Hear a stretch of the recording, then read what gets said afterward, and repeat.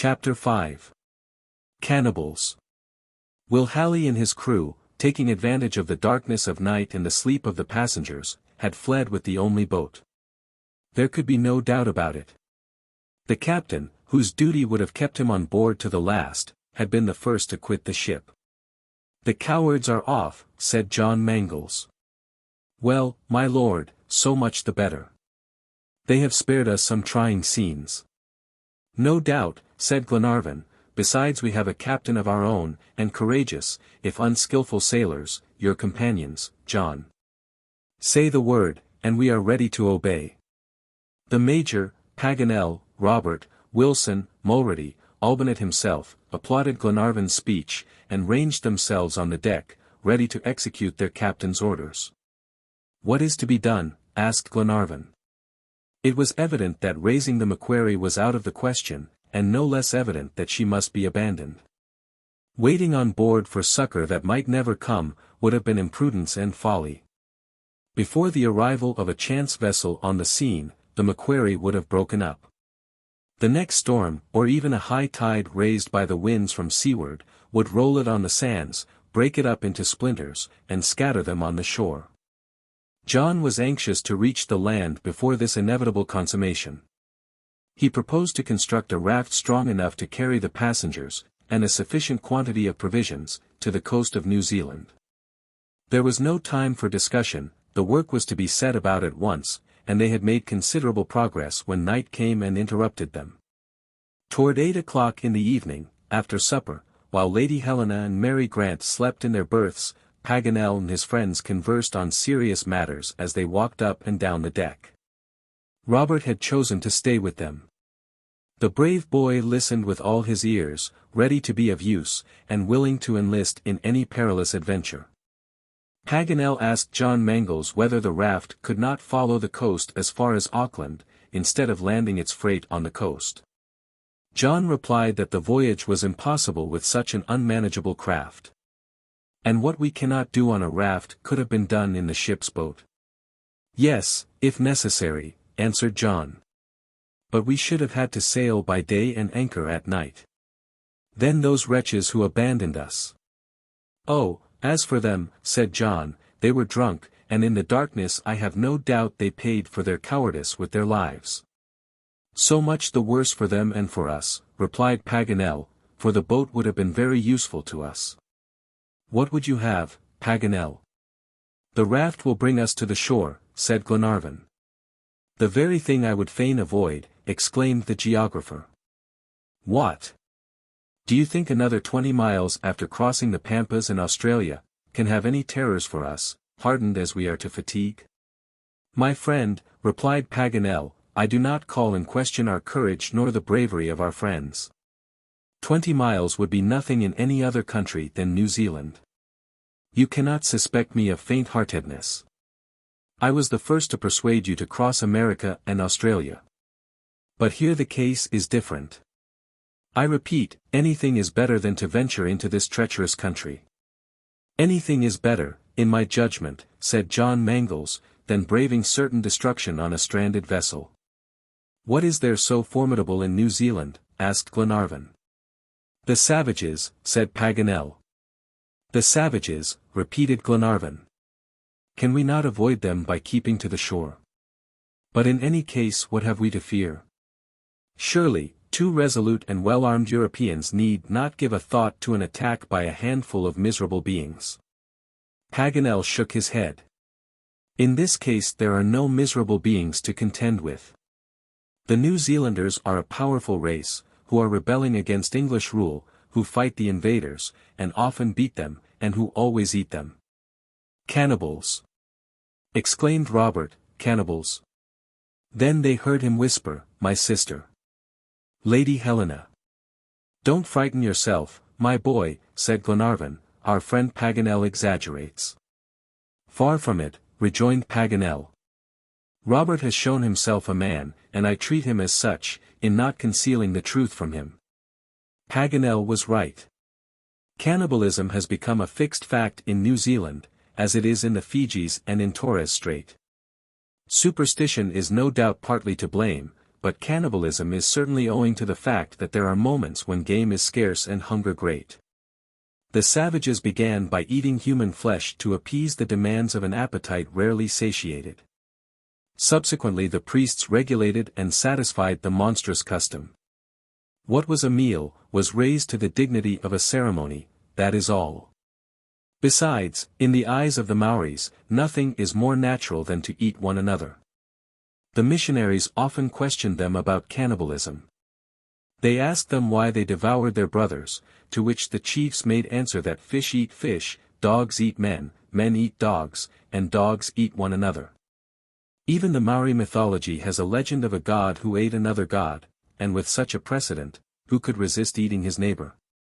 Another strange notion is, that in eating a dead enemy they consume his spiritual being, and so inherit his soul, his strength and his bravery, which they hold are specially lodged in the brain.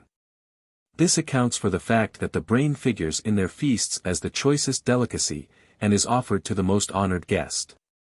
But while he acknowledged all this, Paganel maintained, not without a show of reason, that sensuality, and especially hunger, was the first cause of cannibalism among the New Zealanders, and not only among the Polynesian races, but also among the savages of Europe.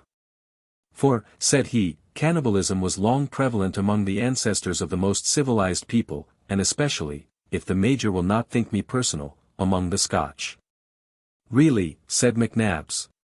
Yes, Major, replied Paganel. If you read certain passages of St. Jerome, on the Antiquity of Scotland, you will see what he thought of your forefathers. And without going so far back as historic times, under the reign of Elizabeth, when Shakespeare was dreaming out his Shylock, a Scotch bandit, Sawney Bean, was executed for the crime of cannibalism. Was it religion that prompted him to cannibalism? No. It was hunger. Hunger, said John Mangles. Hunger, repeated Paganel, but, above all, the necessity of the carnivorous appetite of replacing the bodily waste by the azote contained in animal tissues. The lungs are satisfied with a provision of vegetable and farinaceous food.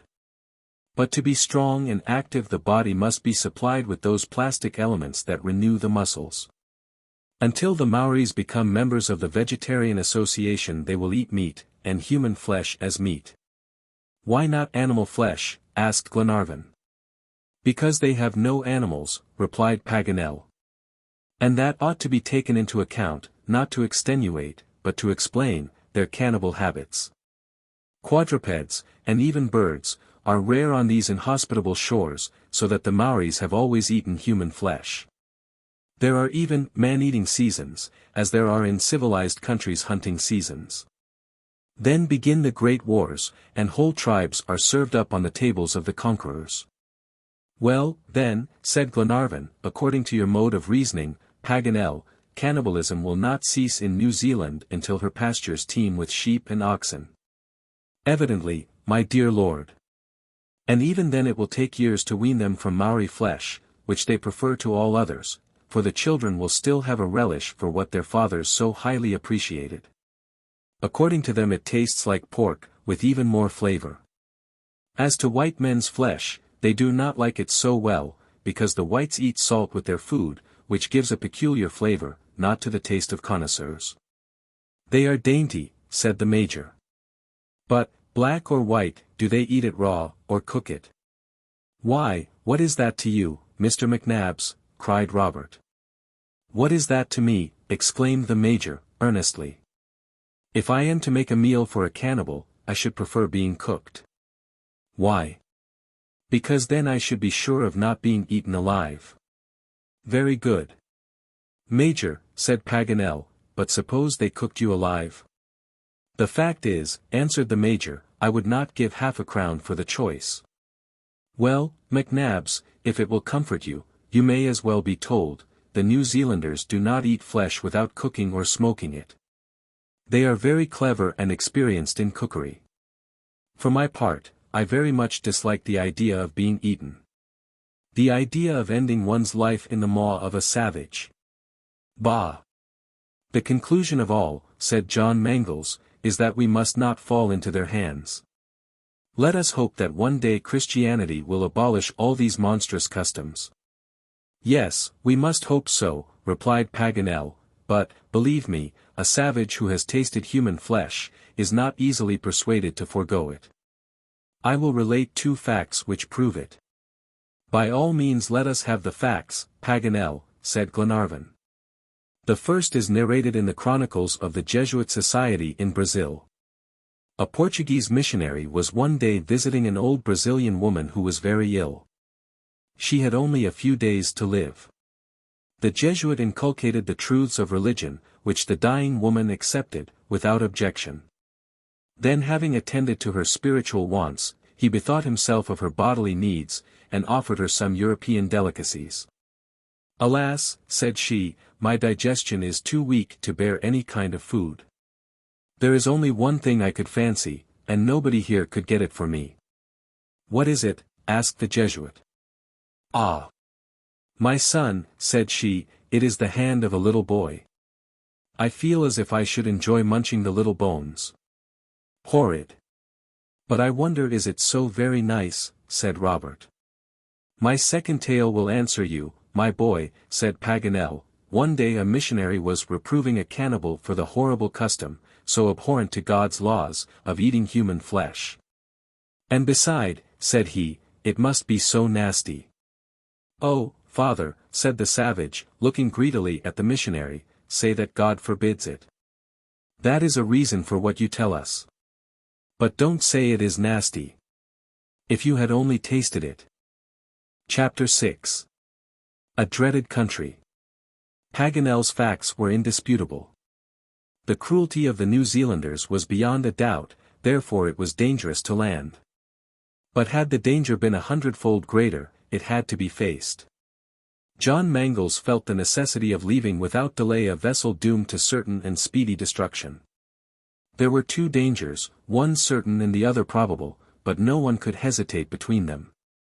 As to their chance of being picked up by a passing vessel, they could not reasonably hope for it. The Macquarie was not in the track of ships bound to New Zealand. They keep further north for Auckland, further south for New Plymouth, and the ship had struck just between these 2 points, on the desert region of the shores of Ikeanamani, a dangerous, difficult coast, and infested by desperate characters. When shall we get away? Asked Glenarvan. Tomorrow morning at 10 o'clock, replied John Mangles. The tide will then turn and carry us to land. Next day, February 5th, at 8 o'clock, the raft was finished. John had given all his attention to the building of this structure. The foreyard, which did very well for mooring the anchors, was quite inadequate to the transport of passengers and provisions. What was needed was a strong, manageable raft, that would resist the force of the waves during a passage of 9 miles. Nothing but the masts could supply suitable materials. Wilson and Mulready set to work. The rigging was cut clear, and the mainmast, chopped away at the base, fell over the starboard rail, which crashed under its weight. The Macquarie was thus raised like a pontoon. When the lower mast, the topmasts, and the royals were sawn and split, the principal pieces of the raft were ready. They were then joined to the fragments of the foremast and the whole was fastened securely together. John took the precaution to place in the interstices half a dozen empty barrels, which would raise the structure above the level of the water. On this strong foundation, Wilson laid a kind of floor in open work, made of the gratings off the hatches. The spray could then dash on the raft without staying there, and the passengers would be kept dry. In addition to this, the hose-pipes firmly lashed together formed a kind of circular barrier which protected the deck from the waves. That morning, John, seeing that the wind was in their favor, rigged up the royal yard in the middle of the raft as a mast. It was stayed with shrouds, and carried a makeshift sail. A large broad-bladed oar was fixed behind to act as a rudder in case the wind was sufficient to require it. The greatest pains had been expended on strengthening the raft to resist the force of the waves, but the question remained whether, in the event of a change of wind, they could steer, or indeed, whether they could hope ever to reach the land. At 9 o'clock they began to load. First came the provisions, in quantity sufficient to last till they should reach Auckland, for they could not count on the productions of this barren region. Albonate stores furnished some preserved meat which remained of the purchase made for their voyage in the Macquarie. This was but a scanty resource. They had to fall back on the coarse viands of the ship. Sea biscuits of inferior quality, and 2 casks of salt fish. The steward was quite crestfallen. These provisions were put in hermetically sealed cases, staunch and safe from sea water, and then lowered on to the raft and strongly lashed to the foot of the mast. The arms and ammunition were piled in a dry corner. Fortunately the travelers were well armed with carbines and revolvers. A holding anchor was also put on board in case John should be unable to make the land in one tide, and would have to seek moorings. At 10 o'clock the tide turned. The breeze blew gently from the northwest, and a slight swell rocked the frail craft. "Are we ready?" asked John. "All ready, Captain," answered Wilson. "All aboard," cried John. Lady Helena and Mary Grant descended by a rope ladder, and took their station at the foot of the mast on the cases of provisions, their companions near them. Wilson took the helm. John stood by the tackle, and Mulready cut the line which held the raft to the ship's side. The sail was spread, and the frail structure commenced its progress toward the land, aided by wind and tide. The coast was about 9 miles off, a distance that a boat with good oars would have accomplished in 3 hours. But with a raft allowance must be made. If the wind held, they might reach the land in one tide. But if the breeze died away, the ebb would carry them away from the shore, and they would be compelled to anchor and wait for the next tide, a serious consideration, and one that filled John Mangles with anxiety. Still he hoped to succeed. The wind freshened. The tide had turned at 10 o'clock, and by 3 they must either make the land or anchor to save themselves from being carried out to sea. They made a good start. Little by little the black line of the reefs and the yellow banks of sand disappeared under the swelling tide. Extreme watchfulness and perfect skill were necessary to avoid these submerged rocks, and steer a bark that did not readily answer to the helm, and that constantly broke off. At noon they were still 5 miles from shore. A tolerably clear sky allowed them to make out the principal features of the land. In the northeast rose a mountain about 2,300 feet high, whose sharply defined outline was exactly like the grinning face of a monkey turned toward the sky. It was Pirongia, which the map gave as exactly on the 38th parallel. At 12:30, Paganel remarked that all the rocks had disappeared under the rising tide. "All but one," answered Lady Helena. "Which, madam?" asked Paganel. "There," replied she, pointing to a black speck a mile off. "Yes, indeed," said Paganel. "Let us try to ascertain its position, so as not to get too near it, for the sea will soon conceal it." "It is exactly in a line with the northern slope of the mountain," said John Mangles. "Wilson, mind you give it a wide berth." "Yes, Captain," answered the sailor, throwing his whole weight on the great oar that steered the raft. In half an hour they had made half a mile. But, strange to say, the black point still rose above the waves. John looked attentively, and in order to make it out, borrowed Paganel's telescope. "That is no reef," said he, after a moment. "It is something floating, which rises and falls with the swell." "Is it part of the mast of the Macquarie?" asked Lady Helena. "No," said Glenarvan, "none of her timbers could have come so far." "Stay," said John Mangles, "I know it. It is the boat." "The ship's boat?" exclaimed Glenarvan. "Yes, my lord. The ship's boat, keel up." "The unfortunate creatures," cried Lady Helena, "they have perished." "Yes, madam," replied John Mangles, "they must have perished, for in the midst of these breakers in a heavy swell on that pitchy night, they ran to certain death." For a few minutes the passengers were silent. They gazed at the frail craft as they drew near it. It must evidently have capsized about 4 miles from the shore, and not one of the crew could have escaped. "But this boat may be of use to us," said Glenarvan. "That is true," answered John Mangles. "Keep her up, Wilson." The direction was slightly changed, but the breeze fell gradually, and it was 2 hours before they reached the boat. Mulready, stationed forward, fended off the blow, and the yawl was drawn alongside. "Empty?" asked John Mangles. "Yes, Captain," answered the sailor, "the boat is empty, and all its seams are open. It is of no use to us." "No use at all?" said McNabbs. "None at all," said John Mangles.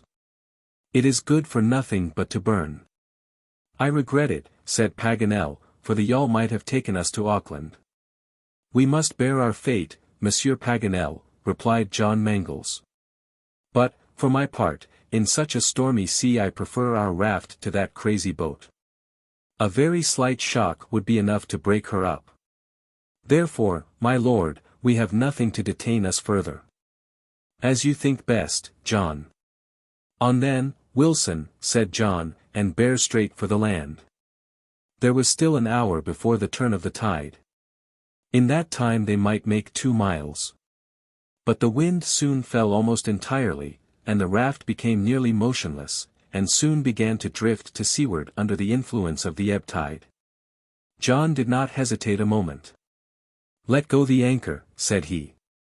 Mulready, who stood to execute this order, let go the anchor in 5 fathoms water.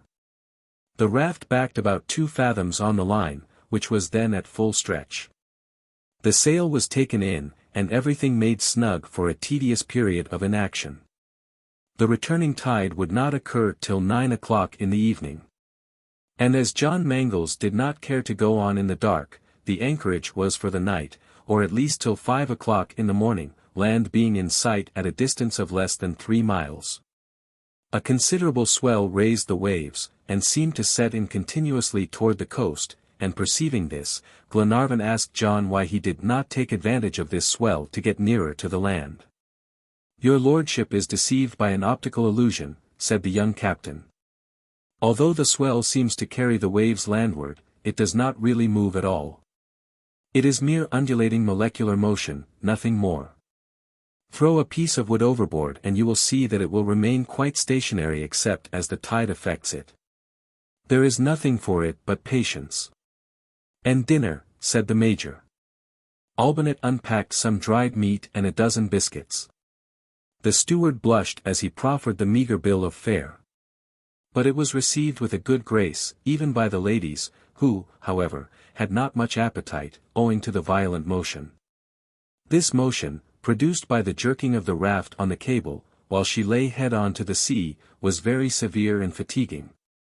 The blows of the short, tumbling seas were as severe as if she had been striking on a submerged rock. Sometimes it was hard to believe that she was not aground. The cable strained violently, and every half-hour John had to take in a fathom to ease it. Without this precaution it would certainly have given way, and the raft must have drifted to destruction. John's anxiety may easily be understood. His cable might break, or his anchor lose its hold, and in either case the danger was imminent. Night drew on, the sun's disk, enlarged by refraction, was dipping blood-red below the horizon. The distant waves glittered in the west, and sparkled like sheets of liquid silver. Nothing was to be seen in that direction but sky and water, except one sharply defined object, the hull of the Macquarie motionless on her rocky bed. The short twilight postponed the darkness only by a few minutes, and soon the coast outline, which bounded the view on the east and north, was lost in darkness. The shipwrecked party were in an agonizing situation on their narrow raft, and overtaken by the shades of night. Some of the party fell into a troubled sleep, a prey to evil dreams, others could not close an eye. When the day dawned, the whole party were worn out with fatigue. With the rising tide the wind blew again toward the land. It was 6 o'clock in the morning, and there was no time to lose. John arranged everything for resuming their voyage, and then he ordered the anchor to be weighed. But the anchor flukes had been so embedded in the sand by the repeated jerks of the cable, that without a windlass it was impossible to detach it, even with the tackle which Wilson had improvised. Half an hour was lost in vain efforts. John, impatient of delay, cut the rope, thus sacrificing his anchor, and also the possibility of anchoring again if this tide failed to carry them to land. But he decided that further delay was not to be thought of, and an axe blow committed the raft to the mercy of the wind, assisted by a current of 2 knots an hour. The sail was spread. They drifted slowly toward the land, which rose in grey, hazy masses, on a background of sky illumined by the rising sun. The reef was dexterously avoided and doubled, but with the fitful breeze the raft could not get near the shore. What toil and pain to reach a coast so full of danger when attained! At 9 o'clock, the land was less than a mile off. It was a steeply shelving shore, fringed with breakers. A practicable landing place had to be discovered. Gradually the breeze grew fainter, and then ceased entirely. The sail flapped idly against the mast, and John had it furled. The tide alone carried the raft to the shore, but steering had become impossible, and its passage was impeded by immense bands of fucus. At 10 o'clock John found himself almost at a standstill, not 3 cables' lengths from the shore. Having lost their anchor, they were at the mercy of the ebb tide. John clenched his hands, he was racked with anxiety, and cast frenzied glances toward this inaccessible shore. In the midst of his perplexities, a shock was felt. The raft stood still. It had landed on a sandbank, 25 fathoms from the coast. Glenarvan, Robert, Wilson, and Mulready jumped into the water. The raft was firmly moored to the nearest rocks. The ladies were carried to land without wetting a fold of their dresses, and soon the whole party, with their arms and provisions, were finally landed on these much-dreaded New Zealand shores. Chapter 7. The Maori War. Glenarvan would have liked to start without an hour's delay, and follow the coast to Auckland. But since the morning heavy clouds had been gathering, and toward 11 o'clock, after the landing was effected, the vapors condensed into violent rain, so that instead of starting they had to look for shelter. Wilson was fortunate enough to discover what just suited their wants, a grotto hollowed out by the sea in the basaltic rocks. Here the travelers took shelter with their arms and provisions. In the cave they found a ready garnered store of dried seaweed, which formed a convenient couch. For fire, they lighted some wood near the mouth of the cavern, and dried themselves as well as they could. John hoped that the duration of this deluge of rain would be in an inverse ratio to its violence, but he was doomed to disappointment. Hours passed without any abatement of its fury. Toward noon the wind freshened, and increased the force of the storm. The most patient of men would have rebelled at such an untoward incident, but what could be done? Without any vehicle, they could not brave such a tempest. And, after all, unless the natives appeared on the scene, a delay of 12 hours was not so much consequence, as the journey to Auckland was only a matter of a few days. During this involuntary halt, the conversation turned on the incidents of the New Zealand War. But to understand and appreciate the critical position into which these Macquarie passengers were thrown, something ought to be known of the history of the struggle which had deluged the island of Ikeanamani with blood. Since the arrival of Abel Tasman in Cook Strait, on the 16th of December, 1642, though the New Zealanders had often been visited by European vessels, they had maintained their liberty in their several islands. No European power had thought of taking possession of this archipelago, which commands the whole Pacific Ocean. The missionaries stationed at various points were the sole channels of Christian civilization. Some of them, especially the Anglicans, prepared the minds of the New Zealand chiefs for submitting to the English yoke.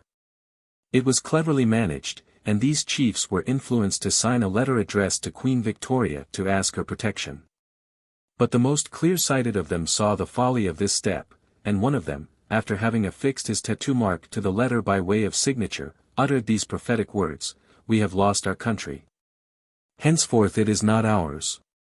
Soon the stranger will come and take it, and we shall be his slaves." And so it was. On January 29, 1840, the English corvette Herald arrived to claim possession.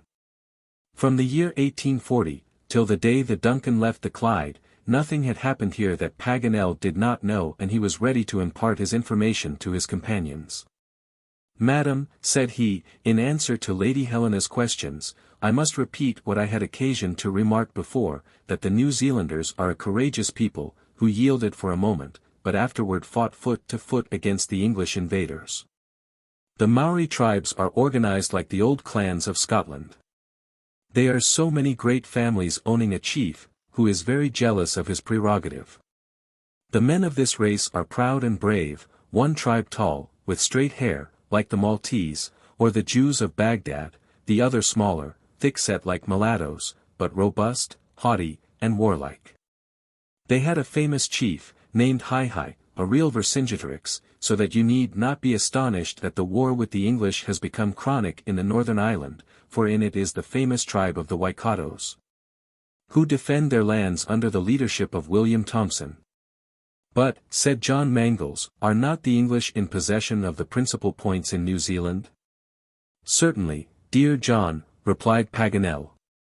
After Captain Hobson took formal possession, and became governor, 9 colonies were founded at various times between 1840 and 1862, in the most favorable situations.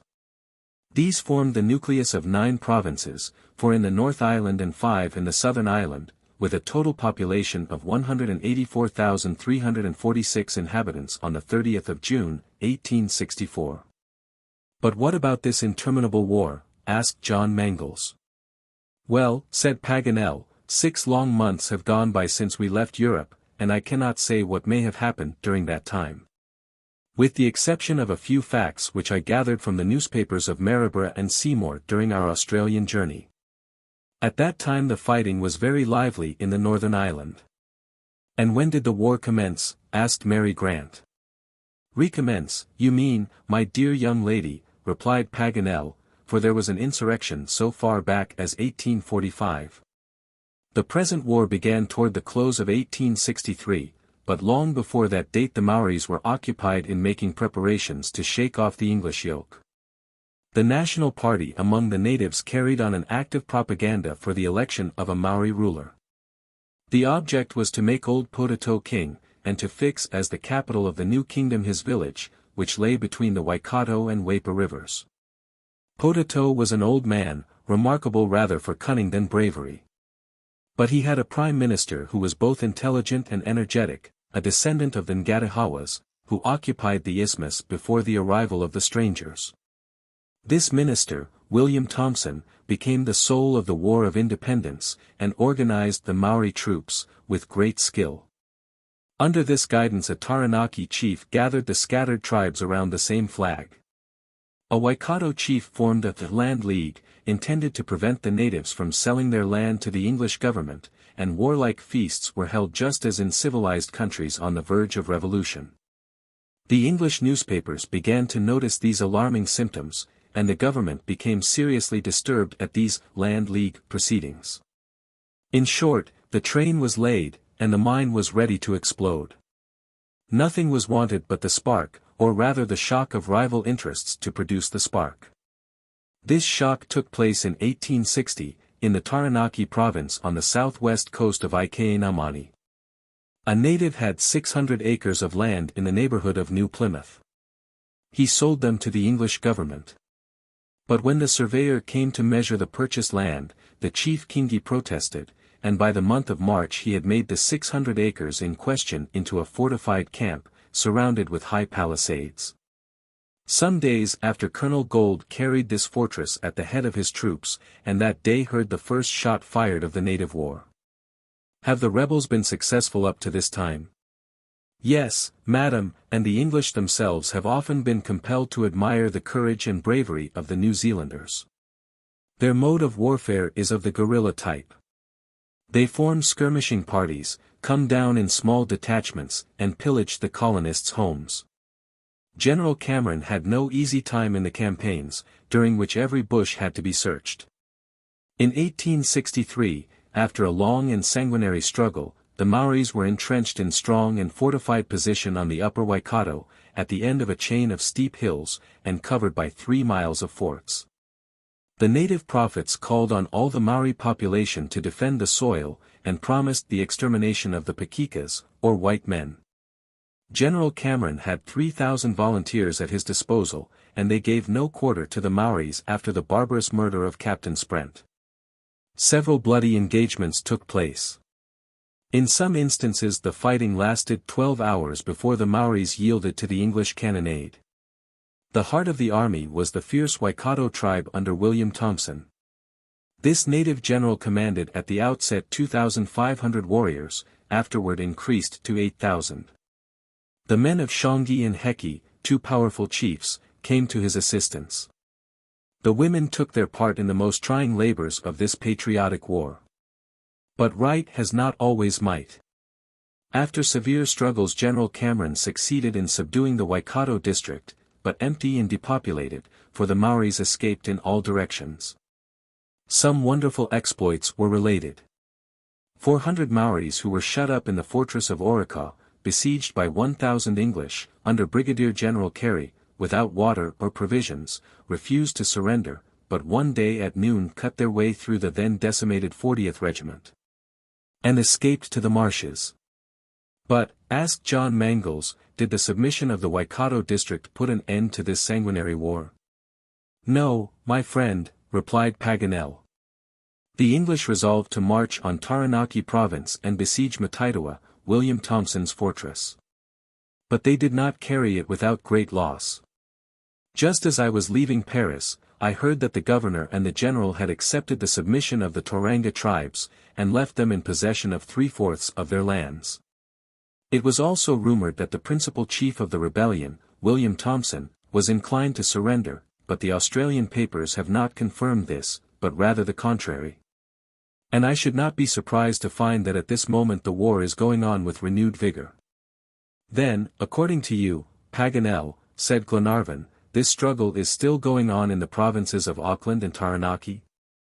I think so. This very province where the Macquarie's wreck has deposited us. Exactly.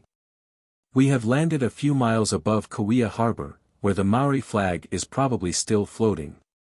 Then our most prudent course would be to keep toward the north, remarked Glenarvan. By far the most prudent, said Paganel. The New Zealanders are incensed against Europeans, and especially against the English. Therefore let us avoid falling into their hands. We might have the good fortune to fall in with a detachment of European troops, said Lady Helena. We may, madam, replied the geographer, but I do not expect it. Detached parties do not like to go far into the country, where the smallest tussock, the thinnest brushwood, may conceal an accomplished marksman. I don't fancy we shall pick up an escort of the 40th Regiment. But there are mission stations on this west coast, and we shall be able to make them our halting places till we get to Auckland. Chapter 8. On the road to Auckland. On the 7th of February, at 6 o'clock in the morning, the signal for departure was given by Glenarvan. During the night the rain had ceased. The sky was veiled with light grey clouds, which moderated the heat of the sun, and allowed the travelers to venture on a journey by day. Paganel had measured on the map a distance of 80 miles between Point Kauai and Auckland. It was an 8 days' journey if they made 10 miles a day. But instead of following the windings of the coast, he thought it better to make for a point 30 miles off, at the confluence of the Waikato and the Waipa, at the village of Ngarnavahia. The overland track passes that point, and is rather a path than a road, practicable for the vehicles which go almost across the island, from Napier, in Hawke's Bay, to Auckland. From this village it would be easy to reach Drury, and there they could rest in an excellent hotel, highly recommended by Dr. Hochstetter. The travelers, each carrying a share of the provisions, commenced to follow the shore of Aotea Bay. From prudential motives they did not allow themselves to straggle, and by instinct they kept a lookout over the undulating plains to the eastward, ready with their loaded carbines. Paganel, map in hand, took a professional pleasure in verifying the minutest details. The country looked like an immense prairie which faded into distance, and promised an easy walk. But the travelers were undeceived when they came to the edge of this verdant plain. The grass gave way to a low scrub of small bushes bearing little white flowers, mixed with those innumerable tall ferns with which the lands of New Zealand abound. They had to cut a path across the plain, through these woody stems, and this was a matter of some difficulty, but at 8 o'clock in the evening the first slopes of the Hakurehota ranges were turned, and the party camped immediately. After a 14 miles march, they might well think of resting. Neither wagon nor tent being available, they sought repose beneath some magnificent Norfolk Island pines. They had plenty of rugs which make good beds. Glenarvan took every possible precaution for the night. His companions and he, well armed, were to watch in turns, 2 and 2, till daybreak. No fires were lighted. Barriers of fire are a potent preservation from wild beasts, but New Zealand has neither tiger, nor lion, nor bear, nor any wild animal, but the Maori adequately fills their place, and a fire would only have served to attract this 2-footed jaguar. The night passed pleasantly with the exception of the attack of the sandflies, called by the natives, ngamo, and the visit of the audacious family of rats, who exercised their teeth on the provisions. Next day, on the 8th of February, Paganel rose more sanguine, and almost reconciled to the country. The Maoris, whom he particularly dreaded, had not yet appeared, and these ferocious cannibals had not molested him even in his dreams. I begin to think that our little journey will end favorably. This evening we shall reach the confluence of the Waipa and Waikato, and after that there is not much chance of meeting natives on the way to Auckland. How far is it now, said Glenarvan, to the confluence of the Waipa and Waikato? 15 miles, just about what we did yesterday. But we shall be terribly delayed if this interminable scrub continues to obstruct our path. No, said Paganel, we shall follow the banks of the Waipa, and then we shall have no obstacle, but on the contrary, a very easy road. Well, then, said Glenarvan, seeing the ladies ready, let us make a start. During the early part of the day, the thick brushwood seriously impeded their progress. Neither wagon nor horses could have passed where travelers passed, so that their Australian vehicle was but slightly regretted. Until practicable wagon roads are cut through these forests of scrub, New Zealand will only be accessible to foot passengers. The ferns, whose name is Legion, concur with the Maoris in keeping strangers off the lands. The little party overcame many obstacles in crossing the plains in which the Hakurehoda ranges rise. But before noon they reached the banks of the Waipa, and followed the northward course of the river. The Major and Robert, without leaving their companions, shot some snipe and partridge under the low shrubs of the plain. Albinette, to save time, plucked the birds as he went along. Paganel was less absorbed by the culinary importance of the game than by the desire of obtaining some bird peculiar to New Zealand. His curiosity as a naturalist overcame his hunger as a traveler. He called to mind the peculiarities of the tue of the natives, sometimes called the mockingbird from its incessant chuckle, and sometimes the parson, in allusion to the white cravat it wears over its black, cassock-like plumage. The tue, said Paganel to the Major, grows so fat during the winter that it makes him ill, and prevents him from flying. Then he tears his breast with his beak, to relieve himself of his fat, and so becomes lighter. Does not that seem to you singular, McNabbs?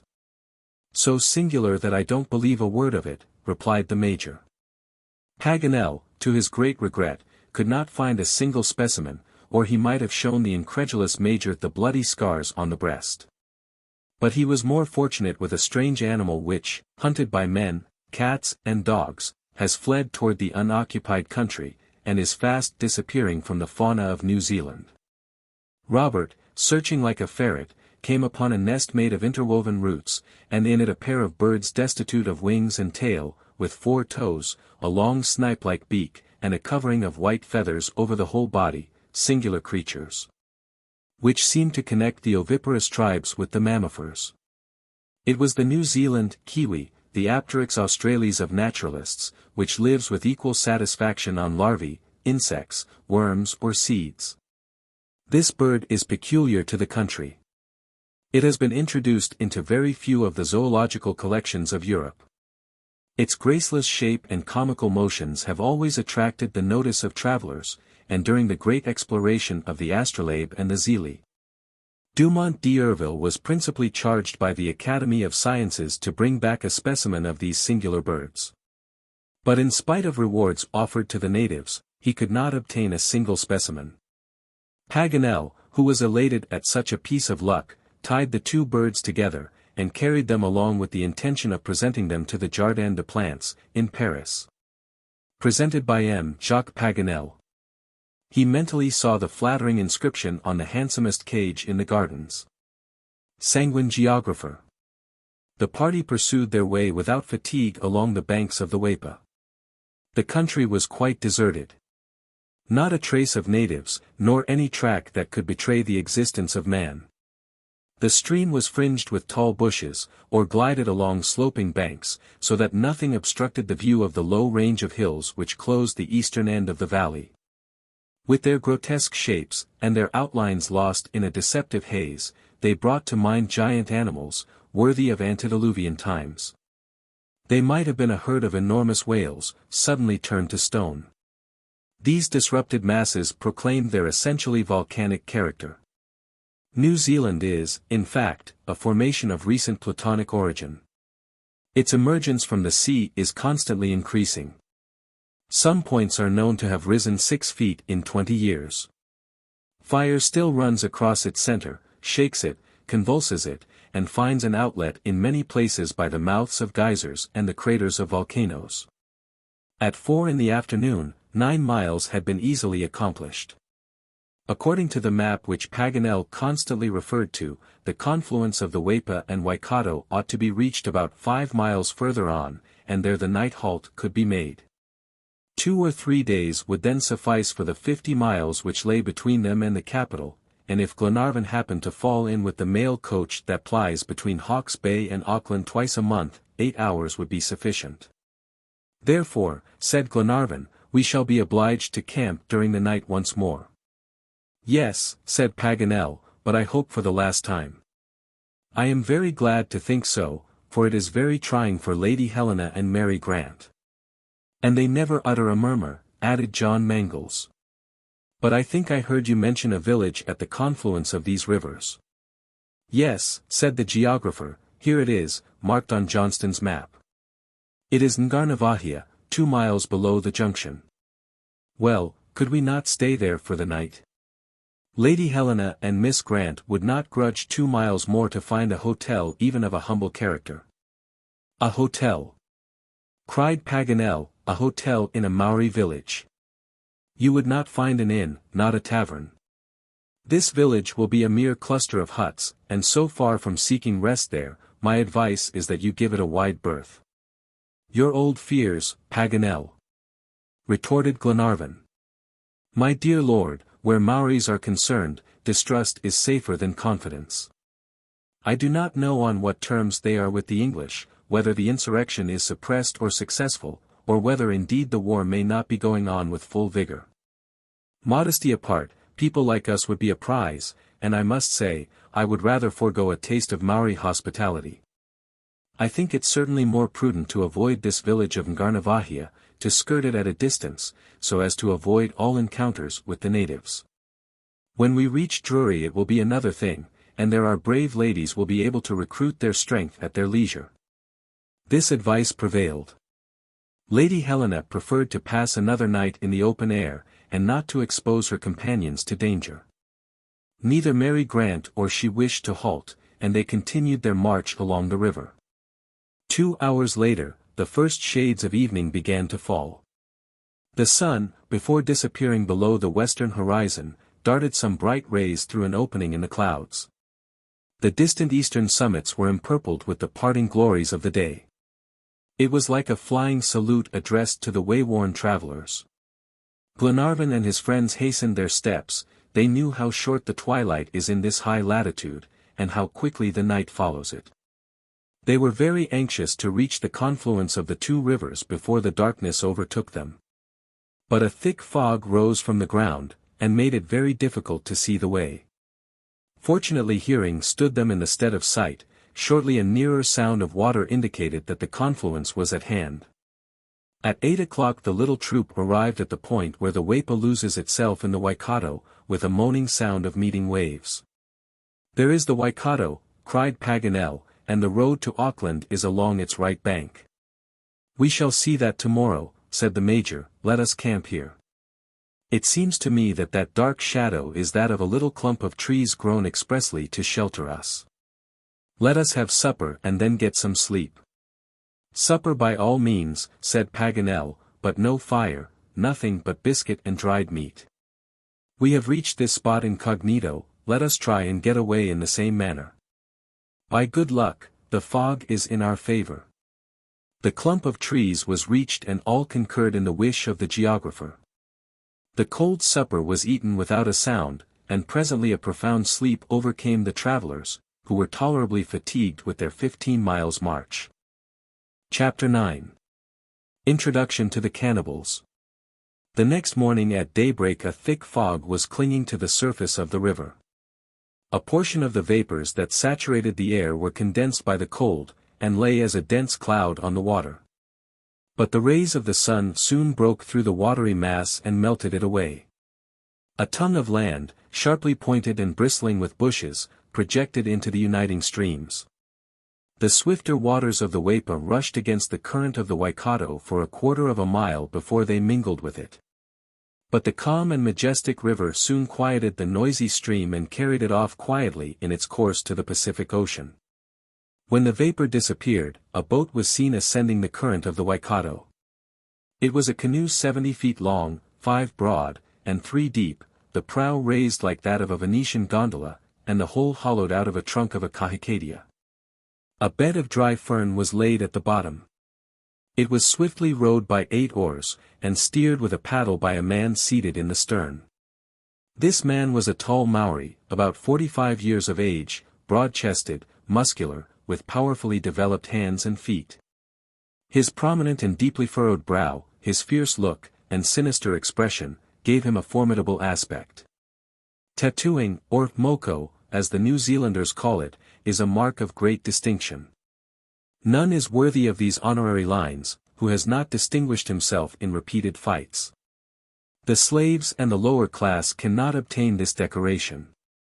Chiefs of high position may be known by the finish and precision and truth of the design, which sometimes covers their whole bodies with the figures of animals. Some are found to undergo the painful operation of moko 5 times. The more illustrious, the more illustrated, is the rule of New Zealand. Dumont d'Urville has given some curious details as to this custom. He justly observes that moko is the counterpart of the armorial bearings of which many families in Europe are so vain. But he remarks that there is this difference: the armorial bearings of Europe are frequently a proof only of the merits of the first who bore them, and are no certificate of the merits of his descendants. While the individual coat of arms of the Maori is an irrefragable proof that it was earned by the display of extraordinary personal courage. The practice of tattooing, independently of the consideration it procures, has also a useful aspect. It gives the cutaneous system an increased thickness, enabling it to resist the inclemency of the season and the incessant attacks of the mosquito. As to the chief who was steering the canoe, there could be no mistake. The sharpened albatross bone used by the Maori tattooer had 5 times scored his countenance. He was in his 5th edition, and betrayed it in his haughty bearing. His figure, draped in a large mat woven of phormium, trimmed with dogskins, was clothed with a pair of cotton drawers, blood-stained from recent combats. From the pendant lobe of his ears hung earrings of green jade, and round his neck a quivering necklace of pounamus, a kind of jade stone sacred among the New Zealanders. At his side lay an English rifle, and a patu, a kind of 2-headed axe of an emerald color, and 18 inches long. Beside him sat 9 armed warriors of inferior rank, ferocious-looking fellows, some of them suffering from recent wounds. They sat quite motionless, wrapped in their flax mantles. 3 savage-looking dogs lay at their feet. The 8 rowers in the prow seemed to be servants or slaves of the chief. They rowed vigorously, and propelled the boat against the not very rapid current of the Waikato, with extraordinary velocity. In the center of this long canoe, with their feet tied together, sat 10 European prisoners closely packed together. It was Glenarvan and Lady Helena, Mary Grant, Robert, Paganel, the Major, John Mangles, the steward, and the 2 sailors. The night before, the little band had unwittingly, owing to the mist, encamped in the midst of a numerous party of natives. Toward the middle of the night they were surprised in their sleep, were made prisoners, and carried on board the canoe. They had not been ill-treated, so far, but all attempts at resistance had been vain. Their arms and ammunition were in the hands of the savages, and they would soon have been targets for their own balls. They were soon aware, from a few English words used by the natives, that they were a retreating party of the tribe who had been beaten and decimated by the English troops, and were on their way back to the upper Waikato. The Maori chief, whose principal warriors had been picked off by the soldiers of the 42nd Regiment, was returning to make a final appeal to the tribes of the Waikato district, so that he might go to the aid of the indomitable William Thompson, who was still holding his own against the conquerors. The chief's name was Kaikumu, a name of evil boding in the native language, meaning, he who eats the limbs of his enemy. He was bold and brave, but his cruelty was equally remarkable. No pity was to be expected at his hands. His name was well known to the English soldiers, and a price had been set on his head by the governor of New Zealand. This terrible blow befell Glenarvan at the very moment when he was about to reach the long-desired haven of Auckland, and so regain his own country, but no one who looked at his cool, calm features, could have guessed the anguish he endured. Glenarvan always rose to his misfortunes. He felt that his part was to be the strength and the example of his wife and companions, that he was the head and chief, ready to die for the rest if circumstances required it. He was of a deeply religious turn of mind, and never lost his trust in Providence nor his belief in the sacred character of his enterprise. In the midst of this crowning peril he did not give way to any feeling of regret at having been induced to venture into this country of savages. His companions were worthy of him, they entered into his lofty views. And judging by their haughty demeanor, it would scarcely have been supposed that they were hurrying to the final catastrophe. With one accord, and by Glenarvan's advice, they resolved to affect utter indifference before the natives. It was the only way to impress these ferocious natures. Savages in general, and particularly the Maoris, have a notion of dignity from which they never derogate. They respect, above all things, coolness and courage. Glenarvan was aware that by this mode of procedure, he and his companions would spare themselves needless humiliation. From the moment of embarking, the natives, who were very taciturn, like all savages, had scarcely exchanged a word, but from the few sentences they did utter, Glenarvan felt certain that the English language was familiar to them. He therefore made up his mind to question the chief on the fate that awaited them. Addressing himself to Kaikumu, he said in a perfectly unconcerned voice, "Where are we going, chief?" Kaikumu looked coolly at him and made no answer. "What are you going to do with us?" pursued Glenarvan. A sudden gleam flashed into the eyes of Kaikumu, and he said in a deep voice, "Exchange you, if your own people care to have you, eat you if they don't." Glenarvan asked no further questions, but hope revived in his heart. He concluded that some Maori chiefs had fallen into the hands of the English, and that the natives would try to get them exchanged. So they had a chance of salvation, and the case was not quite so desperate. The canoe was speeding rapidly up the river. Paganel, whose excitable temperament always rebounded from one extreme to the other, had quite regained his spirits. He consoled himself that the natives were saving them the trouble of the journey to the English outposts, and that was so much gain. So he took it quite quietly and followed on the map the course of the Waikato across the plains and valleys of the province. Lady Helena and Mary Grant, concealing their alarm, conversed in a low voice with Glenarvan, and the keenest physiognomists would have failed to see any anxiety in their faces. The Waikato is the national river in New Zealand. It is to the Maoris what the Rhine is to the Germans, and the Danube to the Slavs. In its course of 200 miles it waters the finest lands of the North Island, from the province of Wellington to the province of Auckland. It gave its name to all those indomitable tribes of the river district, which rose en masse against the invaders. The waters of this river are still almost strangers to any craft but the native canoe. The most audacious tourist will scarcely venture to invade these sacred shores. In fact, the upper Waikato is sealed against profane Europeans. Paganel was aware of the feelings of veneration with which the natives regard this great arterial stream. He knew that the English and German naturalists had never penetrated further than its junction with the Waipa. He wondered how far the good pleasure of Kaikumu would carry his captives. He could not have guessed, but for hearing the word Taupo repeatedly uttered between the chief and his warriors. He consulted his map and saw that Taupo was the name of a lake celebrated in geographical annals, and lying in the most mountainous part of the island, at the southern extremity of Auckland province. The Waikato passes through this lake and then flows on for 120 miles. Chapter 10. A momentous interview.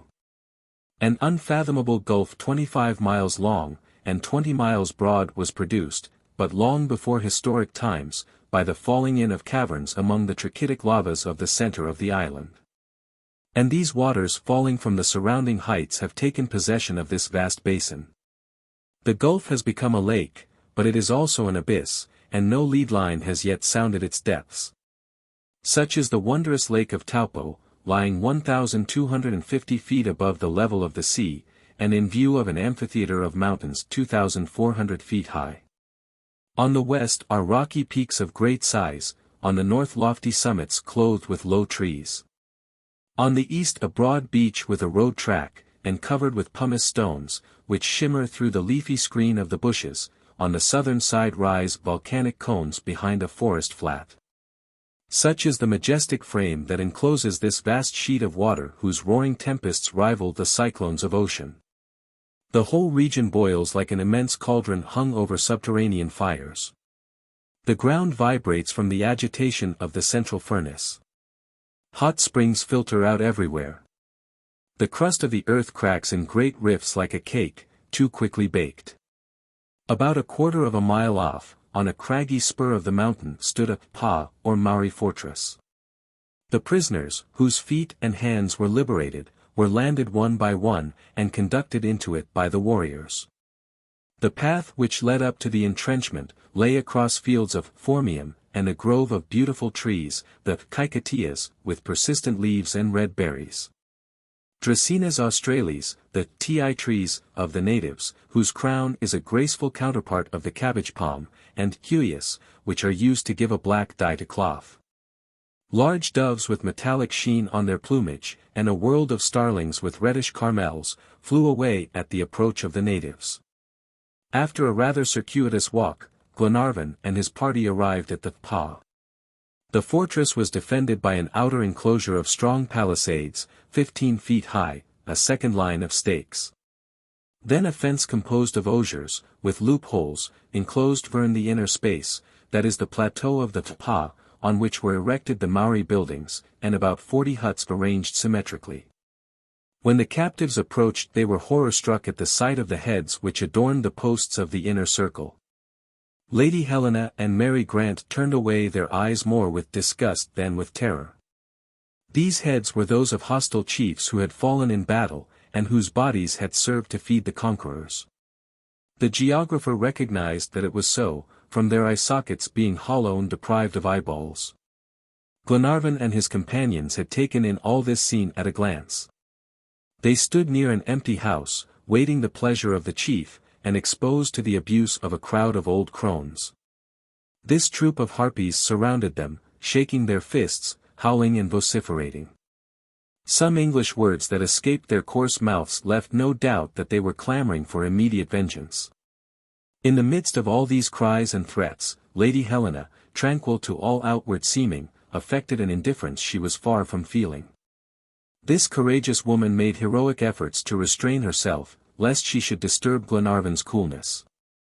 Poor Mary Grant felt her heart sink within her, and John Mangles stood by ready to die in her behalf. His companions bore the deluge of invectives each according to his disposition, the Major with utter indifference, Paganel with exasperation that increased every moment. Glenarvan, to spare Lady Helena the attacks of these witches, walked straight up to Kaikumu, and pointing to the hideous group. "Send them away," said he. The Maori chief stared fixedly at his prisoner without speaking. And then, with a nod, he silenced the noisy horde. Glenarvan bowed, as a sign of thanks, and went slowly back to his place. At this moment 100 Maoris were assembled in the pa, old men, full-grown men, youths. The former were calm, but gloomy, awaiting the orders of Kaikumu. The others gave themselves up to the most violent sorrow, bewailing their parents and friends who had fallen in the late engagements. Kaikumu was the only one of all the chiefs that obeyed the call of William Thompson, who had returned to the Lake District, and he was the first to announce to his tribe the defeat of the national insurrection. Beaten on the plains of the lower Waikato. Of the 200 warriors who, under his orders, hastened to the defense of the soil, 150 were missing on his return. Allowing for a number being made prisoners by the invaders, how many must be lying on the field of battle, never to return to the country of their ancestors? This was the secret of the outburst of grief with which the tribe saluted the arrival of Kaikumu. Up to that moment nothing had been known of the last defeat, and the fatal news fell on them like a thunderclap. Among the savages, sorrow is always manifested by physical signs. The parents and friends of deceased warriors, the women especially, lacerated their faces and shoulders with sharpened shells. The blood spurted out and blended with their tears. Deep wounds denoted great despair. The unhappy Maoris, bleeding and excited, were hideous to look upon. There was another serious element in their grief. Not only had they lost the relative or friend they mourned, but his bones would be missing in the family mausoleum. In the Maori religion the possession of these relics is regarded as indispensable to the destinies of the future life. Not the perishable flesh, but the bones, which are collected with the greatest care, cleaned, scraped, polished, even varnished, and then deposited in the thudupa, that is the house of glory. These tombs are adorned with wooden statues, representing with perfect exactness the tattoo of the deceased. But now their tombs would be left empty, the religious rites would be unsolemnized, and the bones that escaped the teeth of the wild dog would whiten without burial on the field of battle. Then the sorrowful chorus redoubled. The menaces of the women were intensified by the imprecations of the men against the Europeans. Abusive epithets were lavished, the accompanying gestures became more violent. The howl was about to end in brutal action. Kaikumu, fearing that he might be overpowered by the fanatics of his tribe, conducted his prisoners to a sacred place, on an abruptly raised plateau at the other end of the pa. This hut rested against a mound elevated 100 feet above it, which formed the steep outer buttress of the entrenchment. In this Weritua, sacred house, the priests or arikis taught the Maoris about a triune God, Father, Son, and Bird, or Spirit. The large, well-constructed hut contained the sacred and choice food which Mauirangarangue eats by the mouths of his priests. In this place, and safe for the moment from the frenzied natives, the captives lay down on the flax mats. Lady Helena was quite exhausted, her moral energies prostrate, and she fell helpless into her husband's arms.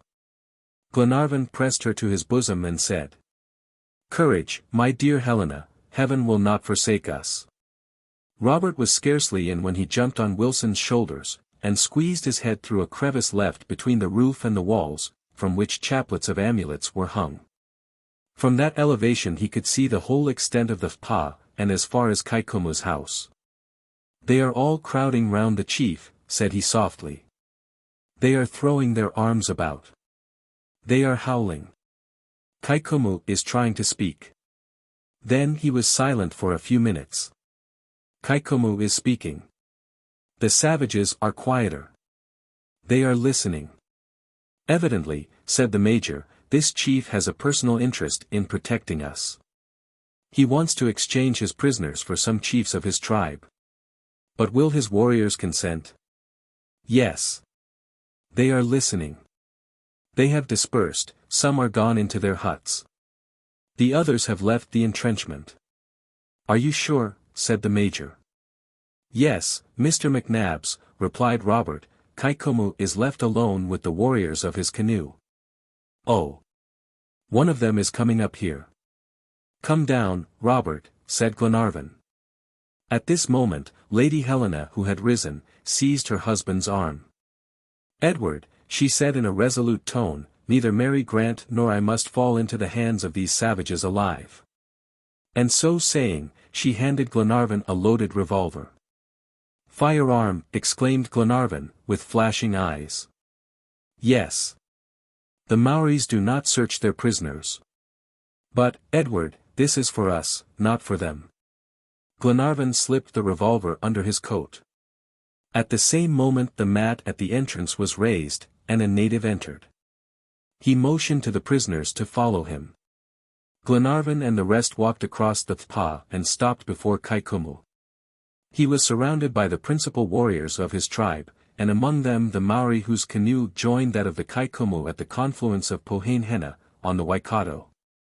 He was a man about 40 years of age, powerfully built and of fierce and cruel aspect. His name was Karatet, meaning the irascible, in the native tongue. Kaikumu treated him with a certain tone of respect, and by the fineness of his tattoo, it was easy to perceive that Karatet held a lofty position in the tribe. But a keen observer would have guessed the feeling of rivalry that existed between these two chiefs. The major observed that the influence of Karatet gave umbrage to Kaikumu. They both ruled the Waikato tribes, and were equal in authority. During this interview Kaikumu smiled, but his eyes betrayed a deep-seated enmity. Kaikumu interrogated Glenarvan. "You are English," said he. "Yes," replied Glenarvan, unhesitatingly, as his nationality would facilitate the exchange. "And your companions?" said Kaikumu. "My companions are English like myself. We are shipwrecked travelers, but it may be important to state that we have taken no part in the war." "That matters little," was the brutal answer of Karatet. "Every Englishman is an enemy. Your people invaded our island. They robbed our fields. They burned our villages." "They were wrong," said Glenarvan, quietly. "I say so, because I think it, not because I am in your power." "Listen," said Kaikumu, "the Tahunga, the chief priest of Nuyatua has fallen into the hands of your brethren, he is a prisoner among the Pakikas. Our deity has commanded us to ransom him. For my own part, I would rather have torn out your heart, I would have stuck your head, and those of your companions, on the posts of that palisade. But Nuyatua has spoken." As he uttered these words, Kaikumu, who till now had been quite unmoved, trembled with rage, and his features expressed intense ferocity. Then after a few minutes' interval he proceeded more calmly. "Do you think the English will exchange you for our Tahunga?" Glenarvan hesitated, all the while watching the Maori chief. "I do not know," said he, after a moment of silence. "Speak," returned Kaikumu, "is your life worth that of our Tahunga?" "No," replied Glenarvan. "I am neither a chief nor a priest among my own people." Paganel, petrified at this reply, looked at Glenarvan in amazement. Kaikumu appeared equally astonished. "You doubt it then?" said he. "I do not know," replied Glenarvan. "Your people will not accept you as an exchange for Tahunga?" "Me alone?" "No," repeated Glenarvan. "All of us perhaps they might." "Our Maori custom," replied Kaikumu, "is head for head." "Offer first these ladies in exchange for your priest," said Glenarvan, pointing to Lady Helena and Mary Grant. Lady Helena was about to interrupt him. But the Major held her back. "Those two ladies," continued Glenarvan, bowing respectfully toward Lady Helena and Mary Grant, "are personages of rank in their own country." The warrior gazed coldly at his prisoner. An evil smile relaxed his lips for a moment. Then he controlled himself, and in a voice of ill-concealed anger. "Do you hope to deceive Kaikumu with lying words, accursed Pakika? Cannot the eyes of Kaikumu read hearts?" And pointing to Lady Helena, "That is your wife," he said. "No. Mine," exclaimed Karatet. And then pushing his prisoners aside, he laid his hand on the shoulder of Lady Helena, who turned pale at his touch. "Edward!" cried the unfortunate woman in terror. Glenarvan, without a word, raised his arm, a shot. And Karatet fell at his feet. The sound brought a crowd of natives to the spot. 100 arms were ready, and Glenarvan's revolver was snatched from him.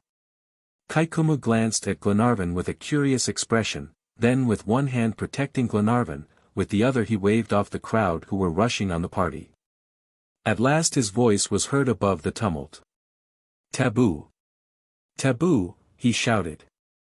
At that word the crowd stood still before Glenarvan and his companions, who for the time were preserved by a supernatural influence. A few minutes after they were reconducted to Wheretua, which was their prison. But Robert Grant and Paganel were not with them. Chapter 11. The Chief's Funeral. Kai Kumu, as frequently happens among the Maoris, joined the title of Ariki to that of tribal chief. He was invested with the dignity of priest, and, as such, he had the power to throw over persons or things the superstitious protection of the taboo. The taboo, which is common to all the Polynesian races, has the primary effect of isolating the tabooed person and preventing the use of tabooed things. According to the Maori doctrine, anyone who laid sacrilegious hands on what had been declared taboo, would be punished with death by the insulted deity, and even if the god delayed the vindication of his power. The priests took care to accelerate his vengeance. By the chiefs, the taboo is made a political engine, except in some cases, for domestic reasons. For instance, a native is tabooed for several days when his hair is cut, when he is tattooed, when he is building a canoe or a house, when he is seriously ill, and when he is dead. If excessive consumption threatens to exterminate the fish of a river, or ruin the early crop of sweet potatoes, these things are put under the protection of the taboo. If a chief wishes to clear his house of hangers-on, he taboos it. If an English trader displeases him, he is tabooed.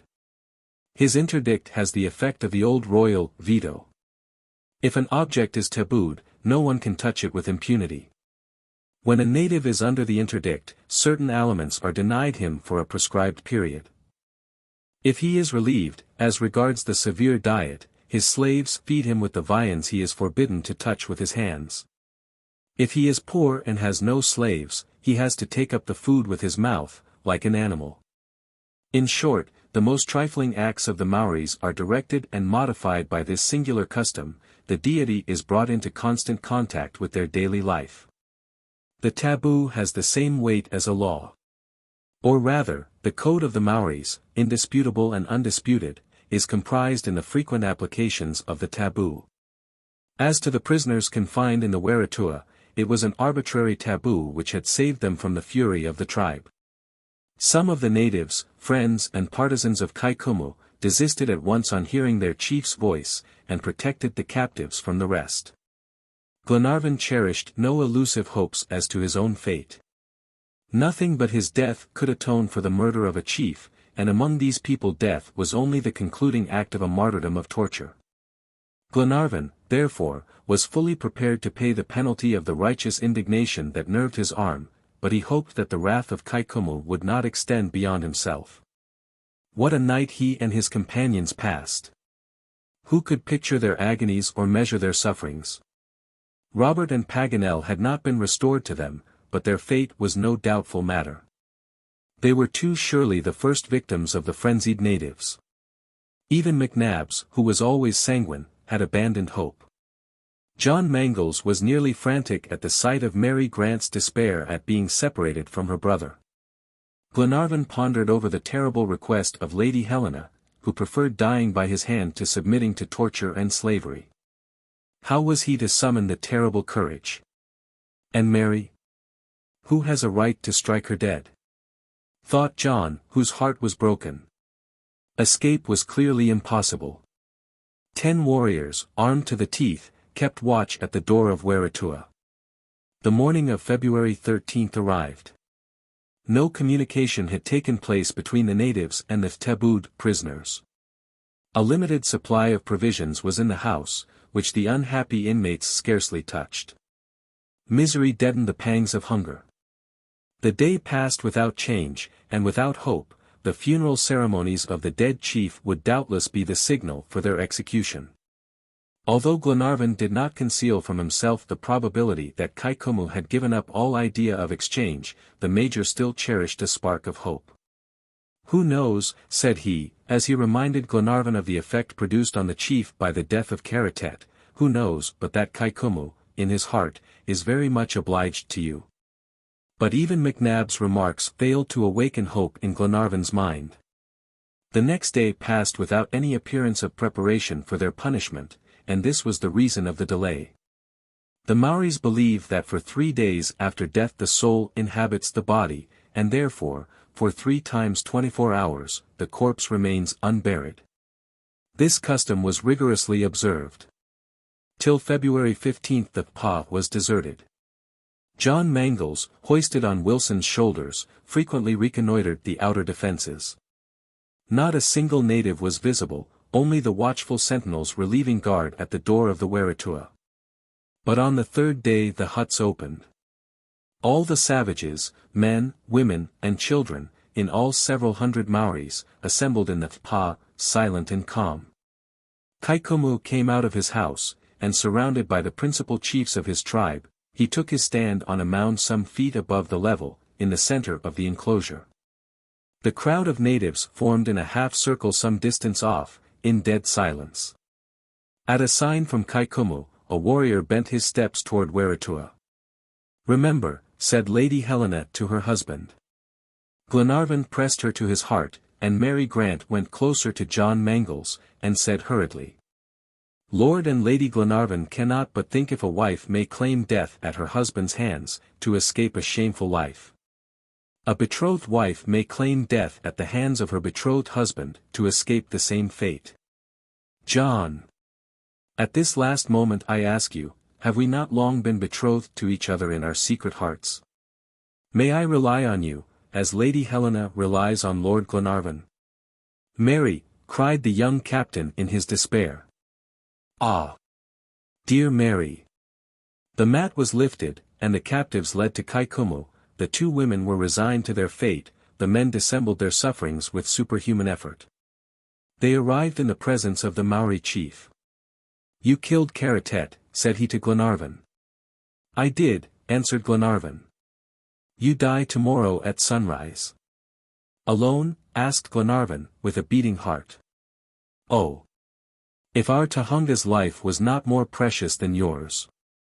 exclaimed Kaikomu, with a ferocious expression of regret. At this moment there was a commotion among the natives. Glenarvan looked quickly around, the crowd made way, and a warrior appeared heated by running, and sinking with fatigue. Kaikomu, as soon as he saw him, said in English, evidently for the benefit of the captives, "You come from the camp of the Pakekas?" "Yes," answered the Maori. "You have seen the prisoner, our Tahunga?" "I have seen him." "Alive?" "Dead." "English have shot him." It was all over with Glenarvan and his companions. "All," cried Kaikomu, "you all die tomorrow at daybreak." Punishment fell on all indiscriminately. Lady Helena and Mary Grant were grateful to heaven for the boon. The captives were not taken back to Wheretua. They were destined to attend the obsequies of the chief and the bloody rites that accompanied them.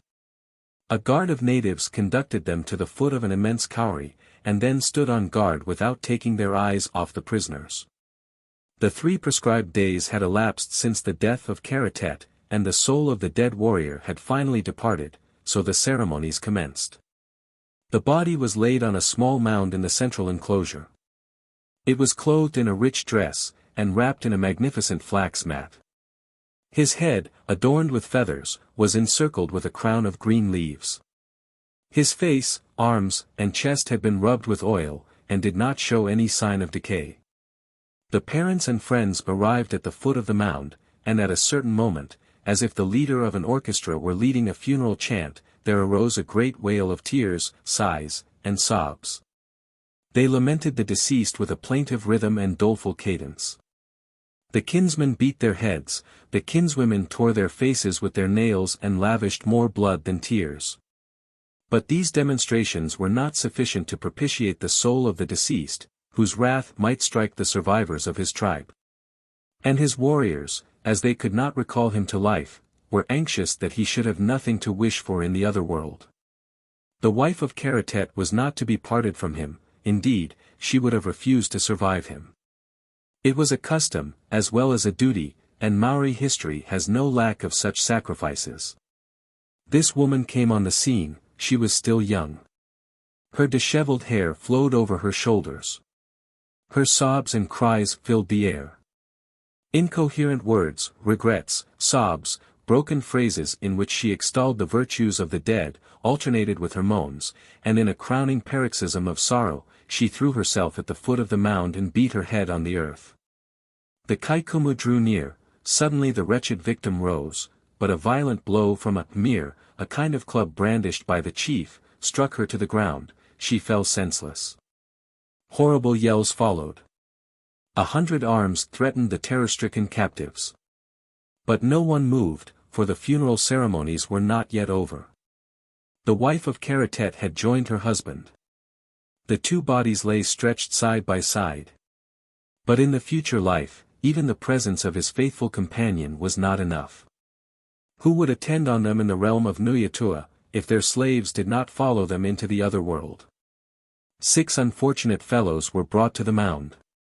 They were attendants whom the pitiless usages of war had reduced to slavery. During the chief's lifetime they had borne the severest privations, and been subjected to all kinds of ill usage. They had been scantily fed, and incessantly occupied like beasts of burden, and now, according to Maori ideas, they were to resume to all eternity this life of bondage. These poor creatures appeared quite resigned to their destiny. They were not taken by surprise.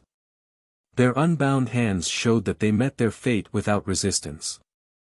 Their death was speedy and not aggravated by tedious suffering.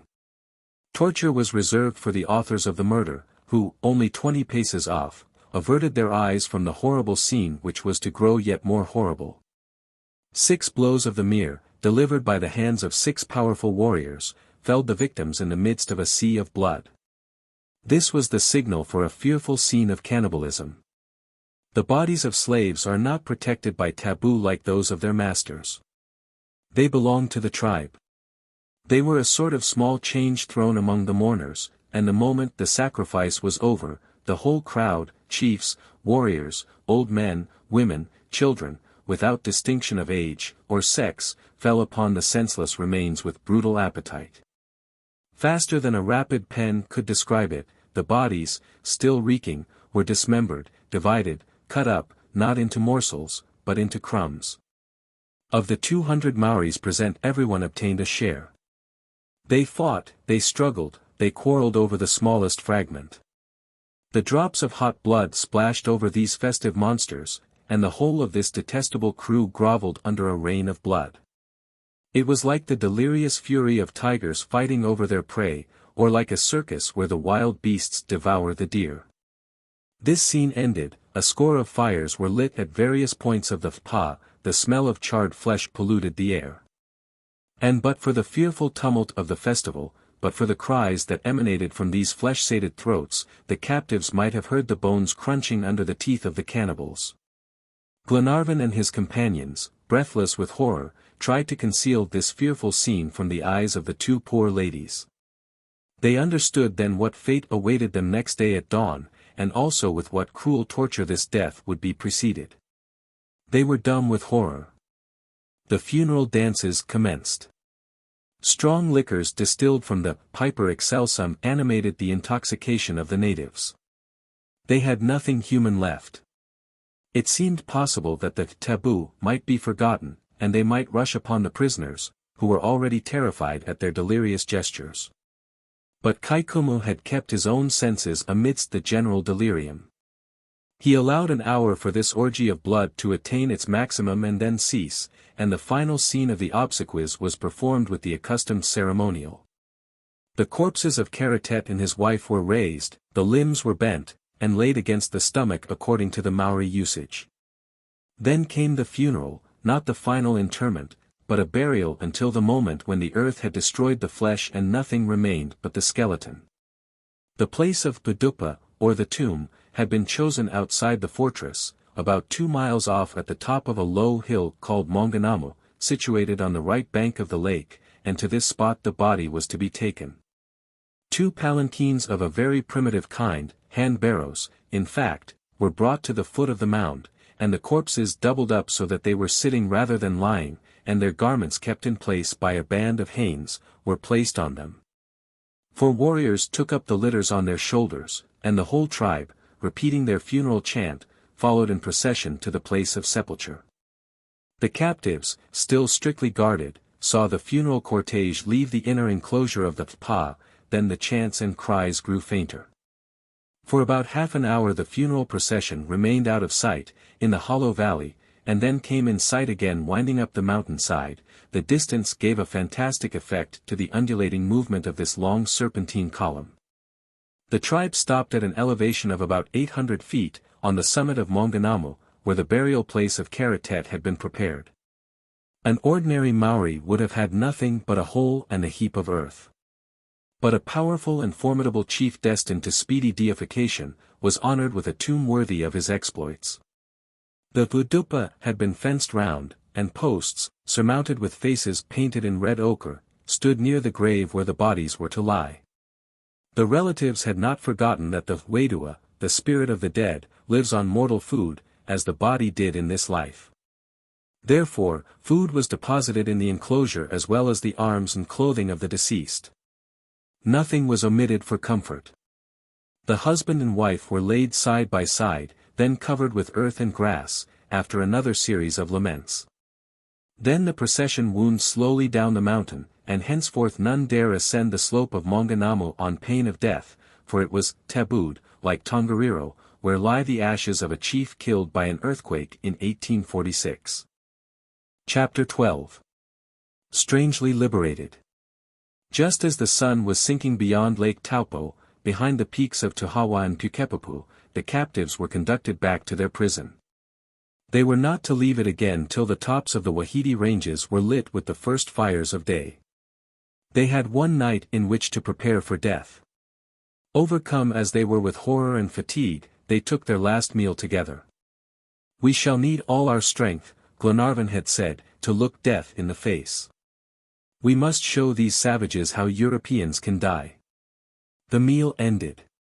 Lady Helena repeated the evening prayer aloud, her companions, bareheaded, repeated it after her.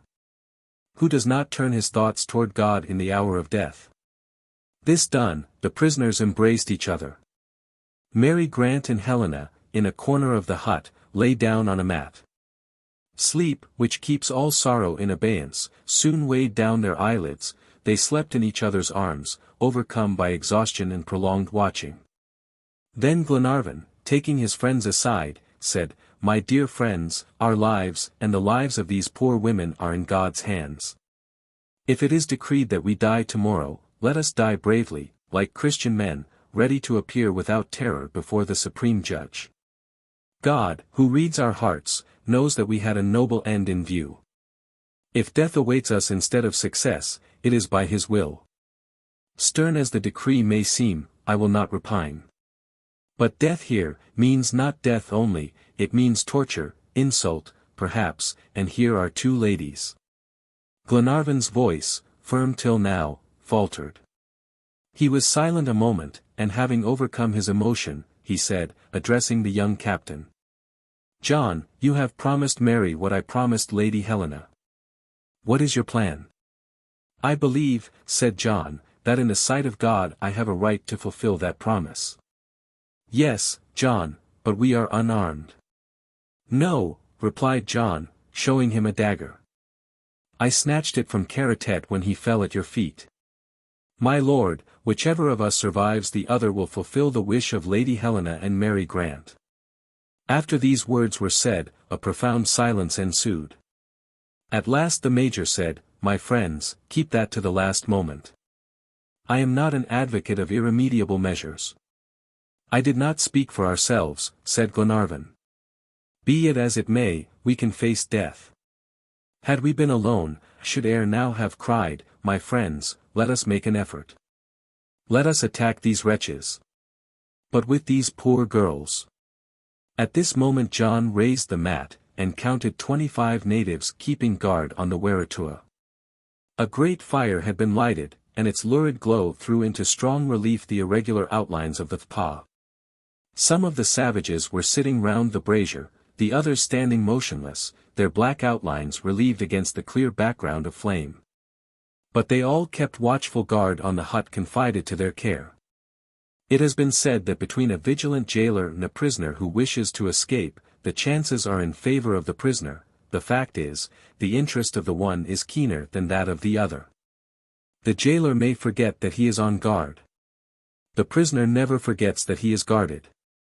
The captive thinks oftener of escaping than the jailer of preventing his flight, and hence we hear of frequent and wonderful escapes. But in the present instance hatred and revenge were the jailers, not an indifferent warder. The prisoners were not bound, but it was because bonds were useless when 25 men were watching the only egress from the Waratua. This house, with its back to the rock which closed the fortress, was only accessible by a long, narrow promontory which joined it in front to the plateau on which the pa was erected. On its two other sides rose pointed rocks, which jutted out over an abyss 100 feet deep. On that side descent was impossible, and had it been possible, the bottom was shut in by the enormous rock. The only outlet was the regular door of the Waratua, and the Maoris guarded the promontory which united it to the pa like a drawbridge. All escape was thus hopeless, and Glenarvan, having tried the walls for the 20th time, was compelled to acknowledge that it was so. The hours of this night, wretched as they were, slipped away. Thick darkness had settled on the mountain. Neither moon nor stars pierced the gloom. Some gusts of wind whistled by the sides of the pa, and the posts of the house creaked. The fire outside revived with the puffs of wind, and the flames sent fitful gleams into the interior of Waratua. The group of prisoners was lit up for a moment. They were absorbed in their last thoughts, and a death-like silence reigned in the hut. It might have been about 4 o'clock in the morning when the Major's attention was called to a slight noise which seemed to come from the foundation of the posts in the wall of the hut which abutted on the rock. McNabbs was at first indifferent, but finding the noise continue, he listened. Then his curiosity was aroused, and he put his ear to the ground. It sounded as if someone was scraping or hollowing out the ground outside. As soon as he was sure of it, he crept over to Glenarvan and John Mangles, and startling them from their melancholy thoughts, led them to the end of the hut. "Listen," said he, motioning them to stoop. The scratching became more and more audible. They could hear the little stones grate on a hard body and roll away. "Some animal in his burrow," said John Mangles. Glenarvan struck his forehead. "Who knows," said he, "it might be a man." "Animal or man," answered the Major, "I will soon find out." Wilson and Albinet joined their companions, and all united to dig through the wall, John with his dagger, the others with stones taken from the ground, or with their nails, while Mulrady, stretched along the ground, watched the native guard through a crevice of the matting. These savages sitting motionless around the fire, suspected nothing of what was going on 20 feet off. The soil was light and friable, and below lay a bed of silicious tufa, therefore, even without tools, the aperture deepened quickly. It soon became evident that a man, or men, clinging to the sides of the pa, were cutting a passage into its exterior wall. What could be the object? Did they know of the existence of the prisoners, or was it some private enterprise that led to the undertaking? The prisoners redoubled their efforts. Their fingers bled, but still they worked on. After half an hour they had gone 3 feet deep. They perceived by the increased sharpness of the sounds that only a thin layer of earth prevented immediate communication. Some minutes more passed, and the Major withdrew his hand from the stroke of a sharp blade. He suppressed a cry. John Mangles, inserting the blade of his poniard, avoided the knife which now protruded above the soil, but seized the hand that wielded it. It was the hand of a woman or child, a European. On neither side had a word been uttered. It was evidently the cue of both sides to be silent. "Is it Robert?" whispered Glenarvan. But softly as the name was breathed, Mary Grant, already awakened by the sounds in the hut, slipped over toward Glenarvan, and seizing the hand, all stained with earth, she covered it with kisses. "My darling Robert," said she, never doubting, "it is you. It is you." "Yes, little sister," said he, "it is. I am here to save you all, but be very silent." "Brave lad," repeated Glenarvan. "Watch the savages outside," said Robert. Mulrady, whose attention was distracted for a moment by the appearance of the boy, resumed his post. "It is all right," said he. "There are only 4 awake, the rest are asleep." A minute after, the hole was enlarged, and Robert passed from the arms of his sister to those of Lady Helena. Round his body was rolled a long coil of flax rope. My child," murmured Lady Helena, "the savages did not kill you." "No, madam," said he, "I do not know how it happened, but in the scuffle I got away, I jumped the barrier, for 2 days I hid in the bushes, to try and see you. While the tribe were busy with the chief's funeral, I came and reconnoitered this side of the path, and I saw that I could get to you. I stole this knife and rope out of the desert hut. The tufts of bush and the branches made me a ladder, and I found a kind of grotto already hollowed out in the rock under this hut. I had only to bore some feet in soft earth, and here I am." 20 noiseless kisses were his reward. "Let us be off," said he, in a decided tone. "Is Paganel below?" asked Glenarvan. "Monsieur Paganel," replied the boy, amazed. "Yes, is he waiting for us?" "No, my lord, but is he not here?" inquired Robert. "No, Robert," answered Mary Grant. "Why? Have you not seen him?" asked Glenarvan. "Did you lose each other in the confusion? Did you not get away together?" "No, my lord," said Robert, taken aback by the disappearance of his friend Paganel. "Well, lose no more time," said the Major. "Wherever Paganel is, he cannot be in worse plight than ourselves. Let us go." Truly, the moments were precious. They had to fly. The escape was not very difficult, except the 20 feet of perpendicular fall outside the grotto. After that the slope was practicable to the foot of the mountain. From this point the prisoners could soon gain the lower valleys. While the Maoris, if they perceived the flight of the prisoners, would have to make a long round to catch them, being unaware of the gallery between the Wheretua and the outer rock. The escape was commenced, and every precaution was taken. The captives passed one by one through the narrow passage into the grotto. John Mangles, before leaving the hut, disposed of all the evidences of their work, and in his turn slipped through the opening and let down over it the mats of the house, so that the entrance to the gallery was quite concealed.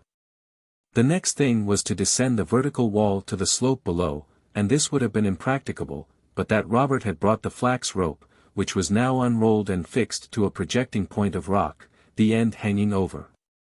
John Mangles, before his friends trusted themselves to this flax rope, tried it. He did not think it very strong, and it was of importance not to risk themselves imprudently, as a fall would be fatal. "This rope," said he, "will only bear the weight of 2 persons, therefore let us go in rotation. Lord and Lady Glenarvan first. When they arrive at the bottom, 3 pulls at the rope will be a signal to us to follow." "I will go first," said Robert.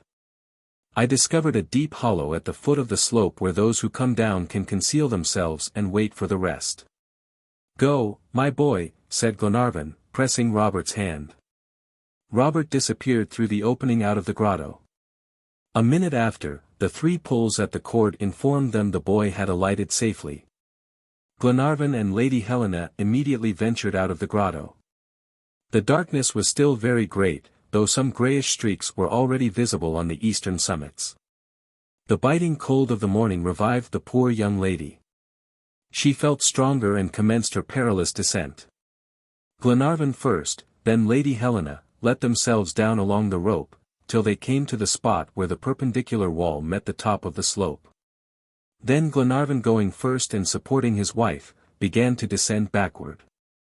He felt for the tufts and grass and shrubs able to afford a foothold, tried them and then placed Lady Helena's foot on them. Some birds, suddenly awakened, flew away, uttering feeble cries, and the fugitives trembled when a stone loosened from its bed rolled to the foot of the mountain. They had reached halfway down the slope, when a voice was heard from the opening of the grotto. "Stop," whispered John Mangles. Glenarvan, holding with one hand to a tuft of tetragonia, with the other holding his wife, waited with breathless anxiety. Wilson had had an alarm. Having heard some unusual noise outside the Wheretua, he went back into the hut and watched the Maoris from behind the mat. At a sign from him, John stopped Glenarvan.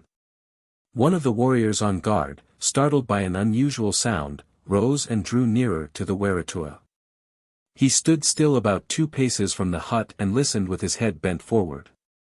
He remained in that attitude for a minute that seemed an hour, his ear intent, his eye peering into the darkness. Then shaking his head like one who sees he is mistaken, he went back to his companions, took an armful of dead wood, and threw it into the smoldering fire, which immediately revived. His face was lighted up by the flame, and was free from any look of doubt, and after having glanced to where the first light of dawn whitened the eastern sky, stretched himself near the fire to warm his stiffened limbs. "All's well," whispered Wilson. John signaled to Glenarvan to resume his descent. Glenarvan let himself gently down the slope, soon Lady Helena and he landed on the narrow track where Robert waited for them. The rope was shaken 3 times, and in his turn John Mangles, preceding Mary Grant, followed in the dangerous route. He arrived safely. He rejoined Lord and Lady Glenarvan in the hollow mentioned by Robert. 5 minutes after, all the fugitives had safely escaped from the Wheretua, left their retreat, and keeping away from the inhabited shores of the lakes, they plunged by narrow paths into the recesses of the mountains. They walked quickly, trying to avoid the points where they might be seen from the paw. They were quite silent, and glided among the bushes like shadows. Whither? Where chance led them, but at any rate they were free. Toward 5 o'clock, the day began to dawn, bluish clouds marbled the upper stratum of clouds. The misty summits began to pierce the morning mists. The orb of day was soon to appear, and instead of giving the signal for their execution, would, on the contrary, announce their flight. It was of vital importance that before the decisive moment arrived they should put themselves beyond the reach of the savages, so as to put them off their track. But their progress was slow, for the paths were steep. Lady Glenarvan climbed the slopes, supported, not to say carried, by Glenarvan, and Mary Grant leaned on the arm of John Mangles. Robert, radiant with joy, triumphant at his success, led the march, and the 2 sailors brought up the rear. Another half an hour and the glorious sun would rise out of the mists of the horizon. For half an hour the fugitives walked on as chance led them. Paganel was not there to take the lead. He was now the object of their anxiety, and whose absence was a black shadow between them and their happiness. But they bore steadily eastward, as much as possible, and faced the gorgeous morning light. Soon they had reached a height of 500 feet above Lake Taupo, and the cold of the morning, increased by the altitude, was very keen. Dim outlines of hills and mountains rose behind one another. But Glenarvan only thought how best to get lost among them. Time enough by and by to see about escaping from the labyrinth. At last the sun appeared and sent his first rays on their path. Suddenly a terrific yell from 100 throats rent the air. It came from the paw, whose direction Glenarvan did not know. Besides, a thick veil of fog, which, spread at his feet, prevented any distinct view of the valleys below. But the fugitives could not doubt that their escape had been discovered, and now the question was, would they be able to elude pursuit? Had they been seen? Would not their track betray them? At this moment the fog in the valley lifted, and enveloped them for a moment in a damp mist, and at 300 feet below they perceived the swarming mass of frantic natives. While they looked they were seen. Renewed howls broke forth, mingled with the barking of dogs, and the whole tribe, after vainly trying to scale the rock of Wheretua, rushed out of the paw, and hastened by the shortest paths in pursuit of the prisoners who were flying from their vengeance. Chapter 13. The Sacred Mountain. The summit of the mountain was still 100 feet above them. The fugitives were anxious to reach it that they might continue their flight on the eastern slope out of the view of their pursuers. They hoped then to find some practicable ridge that would allow of a passage to the neighboring peaks that were thrown together in an orographic maze, to which poor Paganel's genius would doubtless have found the clue. They hastened up the slope, spurred on by the loud cries that drew nearer and nearer. The avenging crowd had already reached the foot of the mountain. "Courage! My friends," cried Glenarvan, urging his companions by voice and look. In less than 5 minutes they were at the top of the mountain, and then they turned to judge of their position, and decide on a route that would baffle their pursuers. From their elevated position they could see over Lake Taupo, which stretched toward the west in its setting of picturesque mountains. On the north the peaks of Pirangia, on the south the burning crater of Tongariro. But eastward nothing but the rocky barrier of peaks and ridges that formed the Wahiti Ranges, the great chain whose unbroken links stretch from the East Cape to Cook Straits. They had no alternative but to descend the opposite slope and enter the narrow gorges, uncertain whether any outlet existed. Glenarvan could not prolong the halt for a moment. Wearied as they might be, they must fly or be discovered. "Let us go down," cried he, "before our passage is cut off." But just as the ladies had risen with a despairing effort, McNabbs stopped them and said, "Glenarvan, it is useless. Look." And then they all perceived the inexplicable change that had taken place in the movements of the Maoris. Their pursuit had suddenly stopped. The ascent of the mountain had ceased by an imperious command. The natives had paused in their career, and surged like the sea waves against an opposing rock. All the crowd, thirsting for blood, stood at the foot of the mountain yelling and gesticulating, brandishing guns and hatchets, but not advancing a foot. Their dogs, rooted to the spot like themselves, barked with rage. What stayed them? What occult power controlled these savages? The fugitives looked without understanding, fearing lest the charm that enchained Kaikumu's tribe should be broken. Suddenly John Mangles uttered an exclamation which attracted the attention of his companions. He pointed to a little enclosure on the summit of the cone. "The tomb of Karatet," said Robert. "Are you sure, Robert?" said Glenarvan. "Yes, my lord, it is the tomb, I recognize it." Robert was right. 50 feet above, at the extreme peak of the mountain, freshly painted posts formed a small palisade enclosure, and Glenarvan too was convinced that it was the chief's burial place. The chances of their flight had led them to the crest of Maunganamu. Glenarvan, followed by the rest, climbed to the foot of the tomb. A large opening, covered with mats, led into it. Glenarvan was about to invade the sanctity of the Thudupa, when he reeled backward. "A savage," said he. "In the tomb?" inquired the major. "Yes, McNabbs." "No matter, go in." Glenarvan, the major, Robert and John Mangles entered. There sat a Maori, wrapped in a large flax mat, the darkness of the Thudupa preventing them from distinguishing his features. He was very quiet, and was eating his breakfast quite coolly. Glenarvan was about to speak to him when the native forestalled him by saying gaily and in good English, "Sit down, my lord, breakfast is ready." It was Paganel. At the sound of his voice they all rushed into the Thudupa, and he was cordially embraced all round. Paganel was found again. He was their salvation. They wanted to question him, to know how and why he was here on the summit of Maunganamu.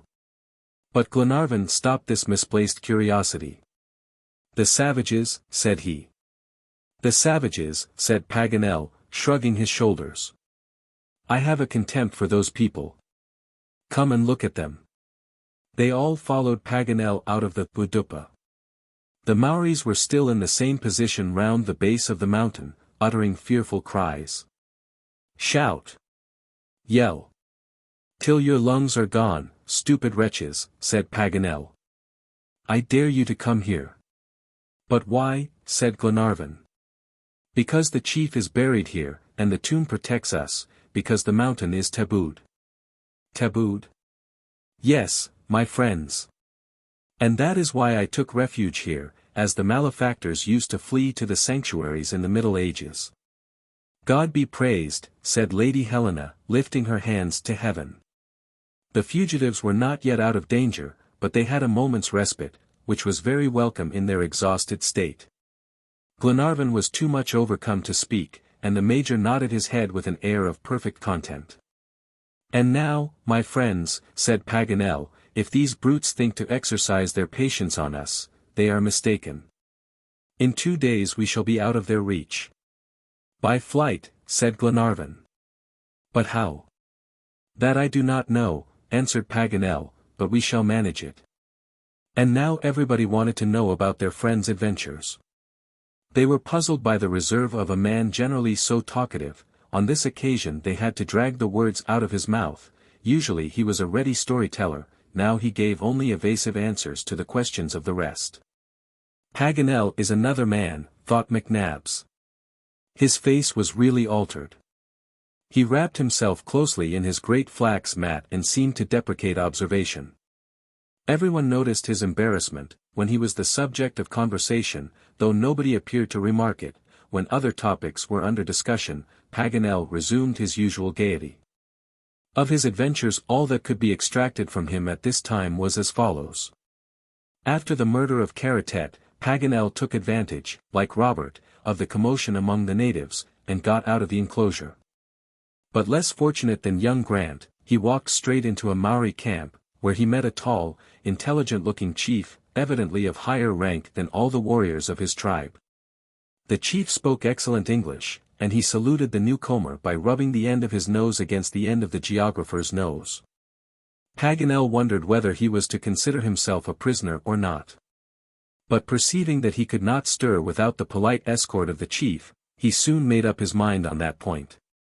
This chief, Hi-Hi, or Sunbeam, was not a bad fellow.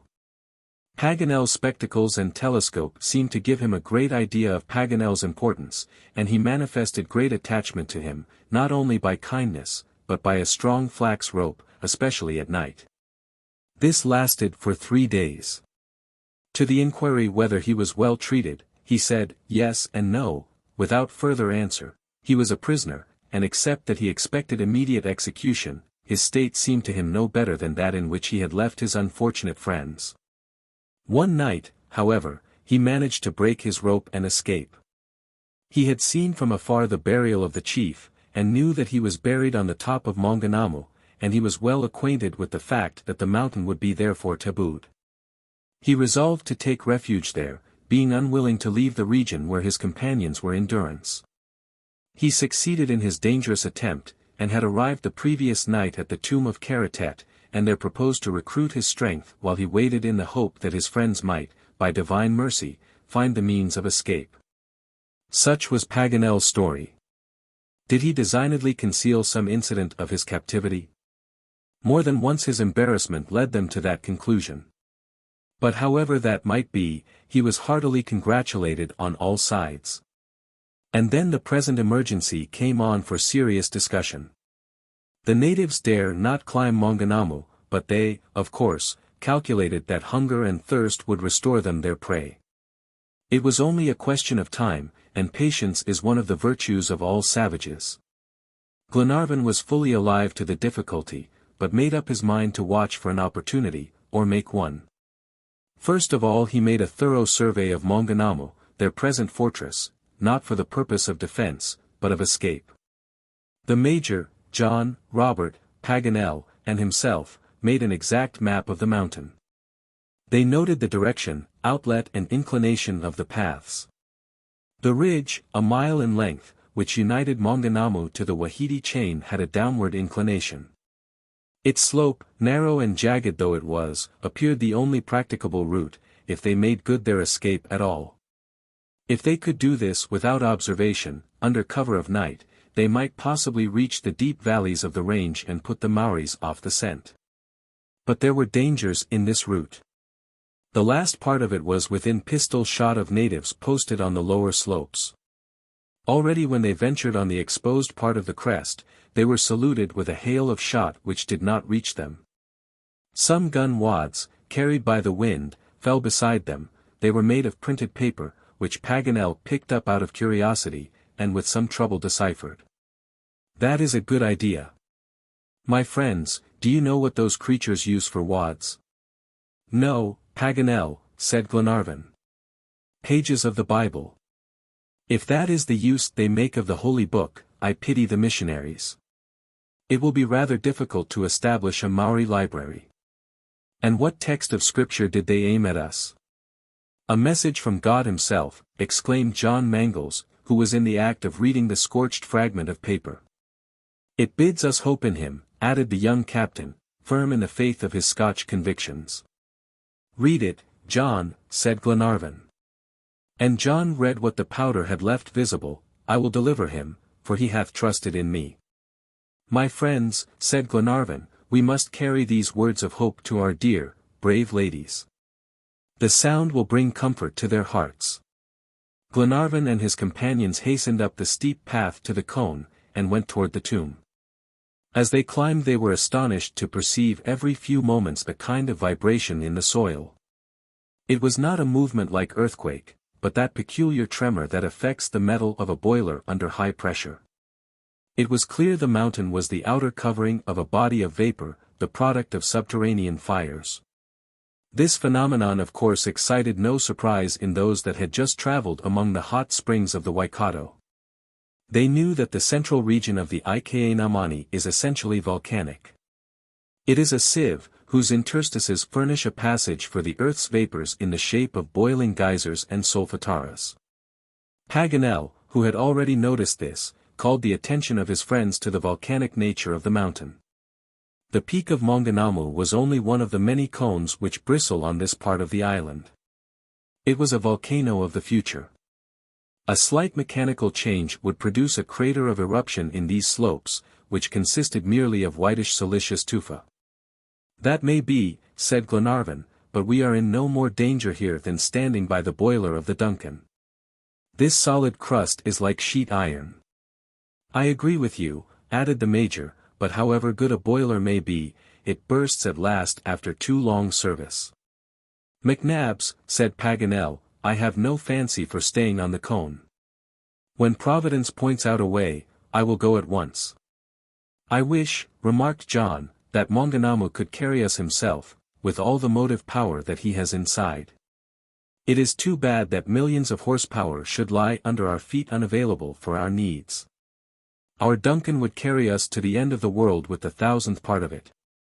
The recollections of the Duncan evoked by John Mangles turned Glenarvan's thoughts into their saddest channel, for desperate as his own case was he often forgot it, in vain regret at the fate of his crew. His mind still dwelt on it when he reached the summit of Maunganamu and met his companions in misfortune. Lady Helena, when she saw Glenarvan, came forward to meet him. Dear Edward, said she, you have made up your mind? Are we to hope or fear? Hope, my dear Helena, replied Glenarvan. The natives will never set foot on the mountain, and we shall have time to devise a plan of escape. More than that, madam, God himself has encouraged us to hope. And so saying, John Mangles handed to Lady Helena the fragment of paper on which was legible the sacred words. And these young women, whose trusting hearts were always open to observe providential interpositions, read in these words an indisputable sign of salvation. And now let us go to the Budupa, cried Paganel, in his gayest mood. It is our castle, our dining room, our study. None can meddle with us there. Ladies, allow me to do the honors of this charming abode. They followed Paganel, and when the savages saw them profaning anew the tabooed burial place, they renewed their fire and their fearful yells, the one as loud as the other. But fortunately the balls fell short of our friends, though the cries reached them. Lady Helena, Mary Grant, and their companions were quite relieved to find that the Maoris were more dominated by superstition than by anger, and they entered the monument. It was a palisade made of red-painted posts. Symbolic figures, tattooed on the wood, set forth the rank and achievements of the deceased. Strings of amulets, made of shells or cut stones, hung from one part to another. In the interior, the ground was carpeted with green leaves, and in the middle, a slight mound betokened the place of the newly made grave. There lay the chief's weapons, his guns loaded and capped, his spear, his splendid axe of green jade, with a supply of powder and ball for the happy hunting grounds. Quite an arsenal, said Paganel, of which we shall make a better use. What ideas they have! Fancy carrying arms in the other world. Well, said the Major, but these are English firearms. No doubt, replied Glenarvan, and it is a very unwise practice to give firearms to savages. They turn them against the invaders, naturally enough. But at any rate, they will be very valuable to us. Yes, said Paganel, but what is more useful still is the food and water provided for Karatet. Things had been handsomely done for the deceased chief, the amount of provisions denoted their esteem for the departed. There was food enough to sustain 10 persons for 15 days, or the dead man forever. The vegetable aliments consisted of edible ferns, sweet potatoes, the convolvulus batatas, which was indigenous, and the potato which had been imported long before by the Europeans. Large jars contained pure water, and a dozen baskets artistically plated contained tablets of an unknown green gum. The fugitives were therefore provided for some days against hunger and thirst, and they needed no persuasion to begin their attack on the deceased chief's stores. Glenarvan brought out the necessary quantity and put them into Albinet's hands. The steward, who never could forget his routine ideas, even in the most exceptional circumstances, thought the meal a slender one. He did not know how to prepare the roots, and, besides, had no fire. But Paganel soon solved the difficulty by recommending him to bury his fern roots and sweet potatoes in the soil. The temperature of the surface stratum was very high, and a thermometer plunged into the soil would have marked from 160 to 170 degrees. In fact, Albinet narrowly missed being scalded, for just as he had scooped a hole for the roots, a jet of vapor sprang up and with a whistling sound rose 6 feet above the ground. The steward fell back in terror. "Shut off steam!" cried the major, running to close the hole with the loose drift, while Paganel, pondering on the singular phenomenon, muttered to himself, "Let me see. Ha! Ha! Why not?" "Are you hurt?" inquired McNabbs of Albinet. "No, Major," said the steward, "but I did not expect." "That Providence would send you fire," interrupted Paganel in a jovial tone. "First the larder of Karatet and then fire out of the ground. Upon my word, this mountain is a paradise. I propose that we found a colony, and cultivate the soil and settle here for life. We shall be the Robinsons of Maunganamu. We should want for nothing." "If it is solid ground," said John Mangles. "Well. It is not a thing of yesterday," said Paganel. "It has stood against the internal fire for many a day, and will do so till we leave it, at any rate." "Breakfast is ready," announced Albinet with as much dignity as if he was in Malcolm Castle. Without delay, the fugitives sat down near the palisade, and began one of the many meals with which Providence had supplied them in critical circumstances. Nobody was inclined to be fastidious, but opinions were divided as regarded the edible fern. Some thought the flavor sweet and agreeable, others pronounced it leathery, insipid, and resembling the taste of gum. The sweet potatoes, cooked in the burning soil, were excellent. The geographer remarked that Karatet was not badly off after all. And now that their hunger was appeased, it was time to decide on their plan of escape. "So soon," exclaimed Paganel in a piteous tone. "Would you quit the home of delight so soon?" "But, Monsieur Paganel," interposed Lady Helena, "if this be Capua, you dare not intend to imitate Hannibal."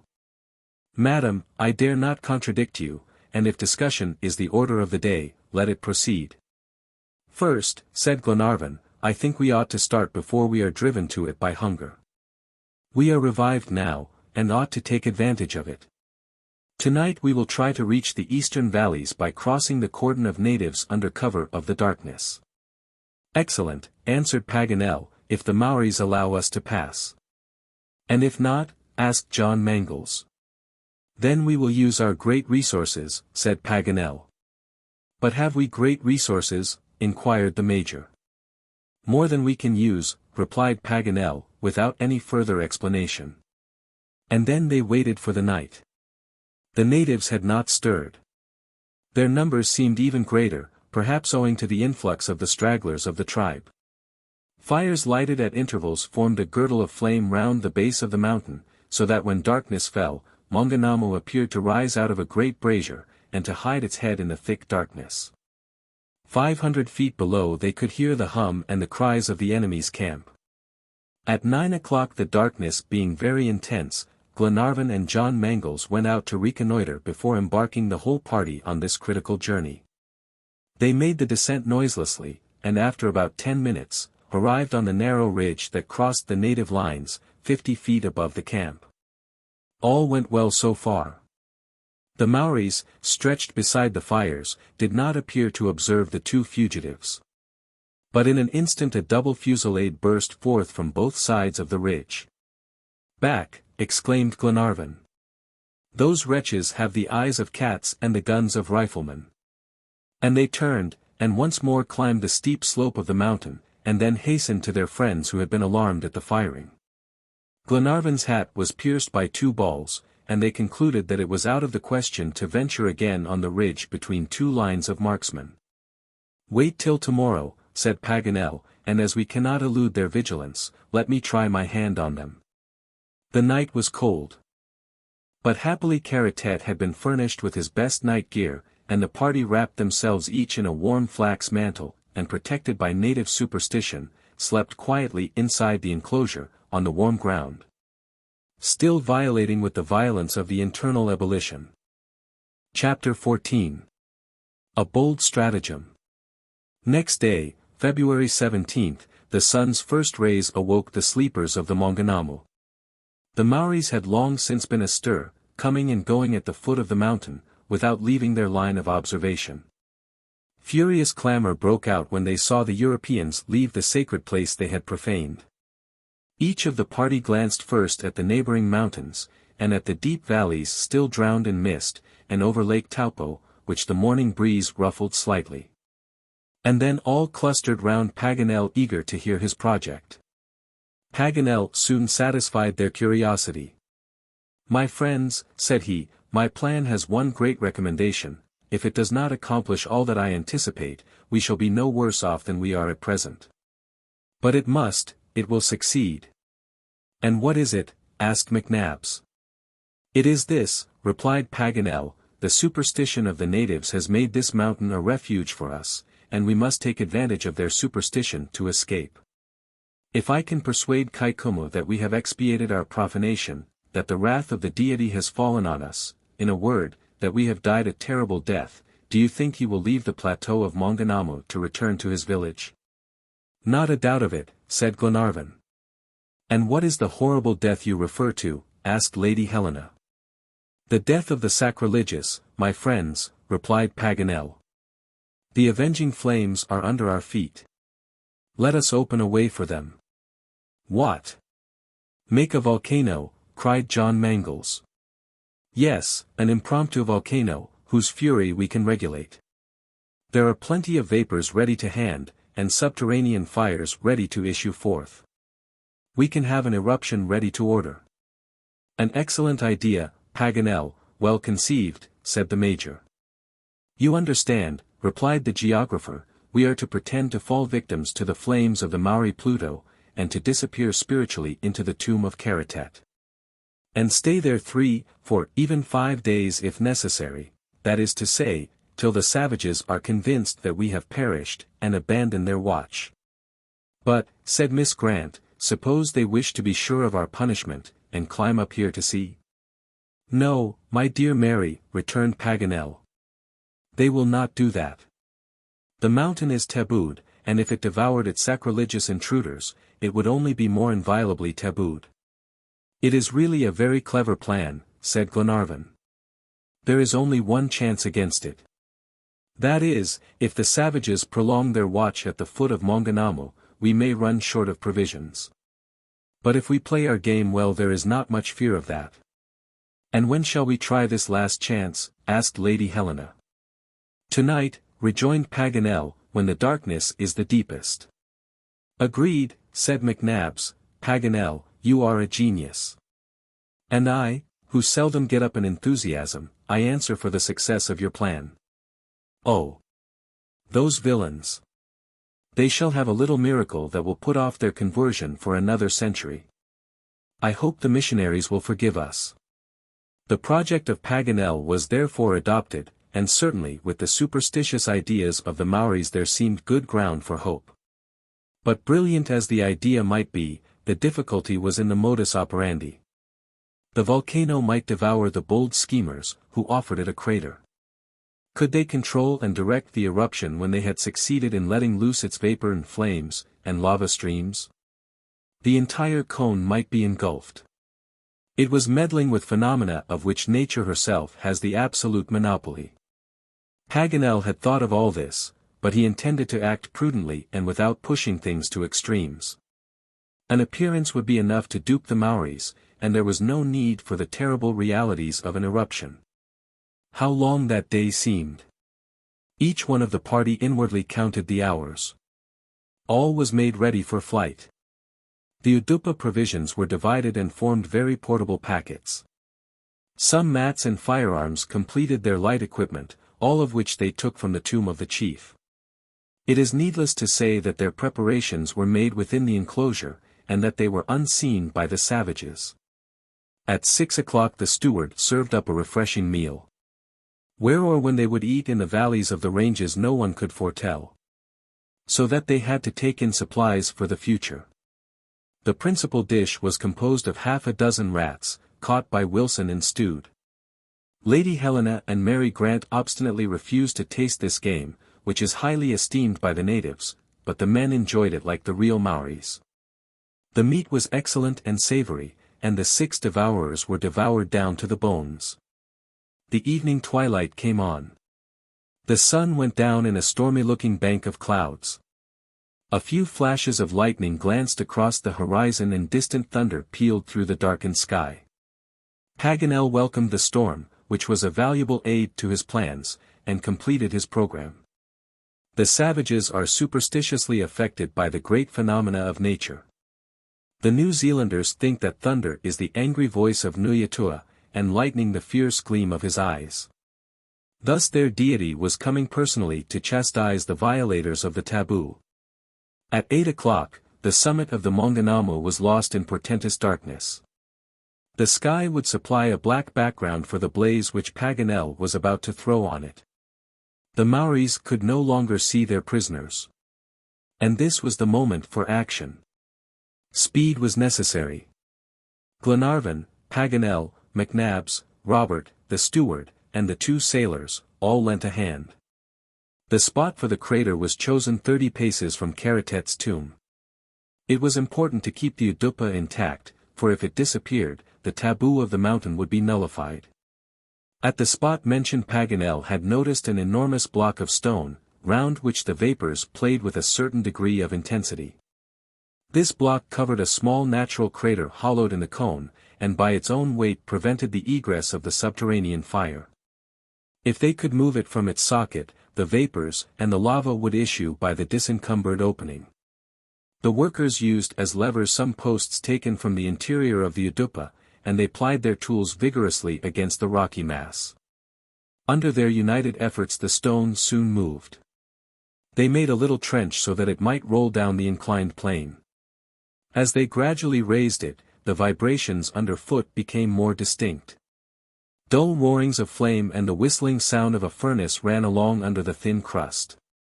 The intrepid laborers, veritable cyclops handling Earth's fires, worked in silence. Soon some fissures and jets of steam warned them that their place was growing dangerous. But a crowning effort moved the mass which rolled down and disappeared. Immediately the thin crust gave way. A column of fire rushed to the sky with loud detonations, while streams of boiling water and lava flowed toward the native camp and the lower valleys. All the cone trembled as if it was about to plunge into a fathomless gulf.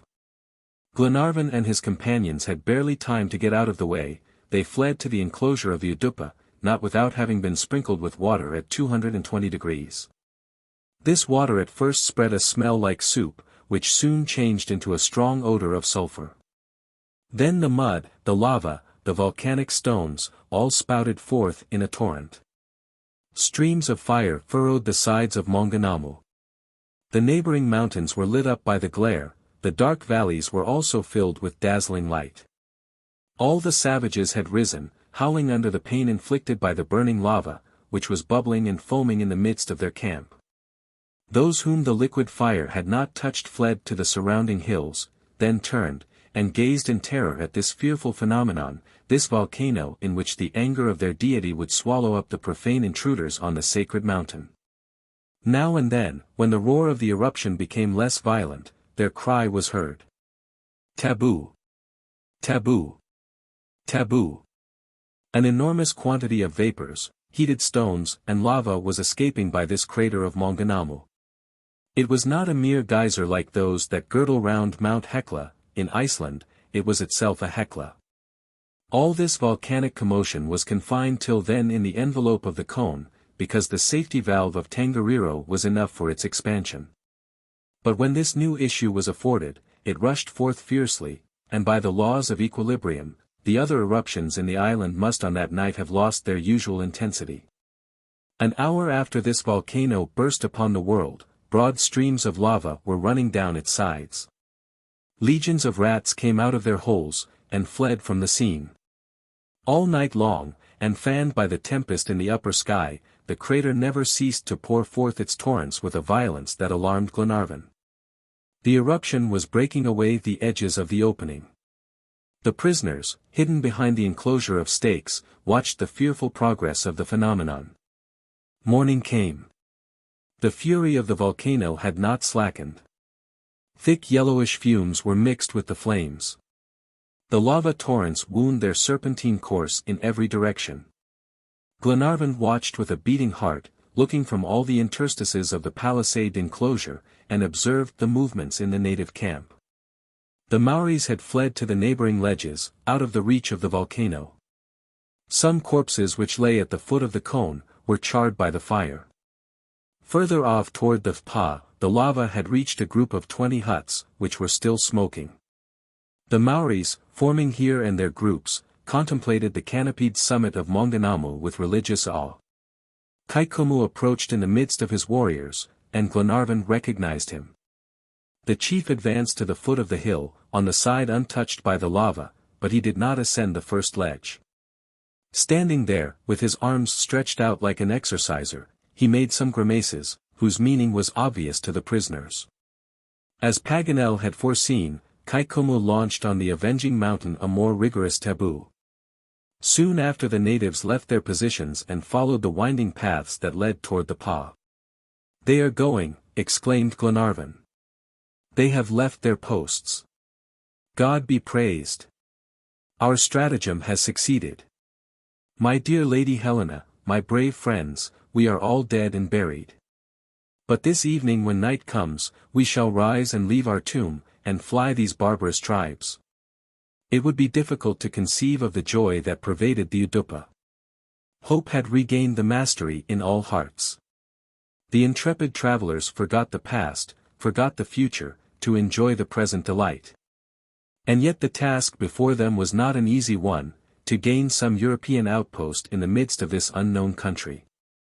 But Kaikomu once off their track, they thought themselves safe from all the savages in New Zealand.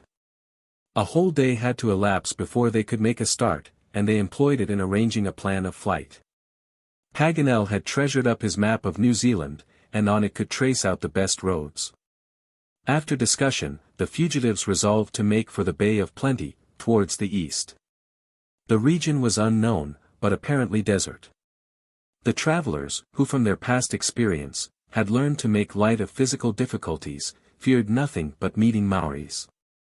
At any cost they wanted to avoid them and gain the east coast, where the missionaries had several stations. That part of the country had hitherto escaped the horrors of war, and the natives were not in the habit of scouring the country. As to the distance that separated Lake Taupo from the Bay of Plenty, they calculated it about 100 miles. 10 days' march at 10 miles a day, could be done, not without fatigue, but none of the party gave that a thought. If they could only reach the mission stations they could rest there while waiting for a favorable opportunity to get to Auckland, for that was the point they desired to reach.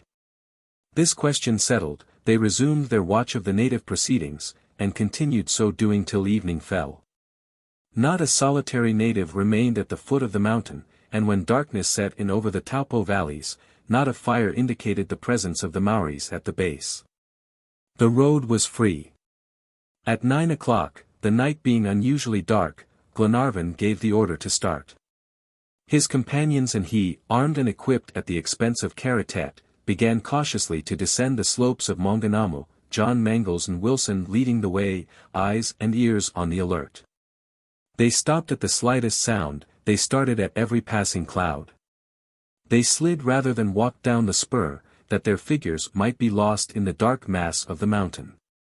At 200 feet below the summit, John Mangles and his sailors reached the dangerous ridge that had been so obstinately defended by the natives.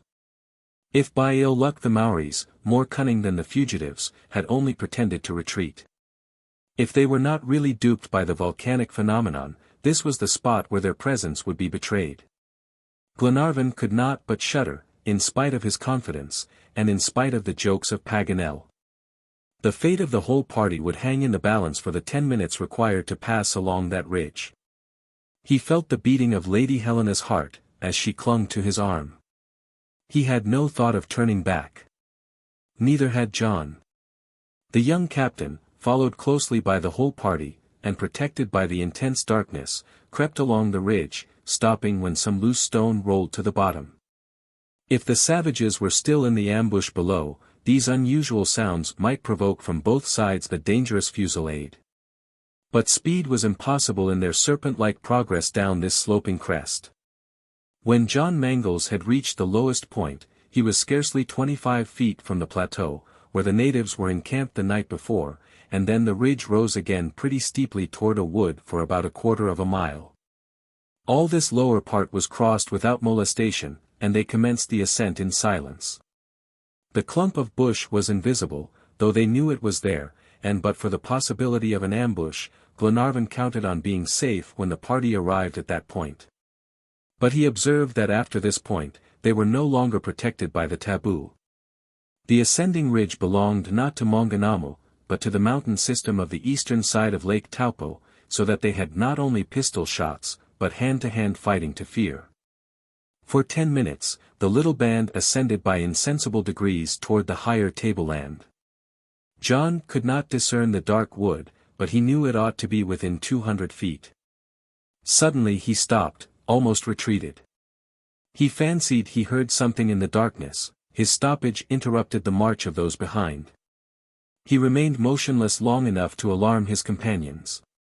They waited with unspeakable anxiety, wondering if they were doomed to retrace their steps, and return to the summit of Maunganamu. But John, finding that the noise was not repeated, resumed the ascent of the narrow path of the ridge. Soon they perceived the shadowy outline of the wood showing faintly through the darkness. A few steps more and they were hid from sight in the thick foliage of the trees. Chapter 15. From Peril to Safety.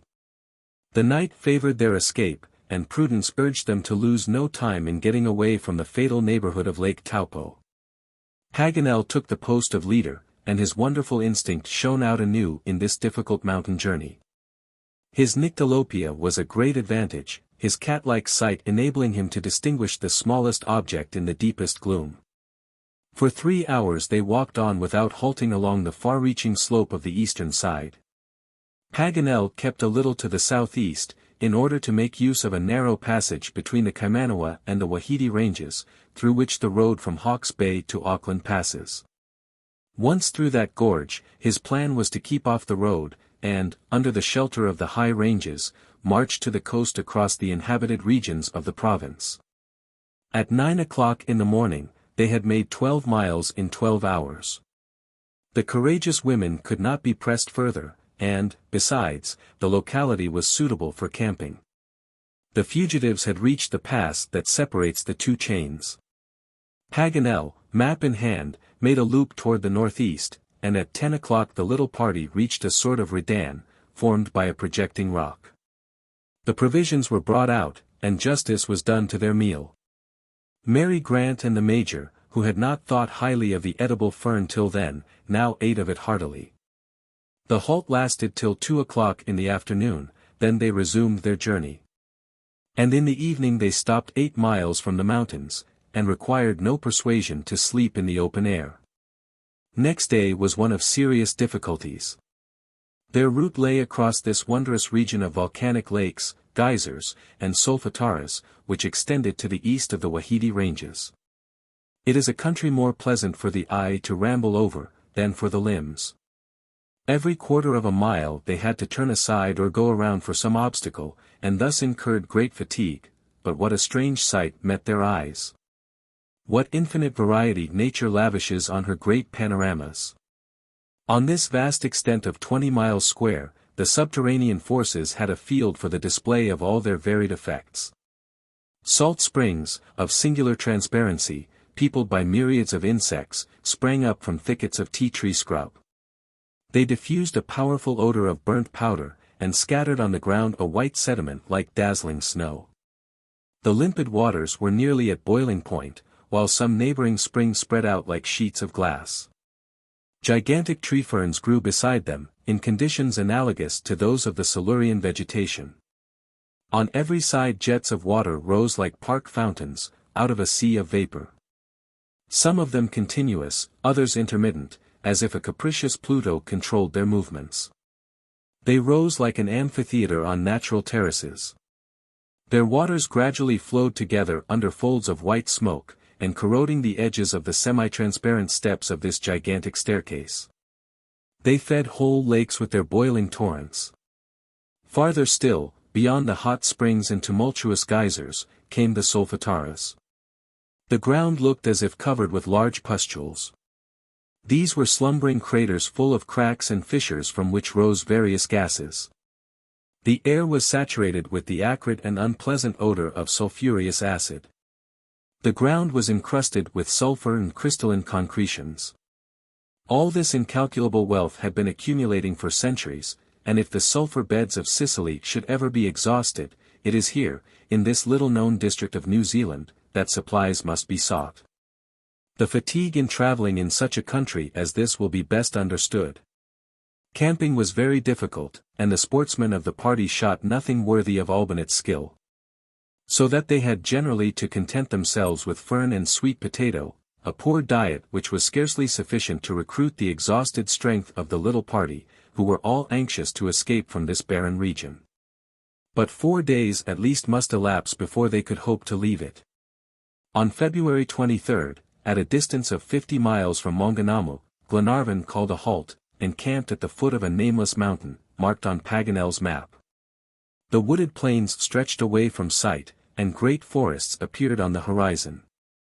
That day McNabbs and Robert killed 3 kiwis, which filled the chief place on their table, not for long, however, for in a few moments they were all consumed from the beaks to the claws. At dessert, between the potatoes and sweet potatoes, Paganel moved a resolution which was carried with enthusiasm. He proposed to give the name of Glenarvan to this unnamed mountain, which rose 3,000 feet high, and then was lost in the clouds, and he printed carefully on his map the name of the Scottish nobleman. It would be idle to narrate all the monotonous and uninteresting details of the rest of the journey. Only 2 or 3 occurrences of any importance took place on the way from the lakes to the Pacific Ocean. The march was all day long across forests and plains. John took observations of the sun and stars. Neither heat nor rain increased the discomfort of the journey, but the travelers were so reduced by the trials they had undergone, that they made very slow progress, and they longed to arrive at the mission station. They still chatted, but the conversation had ceased to be general. The little party broke up into groups, attracted to each other, not by narrow sympathies, but by a more personal communion of ideas. Glenarvan generally walked alone. His mind seemed to recur to his unfortunate crew, as he drew nearer to the sea.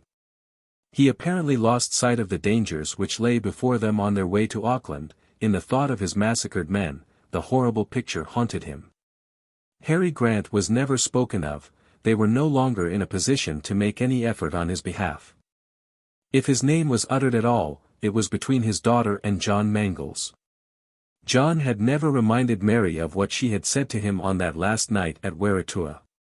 He was too wise to take advantage of a word spoken in a moment of despair.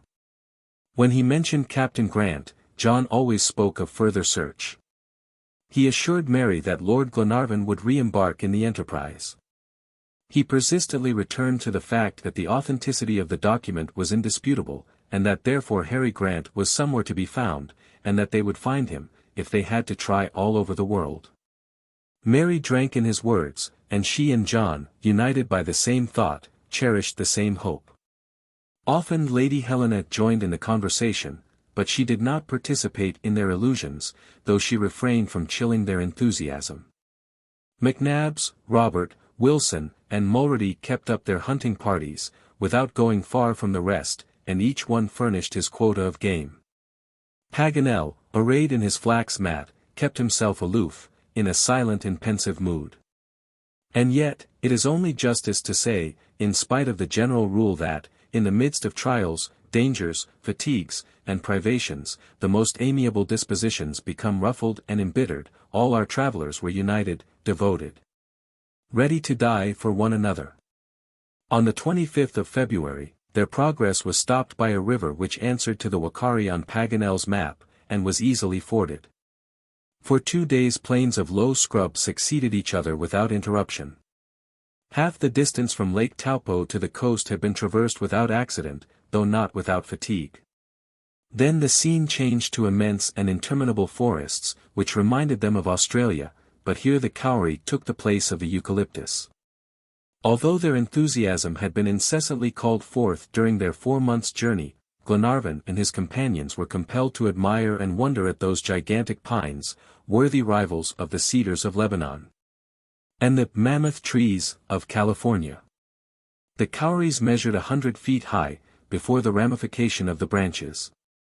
They grew in isolated clumps, and the forest was not composed of trees, but of innumerable groups of trees, which spread their green canopies in the air 200 feet from the ground. Some of these pines, still young, about 100 years old, resembled the red pine of Europe. They had a dark crown surmounted by a dark conical shoot. Their older brethren, 500 or 600 years of age, formed great green pavilions supported on the inextricable network of their branches. These patriarchs of the New Zealand forest measured 50 yards in circumference, and the united arms of all the travelers could not embrace the giant trunk. For 3 days the little party made their way under these vast arches, over a clayey soil which the foot of man had never trod. They knew this by the quantity of resinous gum that lay in heaps at the foot of the trees, and which would have lasted for native exportation many years. The sportsmen found whole coveys of the kiwi, which are scarce in districts frequented by the Maoris. The native dogs drive them away to the shelter of these inaccessible forests. They were an abundant source of nourishing food to our travelers. Paganel also had the good fortune to espy, in a thicket, a pair of gigantic birds. His instinct as a naturalist was awakened. He called his companions, and in spite of their fatigue, the Major, Robert, and he set off on the track of these animals. His curiosity was excusable, for he had recognized, or thought he had recognized, these birds as moas belonging to the species of Dinornis, which many naturalists class with the extinct birds. This, if Paganel was right, would confirm the opinion of Dr. Hochstetter and other travelers on the present existence of the wingless giants of New Zealand. These moas which Paganel was chasing, the contemporaries of the Megatherium and the pterodactyls, must have been 18 feet high. They were huge ostriches, timid too, for they fled with extreme rapidity. But no shot could stay their course. After a few minutes of chase, these fleet-footed moas disappeared among the tall trees, and the sportsmen lost their powder and their pains. That evening, March 1st, Glenarvan and his companions, emerging at last from the immense kauri forest, camped at the foot of Mount Ikarangi, whose summit rose 5,500 feet into the air. At this point they had traveled 100 miles from Maunganamu, and the shore was still 30 miles away. John Mangles had calculated on accomplishing the whole journey in 10 days, but he did not foresee the physical difficulties of the country. On the whole, owing to the circuits, the obstacles, and the imperfect observations, the journey had been extended by fully 1/5, and now that they had reached Mount Ikarangi, they were quite worn out. 2 long days of walking were still to be accomplished, during which time all their activity and vigilance would be required, for their way was through a district often frequented by the natives. The little party conquered their weariness, and set out next morning at daybreak. Between Mount Ikarangi, which was left to the right, and Mount Hardy, whose summit rose on the left to a height of 3,700 feet, the journey was very trying. For about 10 miles the bush was a tangle of supplejack, a kind of flexible rope, appropriately called stifling creeper, that caught the feet at every step. For 2 days, they had to cut their way with an axe through this thousand-headed hydra. Hunting became impossible, and the sportsmen failed in their accustomed tribute. The provisions were almost exhausted, and there was no means of renewing them, their thirst was increasing by fatigue, and there was no water wherewith to quench it. The sufferings of Glenarvan and his party became terrible, and for the first time their moral energy threatened to give way. They no longer walked, they dragged themselves along, soulless bodies, animated only by the instinct of self-preservation which survives every other feeling, and in this melancholy plight they reached Point Latin on the shores of the Pacific. Here they saw several deserted huts, the ruins of a village lately destroyed by the war, abandoned fields, and everywhere signs of pillage and incendiary fires. They were toiling painfully along the shore, when they saw, at a distance of about a mile, a band of natives, who rushed toward them brandishing their weapons. Glenarvan, hemmed in by the sea, could not fly, and summoning all his remaining strength he was about to meet the attack, when John Mangles cried, "A boat! A boat!" And there, 20 paces off, a canoe with 6 oars lay on the beach. To launch it, jump in and fly from the dangerous shore, was only a minute's work. John Mangles, McNabbs, Wilson and Mulrady took the oars, Glenarvan the helm, the 2 women, Robert and Albinett stretched themselves beside him. In 10 minutes the canoe was a quarter of a mile from the shore. The sea was calm. The fugitives were silent. But John, who did not want to get too far from land, was about to give the order to go up the coast, when he suddenly stopped rowing. He saw 3 canoes coming out from behind Point Latin and evidently about to give chase. "Out to sea! Out to sea!" he exclaimed. "Better to drown if we must." The canoe went fast under her 4 rowers. For half an hour she kept her distance. But the poor exhausted fellows grew weaker, and the 3 pursuing boats began to gain sensibly on them. At this moment, scarcely 2 miles lay between them. It was impossible to avoid the attack of the natives, who were already preparing to fire their long guns. What was Glenarvan about? Standing up in the stern he was looking toward the horizon for some chimerical help. What did he hope for? What did he wish? Had he a presentiment? In a moment his eyes gleamed, his hand pointed out into the distance. "A ship! A ship!" he cried. "My friends, row! Row hard!" Not one of the rowers turned his head, not an oarstroke must be lost. Paganel alone rose, and turned his telescope to the point indicated. "Yes," said he, "a ship. A steamer. They are under full steam. They are coming to us. Found now, brave comrades." The fugitives summoned new energy, and for another half hour, keeping their distance, they rowed with hasty strokes. The steamer came nearer and nearer. They made out her 2 masts, bare of sails, and the great volumes of black smoke. Glenarvan, handing the tiller to Robert, seized Paganel's glass, and watched the movements of the steamer. John Mangles and his companions were lost in wonder when they saw Glenarvan's features contract and grow pale, and the glass drop from his hands. One word explained it. "The Duncan!" exclaimed Glenarvan. "The Duncan, and the convicts!" "The Duncan!" cried John, letting go his oar and rising. "Yes, death on all sides," murmured Glenarvan, crushed by despair. It was indeed the yacht, they could not mistake her, the yacht and her bandit crew. The Major could scarcely restrain himself from cursing their destiny. The canoe was meantime standing still. Where should they go? Whither fly? What choice was there between the convicts and the savages? A shot was fired from the nearest of the native boats, and the ball struck Wilson's oar. A few strokes then carried the canoe nearer to the Duncan. The yacht was coming down at full speed, and was not more than half a mile off. John Mangles, between 2 enemies, did not know what to advise, whither to fly. The 2 poor ladies on their knees, prayed in their agony. The savages kept up a running fire, and shots were raining round the canoe, when suddenly a loud report was heard, and a ball from the yacht's cannon passed over their heads. And now the boat remained motionless between the Duncan and the native canoes. John Mangles, frenzied with despair, seized his axe. He was about to scuttle the boat and sink it with his unfortunate companions, when a cry from Robert arrested his arm. "Tom Austin! Tom Austin!" the lad shouted. "He is on board. I see him. He knows us. He is waving his hat." The axe hung useless in John's hand. A second ball whistled over his head, and cut in two the nearest of the three native boats, while a loud hurrah burst forth on board the Duncan. The savages took flight, fled and regained the shore. "Come on, Tom, come on," cried John Mangles in a joyous voice. And a few minutes after, the 10 fugitives, how, they knew not, were all safe on board the Duncan. Chapter 16. Why the Duncan went to New Zealand.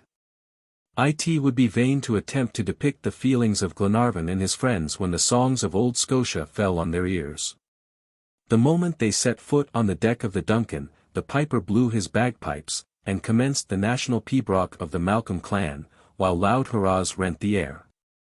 Glenarvan and his whole party, even the Major himself, were crying and embracing each other. They were delirious with joy. The geographer was absolutely mad. He frisked about, telescope in hand, pointing it at the last canoe approaching the shore.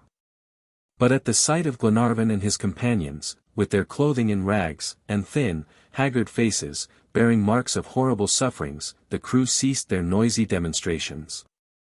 These were specters who had returned, not the bright, adventurous travelers who had left the yacht 3 months before, so full of hope. Chance, and chance only, had brought them back to the deck of the yacht they never thought to see again. And in what a state of exhaustion and feebleness. But before thinking of fatigue, or attending to the imperious demands of hunger and thirst, Glenarvan questioned Tom Austin about his being on this coast. Why had the Duncan come to the eastern coast of New Zealand? How was it not in the hands of Ben Joyce? By what providential fatality had God brought them in the track of the fugitives? Why? How? And for what purpose? Tom was stormed with questions on all sides. The old sailor did not know which to listen to first, and at last resolved to hear nobody but Glenarvan, and to answer nobody but him. "But the convicts?" inquired Glenarvan. "What did you do with them?" "The convicts," replied Tom, with the air of a man who does not in the least understand what he is being asked. "Yes, the wretches who attacked the yacht." "What yacht?" "Your honors." "Why, of course, Tom. The Duncan, and Ben Joyce, who came on board." "I don't know this Ben Joyce, and have never seen him." "Never seen him," exclaimed Paganel, stupefied at the old sailor's replies. "Then pray tell me, Tom, how it is that the Duncan is cruising at this moment on the coast of New Zealand." But if Glenarvan and his friends were totally at a loss to understand the bewilderment of the old sailor, what was their amazement when he replied in a calm voice. "The Duncan is cruising here by your honor's orders." "By my orders?" cried Glenarvan. "Yes, my lord. I only acted in obedience to the instructions sent in your letter of January 14th. "My letter! My letter!" exclaimed Glenarvan. The 10 travelers pressed closer round Tom Austin, devouring him with their eyes. The letter dated from Snowy River had reached the Duncan, then. "Let us come to explanations, pray, for it seems to me I am dreaming." "You received a letter, Tom?" "Yes, a letter from your honor." "At Melbourne?" "At Melbourne, just as our repairs were completed." "And this letter?" "It was not written by you, but bore your signature, my lord." "Just so. My letter was brought by a convict called Ben Joyce." "No, by a sailor called Ayrton, a quartermaster on the Britannia." "Yes, Ayrton or Ben Joyce, one and the same individual." "Well, and what were the contents of this letter?"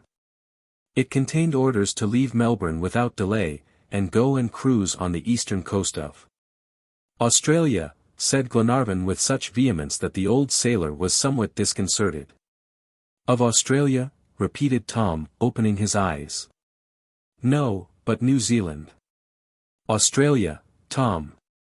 Australia, they all cried with one voice. Austin's head began to feel in a whirl. Glenarvan spoke with such assurance that he thought after all he must have made a mistake in reading the letter. Could a faithful, exact old servant like himself have been guilty of such a thing? He turned red and looked quite disturbed. Never mind, Tom, said Lady Helena. God so willed it. But, no, madam, pardon me, replied old Tom. No, it is impossible, I was not mistaken. Ayrton read the letter as I did, and it was he, on the contrary, who wished to bring me to the Australian coast. Ayrton, cried Glenarvan. Yes, Ayrton himself. He insisted it was a mistake, that you meant to order me to Twofold Bay. Have you the letter still, Tom? Asked the Major, extremely interested in this mystery. Yes, Mr. McNabbs, replied Austin. I'll go and fetch it. He ran at once to his cabin in the forecastle. During his momentary absence they gazed at each other in silence, all but the Major, who crossed his arms and said. Well, now, Paganel, you must own this would be going a little too far. What? Growled Paganel, looking like a gigantic note of interrogation, with his spectacles on his forehead and his stooping back. Austin returned directly with the letter written by Paganel and signed by Glenarvan. Will your honor read it? He said, handing it to him. Glenarvan took the letter and read as follows. Order to Tom Austin to put out to sea without delay, and to take the Duncan, by latitude 37 degrees to the eastern coast of New Zealand. New Zealand! Cried Paganel, leaping up. And he seized the letter from Glenarvan, rubbed his eyes, pushed down his spectacles on his nose, and read it for himself. New Zealand, he repeated in an indescribable tone, letting the order slip between his fingers. That same moment he felt a hand laid on his shoulder, and turning round found himself face to face with the Major, who said in a grave tone. Well, my good Paganel, after all, it is a lucky thing you did not send the Duncan to Cochin China. This pleasantry finished the poor geographer. The crew burst out into loud Homeric laughter. Paganel ran about like a madman, seized his head with both hands and tore his hair. He neither knew what he was doing nor what he wanted to do. He rushed down the poop stairs mechanically and paced the deck, nodding to himself and going straight before without aim or object till he reached the forecastle. There his feet got entangled in a coil of rope. He stumbled and fell, accidentally catching hold of a rope with both hands in his fall. Suddenly a tremendous explosion was heard. The forecastle gun had gone off, riddling the quiet calm of the waves with a volley of small shot. The unfortunate Paganel had caught hold of the cord of the loaded gun. The geographer was thrown down the forecastle ladder and disappeared below. A cry of terror succeeded the surprise produced by the explosion. Everybody thought something terrible must have happened. The sailors rushed between decks and lifted up Paganel, almost bent double. The geographer uttered no sound. They carried his long body onto the poop. His companions were in despair. The Major, who was always the surgeon on great occasions, began to strip the unfortunate that he might dress his wounds, but he had scarcely put his hands on the dying man when he started up as if touched by an electrical machine. Never! Never! He exclaimed, and pulling his ragged coat tightly round him, he began buttoning it up in a strangely excited manner. But, Paganel, began the Major. No, I tell you. I must examine. You shall not examine. You may perhaps have broken, continued McNabbs. Yes, continued Paganel, getting up on his long legs, but what I have broken the carpenter can mend. What is it, then? There. Bursts of laughter from the crew greeted this speech. Paganel's friends were quite reassured about him now. They were satisfied that he had come off safe and sound from his adventure with the forecastle gun. At any rate, thought the Major, the geographer is wonderfully bashful. But now Paganel was recovered a little, he had to reply to a question he could not escape. "Now, Paganel," said Glenarvan, "tell us frankly all about it. I own that your blunder was providential. It is sure and certain that but for you the Duncan would have fallen into the hands of the convicts, but for you we should have been recaptured by the Maoris. But for my sake tell me by what supernatural aberration of mind you were induced to write New Zealand instead of Australia?" "Well, upon my oath," said Paganel, "it is." But the same instant his eyes fell on Mary and Robert Grant, and he stopped short and then went on. "What would you have me say, my dear Glenarvan? I am mad, I am an idiot, an incorrigible fellow, and I shall live and die the most terrible absent man. I can't change my skin. Unless you get flayed alive." "Get flayed alive," cried the geographer, with a furious look. "Is that a personal allusion?" "An allusion to what?" asked McNabbs, quietly. This was all that passed. The mystery of the Duncan's presence on the coast was explained, and all that the travelers thought about now was to get back to their comfortable cabins, and to have breakfast. However, Glenarvan and John Mangles stayed behind with Tom Austin after the others had retired. They wished to put some further questions to him. "Now, then, old Austin," said Glenarvan, "tell me, didn't it strike you as strange to be ordered to go and cruise on the coast of New Zealand?" "Yes, your honor," replied Tom. "I was very much surprised, but it is not my custom to discuss any orders I receive, and I obeyed. Could I do otherwise? If some catastrophe had occurred through not carrying out your injunctions to the letter, should not I have been to blame? Would you have acted differently, Captain?" "No, Tom," replied John Mangles. "But what did you think?" asked Glenarvan. "I thought, your honor, that in the interest of Harry Grant, it was necessary to go where I was told to go. I thought that in consequence of fresh arrangements, you were to sail over to New Zealand, and that I was to wait for you on the east coast of the island. Moreover, on leaving Melbourne, I kept our destination a secret, and the crew only knew it when we were right out at sea, and the Australian continent was finally out of sight. But one circumstance occurred which greatly perplexed me." "What was it, Tom?" asked Glenarvan. "Just this, that when the quartermaster of the Britannia heard our destination—" "Ayrton," cried Glenarvan. "Then he is on board?" "Yes, your honor." "Ayrton here?" repeated Glenarvan, looking at John Mangles. "God has so willed," said the young captain. In an instant, like lightning, Ayrton's conduct, his long-planned treachery, Glenarvan's wound, Mulready's assassination, the sufferings of the expedition in the marshes of the Snowy River, the whole past life of the miscreant, flashed before the eyes of the two men. And now, by the strangest concourse of events, the convict was in their power. "Where is he?" asked Glenarvan eagerly. "In a cabin in the forecastle, and under guard." "Why was he imprisoned?" "Because when Ayrton heard the vessel was going to New Zealand, he was in a fury, because he tried to force me to alter the course of the ship, because he threatened me, and, last of all, because he incited my men to mutiny. I saw clearly he was a dangerous individual, and I must take precautions against him." "And since then?" "Since then he has remained in his cabin without attempting to go out." "That's well, Tom." Just at this moment Glenarvan and John Mangles were summoned to the saloon where breakfast, which they so sorely needed, was awaiting them.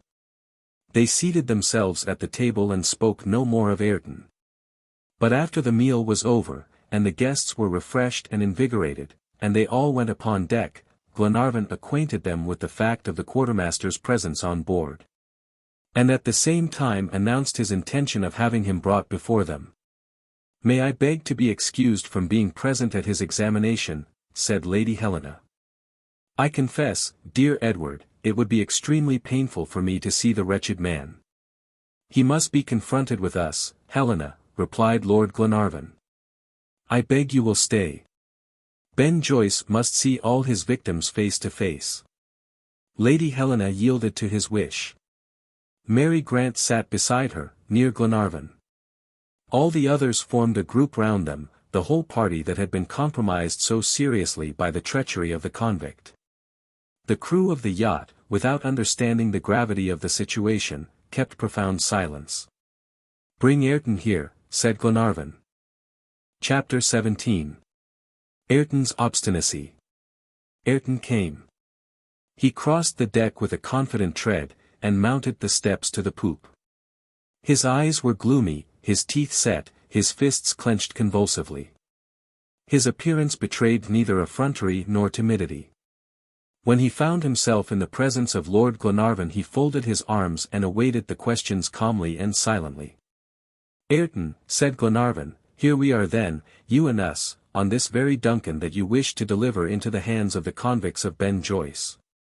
The lips of the quartermaster trembled slightly and a quick flush suffused his impassive features.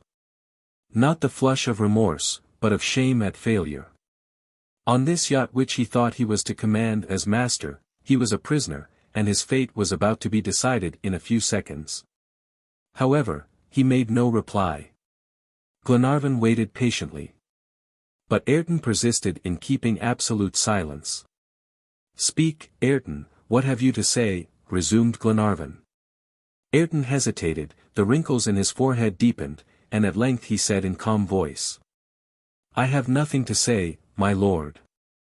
I have been fool enough to allow myself to be caught. Act as you please." Then he turned his eyes away toward the coast which lay on the west, and affected profound indifference to what was passing around him. One would have thought him a stranger to the whole affair. But Glenarvan was determined to be patient. Powerful motives urged him to find out certain details concerning the mysterious life of Ayrton, especially those which related to Harry Grant and the Britannia. He therefore resumed his interrogations, speaking with extreme gentleness and firmly restraining his violent irritation against him. "I think, Ayrton," he went on, "that you will not refuse to reply to certain questions that I wish to put to you. And, first of all, ought I to call you Ayrton or Ben Joyce? Are you, or are you not, the quartermaster of the Britannia?" Ayrton remained impassive, gazing at the coast, deaf to every question. Glenarvan's eyes kindled, as he said again, "Will you tell me how you left the Britannia, and why you are in Australia?" The same silence, the same impassibility. "Listen to me, Ayrton," continued Glenarvan, "it is to your interest to speak. Frankness is the only resource left to you, and it may stand you in good stead. For the last time, I ask you, will you reply to my questions?" Ayrton turned his head toward Glenarvan, and looked into his eyes. "My lord," he said, "it is not for me to answer. Justice may witness against me, but I am not going to witness against myself." "Proof will be easy," said Glenarvan. "Easy, my lord," repeated Ayrton, in a mocking tone. "Your honor makes rather a bold assertion there, it seems to me. For my own part, I venture to affirm that the best judge in the temple would be puzzled what to make of me. Who will say why I came to Australia, when Captain Grant is not here to tell? Who will prove that I am the Ben Joyce placarded by the police, when the police have never had me in their hands, and my companions are at liberty? Who can damage me except yourself, by bringing forward a single crime against me, or even a blamable action? Who will affirm that I intended to take possession of this ship and deliver it into the hands of the convicts? No one, I tell you, no one. You have your suspicions, but you need certainties to condemn a man, and certainties you have none. Until there is a proof to the contrary, I am Ayrton, quartermaster of the Britannia." Ayrton had become animated while he was speaking, but soon relapsed into his former indifference. He, no doubt, expected that his reply would close the examination, but Glenarvan commenced again, and said, "Ayrton, I am not a crown prosecutor charged with your indictment. That is no business of mine. It is important that our respective situations should be clearly defined. I am not asking you anything that could compromise you. That is for justice to do. But you know what I am searching for, and a single word may put me on the track I have lost. Will you speak?" Ayrton shook his head like a man determined to be silent. "Will you tell me where Captain Grant is?" asked Glenarvan. "No, my lord," replied Ayrton. "Will you tell me where the Britannia was wrecked?"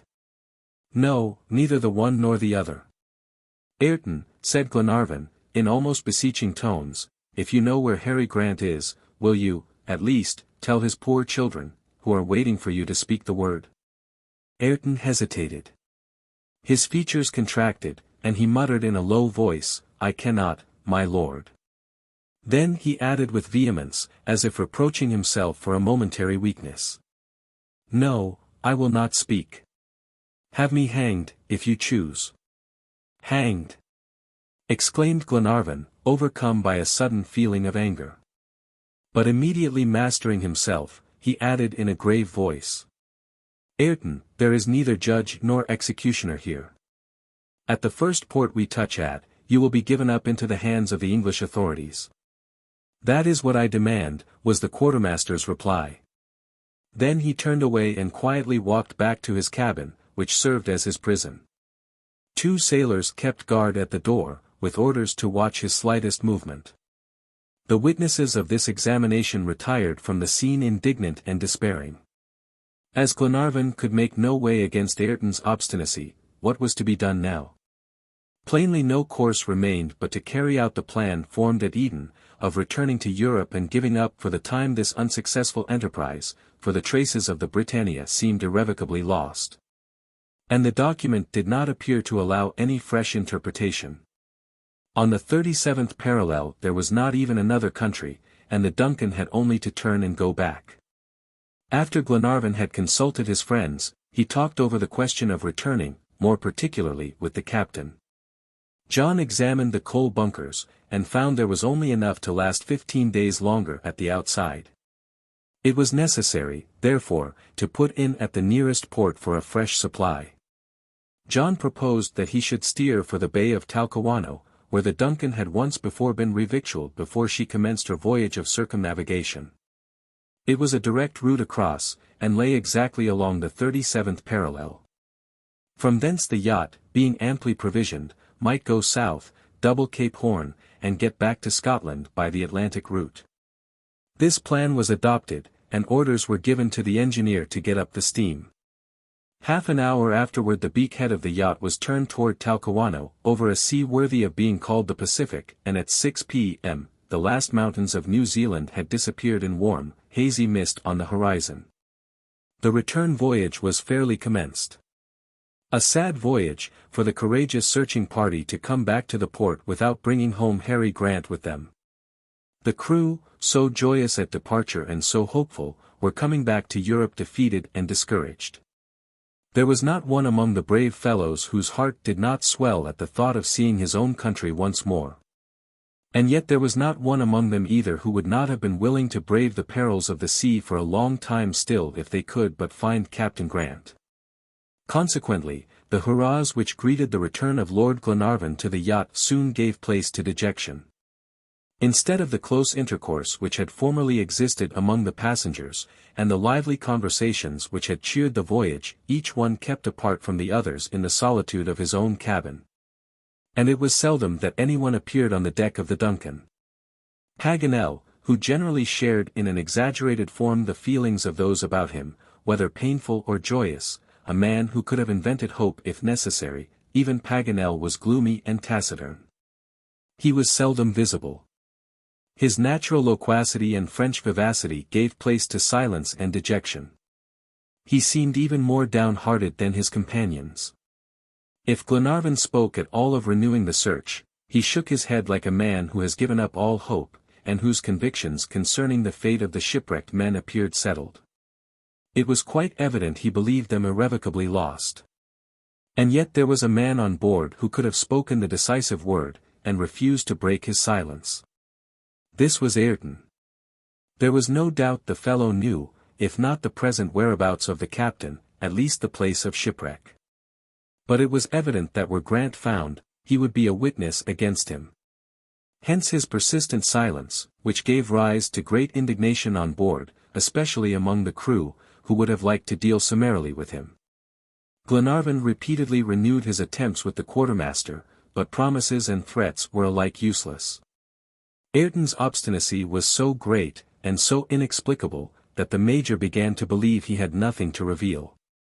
His opinion was shared, moreover, by the geographer, as it corroborated his own notion about Harry Grant. But if Ayrton knew nothing, why did he not confess his ignorance? It could not be turned against him. His silence increased the difficulty of forming any new plan. Was the presence of the quartermaster on the Australian continent a proof of Harry Grant's being there? It was settled that they must get this information out of Ayrton. Lady Helena, seeing her husband's ill success, asked his permission to try her powers against the obstinacy of the quartermaster. When a man had failed, a woman perhaps, with her gentler influence, might succeed. Is there not a constant repetition going on of the story of the fable where the storm, blow as it will, cannot tear the cloak from the shoulders of the traveler, while the first warm rays of sunshine make him throw it off immediately? Glenarvan, knowing his young wife's good sense, allowed her to act as she pleased. The same day, the 5th of March, Ayrton was conducted to Lady Helena's saloon. Mary Grant was to be present at the interview, for the influence of the young girl might be considerable, and Lady Helena would not lose any chance of success. For a whole hour the two ladies were closeted with the quartermaster, but nothing transpired about their interview. What had been said, what arguments they used to win the secret from the convict, or what questions were asked, remained unknown. But when they left Ayrton, they did not seem to have succeeded, as the expression on their faces denoted discouragement. In consequence of this, when the quartermaster was being taken back to his cabin, the sailors met him with violent menaces. He took no notice except by shrugging his shoulders, which so increased their rage, that John Mangles and Glenarvan had to interfere, and could only repress it with difficulty. But Lady Helena would not own herself vanquished. She resolved to struggle to the last with this pitiless man, and went next day herself to his cabin to avoid exposing him again to the vindictiveness of the crew. The good and gentle Scotchwoman stayed alone with the convict leader for 2 long hours. Glenarvan, in a state of extreme nervous anxiety, remained outside the cabin, alternately resolved to exhaust completely this last chance of success, alternately resolved to rush in and snatch his wife from so painful a situation. But this time when Lady Helena reappeared, her look was full of hope. Had she succeeded in extracting the secret, and awakening in that adamant heart a last faint touch of pity? McNabbs, who first saw her, could not restrain a gesture of incredulity. However, the report soon spread among the sailors that the quartermaster had yielded to the persuasions of Lady Helena. The effect was electrical. The entire crew assembled on deck far quicker than Tom Austin's whistle could have brought them together. Glenarvan had hastened up to his wife and eagerly asked, "Has he spoken?" "No," replied Lady Helena, "but he has yielded to my entreaties, and wishes to see you." "Ah, dear Helena, you have succeeded." "I hope so, Edward." "Have you made him any promise that I must ratify?" "Only one." "That you will do all in your power to mitigate his punishment." "Very well, dear Helena. Let Ayrton come immediately." Lady Helena retired to her cabin with Mary Grant, and the quartermaster was brought into the saloon where Lord Glenarvan was expecting him. Chapter 18. A discouraging confession. As soon as the quartermaster was brought into the presence of Lord Glenarvan, his keepers withdrew. "You wanted to speak to me, Ayrton," said Glenarvan. "Yes, my lord," replied the quartermaster. "Did you wish for a private interview?" "Yes, but I think if Major McNabbs and Mr. Paganel were present it would be better." "For whom?" "For myself." Ayrton spoke quite calmly and firmly. Glenarvan looked at him for an instant, and then sent to summon McNabbs and Paganel, who came at once. "We are all ready to listen to you," said Glenarvan, when his two friends had taken their place at the saloon table. Ayrton collected himself, for an instant, and then said, "My lord, it is usual for witnesses to be present at every contract or transaction between two parties. That is why I desire the presence of Messrs. Paganel and McNabbs, for it is, properly speaking, a bargain which I propose to make." Glenarvan, accustomed to Ayrton's ways, exhibited no surprise, though any bargaining between this man and himself seemed strange. "What is the bargain?" he said. "This," replied Ayrton. You wish to obtain from me certain facts which may be useful to you. I wish to obtain from you certain advantages which would be valuable to me. It is giving for giving, my lord. Do you agree to this or not? What are the facts? Asked Paganel eagerly. No, said Glenarvan. What are the advantages? Ayrton bowed in token that he understood Glenarvan's distinction. These, he said, are the advantages I ask. It is still your intention, I suppose, to deliver me up to the English authorities? Yes, Ayrton, it is only justice. I don't say it is not, replied the quartermaster quietly. Then of course you would never consent to set me at liberty. Glenarvan hesitated before replying to a question so plainly put. On the answer he gave, perhaps the fate of Harry Grant might depend. However, a feeling of duty toward human justice compelled him to say. No, Ayrton, I cannot set you at liberty. I do not ask it, said the quartermaster proudly. Then, what is it you want? A middle place, my lord, between the gibbet that awaits me and the liberty which you cannot grant me. And that is to allow me to be left on one of the uninhabited islands of the Pacific, with such things as are absolute necessaries. I will manage as best I can, and will repent if I have time. Glenarvan, quite unprepared for such a proposal, looked at his two friends in silence. But after a brief reflection, he replied. Ayrton, if I agree to your request, you will tell me all I have an interest in knowing. Yes, my lord, that is to say, all I know about Captain Grant and the Britannia. The whole truth. The whole. But what guarantee have I? Oh, I see what you are uneasy about. You need a guarantee for me, for the truth of a criminal. That's natural. But what can you have under the circumstances? There is no help for it, you must either take my offer or leave it. I will trust to you, Ayrton, said Glenarvan, simply. And you do right, my lord. Besides, if I deceive you, vengeance is in your own power. How? You can come and take me again from where you left me, as I shall have no means of getting away from the island. Ayrton had an answer for everything. He anticipated the difficulties and furnished unanswerable arguments against himself. It was evident he intended to affect perfect good faith in the business. It was impossible to show more complete confidence. And yet he was prepared to go still further in disinterestedness. My lord and gentlemen, he added, I wish to convince you of the fact that I am playing cards on the table. I have no wish to deceive you, and I am going to give you a fresh proof of my sincerity in this matter. I deal frankly with you, because I reckon on your honor. Speak, Ayrton, said Glenarvan. My lord, I have not your promise yet to accede to my proposal, and yet I do not scruple to tell you that I know very little about Harry Grant. Very little, exclaimed Glenarvan.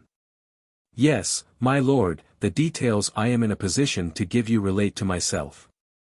They are entirely personal, and will not do much to help you to recover the lost traces of Captain Grant.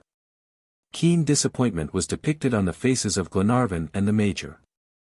They thought the quartermaster in the possession of an important secret, and he declared that his communications would be very nearly barren.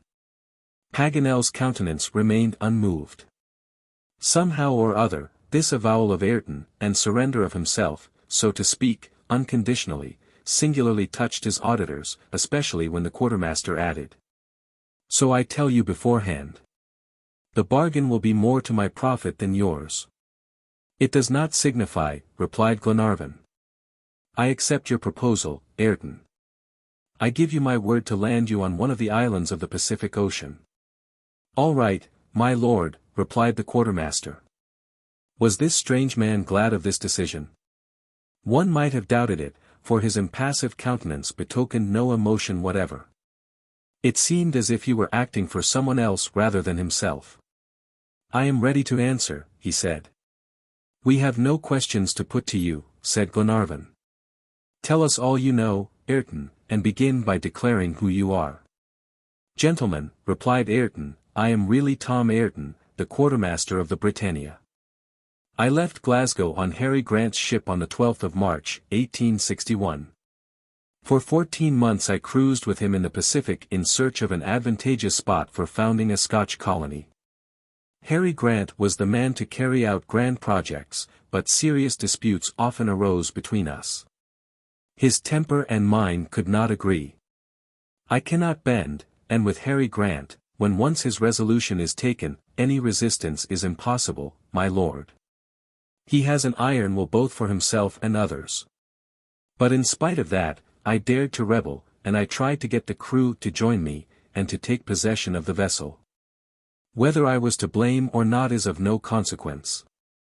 Be that as it may, Harry Grant had no scruples, and on the 8th of April, 1862, he left me behind on the west coast of Australia. Of Australia, said the Major, interrupting Ayrton in his narrative. Then of course you had quitted the Britannia before she touched at Callao, which was her last date. Yes, replied the quartermaster, for the Britannia did not touch there while I was on board. And how I came to speak of Callao at Paddy O'Moore's farm was that I learned the circumstances from your recital. Go on, Ayrton, said Glenarvan. I found myself abandoned on a nearly desert coast, but only 40 miles from the penal settlement at Perth, the capital of Western Australia. As I was wandering there along the shore, I met a band of convicts who had just escaped, and I joined myself to them. You will dispense, my lord, with any account of my life for 2 years and a half. This much, however, I must tell you, that I became the leader of the gang, under the name of Ben Joyce. In September, 1864, I introduced myself at the Irish farm, where I engaged myself as a servant in my real name, Ayrton. I waited there till I should get some chance of seizing a ship. This was my one idea. 2 months afterward the Duncan arrived. During your visit to the farm you related Captain Grant's history, and I learned then facts of which I was not previously aware, that the Britannia had touched at Callao, and that her latest news was dated June, 1862. 2 months after my disembarkation, and also about the document and the loss of the ship somewhere along the 37th parallel. And, lastly, the strong reasons you had for supposing Harry Grant was on the Australian continent. Without the least hesitation I determined to appropriate the Duncan, a matchless vessel, able to outdistance the swiftest ships in the British Navy. But serious injuries had to be repaired. I therefore let it go to Melbourne, and joined myself to you in my true character as quartermaster, offering to guide you to the scene of the shipwreck, fictitiously placed by me on the east coast of Australia. It was in this way, followed or sometimes preceded by my gang of convicts, I directed your expedition toward the province of Victoria. My men committed a bootless crime at Camden Bridge. Since the Duncan, if brought to the coast, could not escape me, and with the yacht once mine, I was master of the ocean. I led you in this way unsuspectingly as far as the Snowy River. The horses and bullocks dropped dead one by one, poisoned by the gastrolobium. I dragged the wagon into the marshes, where it got half buried. At my instance, but you know the rest, my lord, and you may be sure that but for the blunder of Mr. Paganel, I should now command the Duncan. Such is my history, gentlemen. My disclosures, unfortunately, cannot put you on the track of Harry Grant, and you perceive that you have made but a poor bargain by coming to my terms. The quartermaster said no more, but crossed his arms in his usual fashion and waited. Glenarvan and his friends kept silence. They felt that this strange criminal had spoken the whole truth. He had only missed his coveted prize, the Duncan, through a cause independent of his will. His accomplices had gone to Twofold Bay, as was proved by the convict blouse found by Glenarvan. Faithful to the orders of their chief, they had kept watch on the yacht, and at length, weary of waiting, had returned to the old haunt of robbers and incendiaries in the country parts of New South Wales. The Major put the first question, his object being to verify the dates of the Britannia. You are sure then, he said, that it was on the 8th of April you were left on the west coast of Australia? On that very day, replied Ayrton. And do you know what projects Harry Grant had in view at the time? In an indefinite way I do. Say all you can, Ayrton, said Glenarvan, the least indication may set us in the right course. I only know this much, my lord, replied the quartermaster, that Captain Grant intended to visit New Zealand. Now, as this part of the program was not carried out while I was on board, it is not impossible that on leaving Callao the Britannia went to reconnoiter New Zealand. This would agree with the date assigned by the document to the shipwreck, the 27th of June, 1862. Clearly, said Paganel. But, objected Glenarvan, there is nothing in the fragmentary words in the document that could apply to New Zealand. That I cannot answer, said the quartermaster. Well, Ayrton, said Glenarvan, you have kept your word, and I will keep mine. We have to decide now on what island of the Pacific Ocean you are to be left. It matters little, my lord, replied Ayrton. Return to your cabin, said Glenarvan, and wait our decision. The quartermaster withdrew, guarded by the two sailors. That villain might have been a man, said the major. Yes, returned Glenarvan, he is a strong, clear-headed fellow. Why was it that he must needs turn his powers to such evil account? But Harry Grant? I must fear he is irrevocably lost. Poor children! Who can tell them where their father is? I can, replied Paganel. Yes, I can. One could not help remarking that the geographer, so loquacious and impatient usually, had scarcely spoken during Ayrton's examination. He listened without opening his mouth. But this speech of his now was worth many others, and it made Glenarvan spring to his feet, crying out, You, Paganel. You know where Captain Grant is? Yes, as far as can be known. How do you know? From that infernal document. Ah! Said the major, in a tone of the most profound incredulity. Hear me first, and shrug your shoulders afterward, said Paganel. I did not speak sooner, because you would not have believed me. Besides, it was useless. And I only speak today because Ayrton's opinion just supports my own. Then it is New Zealand? Asked Glenarvan. Listen and judge, replied Paganel. It is not without reason, or, rather, I had a reason for making the blunder which has saved our lives. When I was in the very act of writing the letter to Glenarvan's dictation, the word Zealand was swimming in my brain. This is why. You remember we were in the wagon. McNabbs had just apprised Lady Helena about the convicts, he had given her the number of the Australian and New Zealand Gazette which contained the account of the catastrophe at Camden Bridge. Now, just as I was writing, the newspaper was lying on the ground, folded in such a manner that only 2 syllables of the title were visible. These 2 syllables were Åland. What a sudden light flashed on my mind. Åland was one of the words in the English document, one that hitherto we had translated a terra, and which must have been the termination of the proper noun, Zealand. Indeed, said Glenarvan. Yes, continued Paganel, with profound conviction. This meaning had escaped me, and do you know why? Because my wits were exercised naturally on the French document, as it was most complete, and in that this important word was wanting. Oh, said the major. Your imagination goes too far, Paganel, and you forget your former deductions. Go on, Major, I am ready to answer you. Well, then, what do you make of your word AUSTRA? What it was at first. It merely means southern countries. Well, and this syllable, Indi, which was first the root of the Indians, and second the root of the word indigenes? Well, the third and last time, replied Paganel, it will be the first syllable of the word indigence. And contin? Cried McNabbs. Does that still mean continent? No, since New Zealand is only an island. What then? Asked Glenarvan.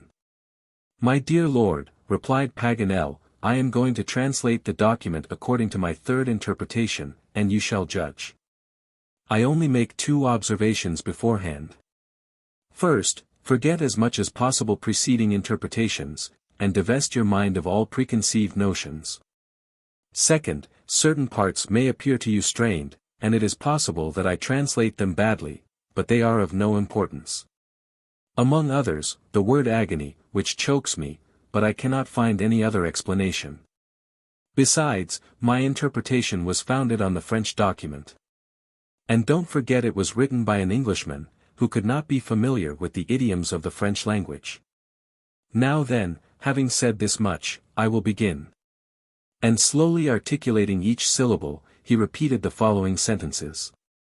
Le 27th Juin, 1862, le Trois Britannia, de Glasgow, a sombre après un long agony dans les mers australes sur les côtes de la Nouvelle-Zélande, in English Zealand. Du matelot était le capitaine Grant ONTPU y a border.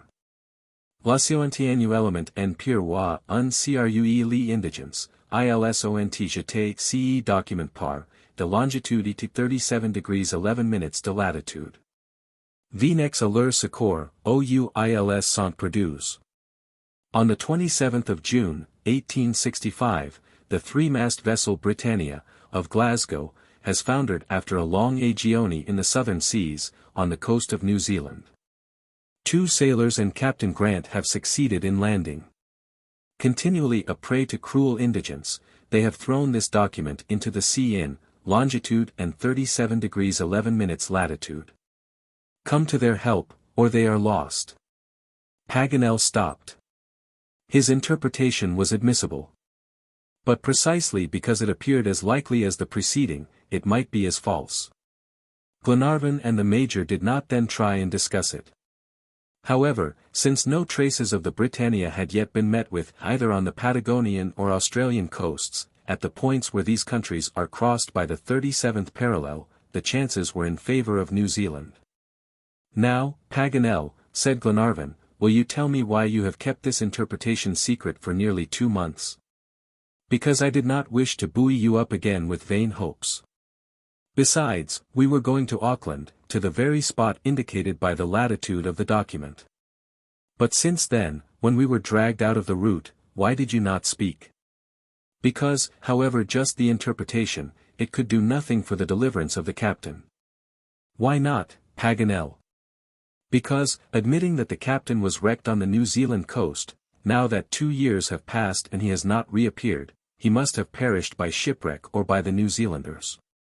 Then you are of the opinion, said Glenarvan, that vestiges of the wreck might be found, but that the survivors of the Britannia have, beyond doubt, perished.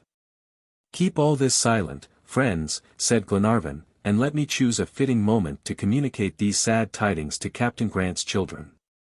Chapter 19. A Cry in the Night. The crew soon heard that no light had been thrown on the situation of Captain Grant by the revelations of Ayrton, and it caused profound disappointment among them, for they had counted on the quartermaster. And the quartermaster knew nothing which could put the Duncan on the right track. The yacht therefore continued her course. They had yet to select the island for Ayrton's banishment.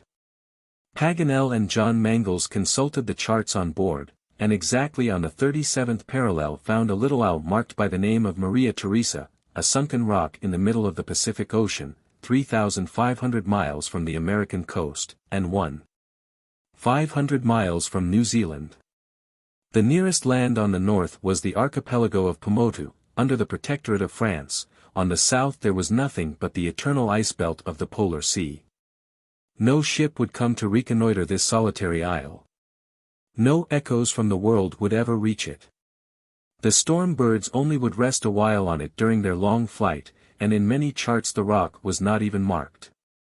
If ever complete isolation was to be found on earth, it was on this little out-of-the-way island. Ayrton was informed of its situation, and expressed his willingness to live there apart from his fellows. The head of the vessel was in consequence turned toward it immediately. 2 days later, at 2 o'clock, the man on watch signaled land on the horizon. This was Maria Theresa, a low, elongated island, scarcely raised above the waves, and looking like an enormous whale. It was still 30 miles distant from the yacht, whose stem was rapidly cutting her way over the water at the rate of 16 knots an hour. Gradually the form of the island grew more distinct on the horizon.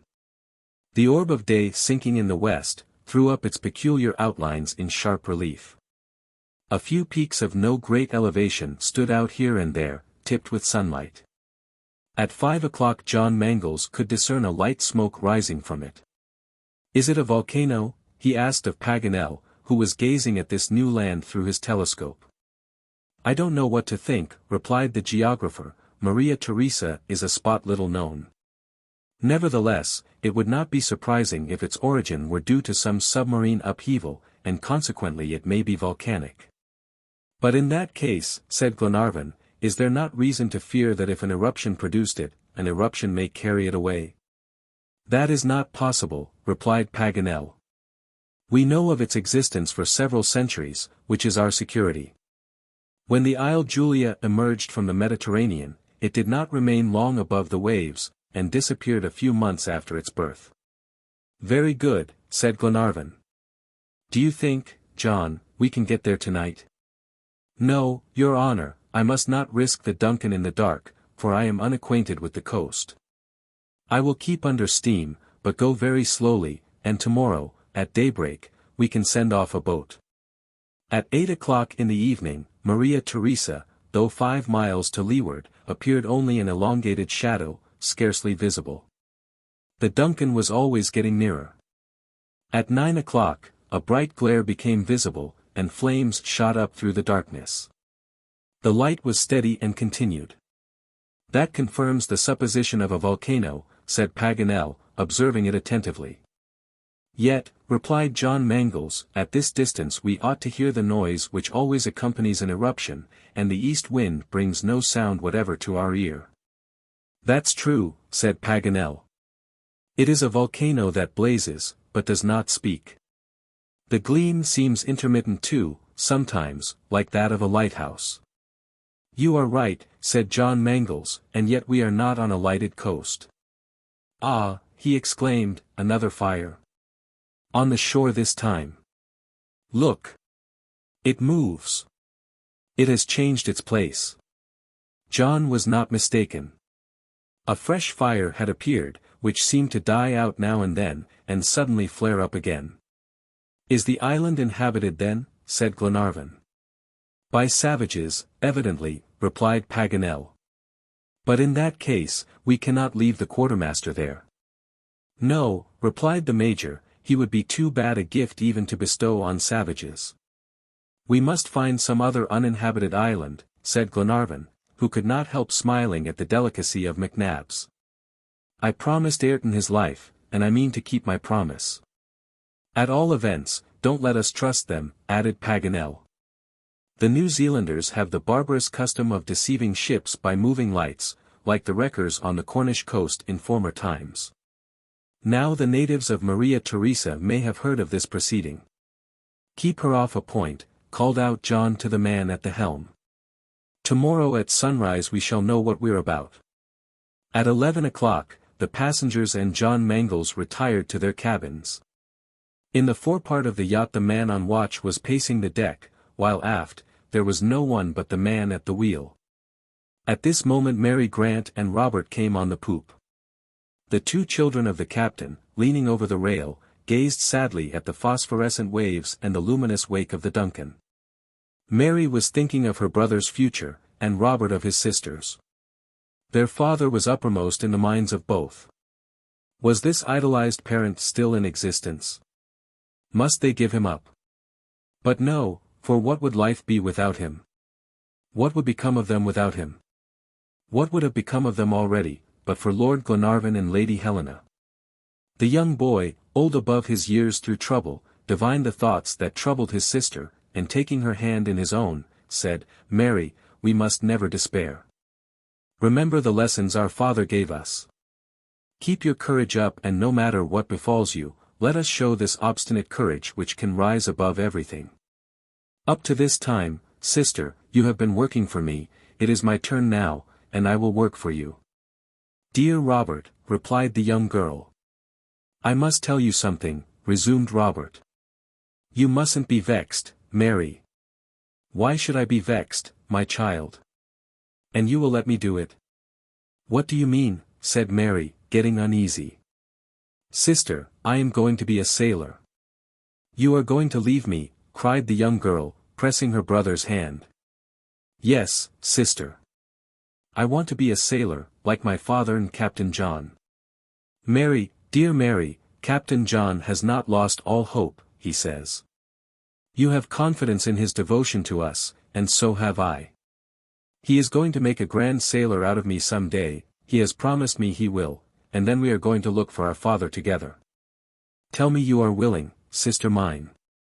What our father would have done for us it is our duty, mine, at least, to do for him. My life has one purpose to which it should be entirely consecrated, that is to search, and never cease searching for my father, who would never have given us up.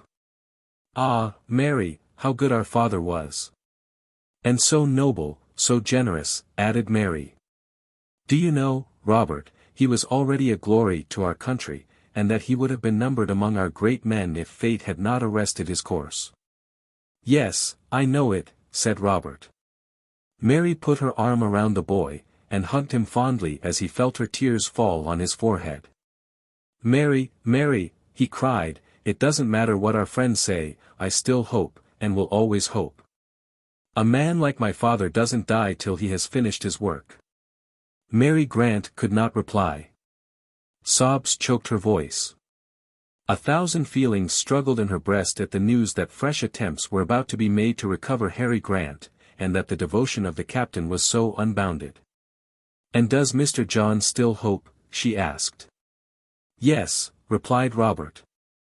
He is a brother that will never forsake us, never. I will be a sailor, you'll say yes, won't you, sister? And let me join him in looking for my father. I am sure you are willing. Yes, I am willing, said Mary. But the separation, she murmured. You will not be alone, Mary, I know that. My friend John told me so. Lady Helena will not let you leave her. You are a woman, you can and should accept her kindness. To refuse would be ungrateful, but a man, my father has said 100 times, must make his own way. But what will become of our own dear home in Dundee, so full of memories? We will keep it, little sister. All that is settled, and settled so well, by our friend John, and also by Lord Glenarvan. He is to keep you at Malcolm Castle as if you were his daughter. My lord told my friend John so, and he told me.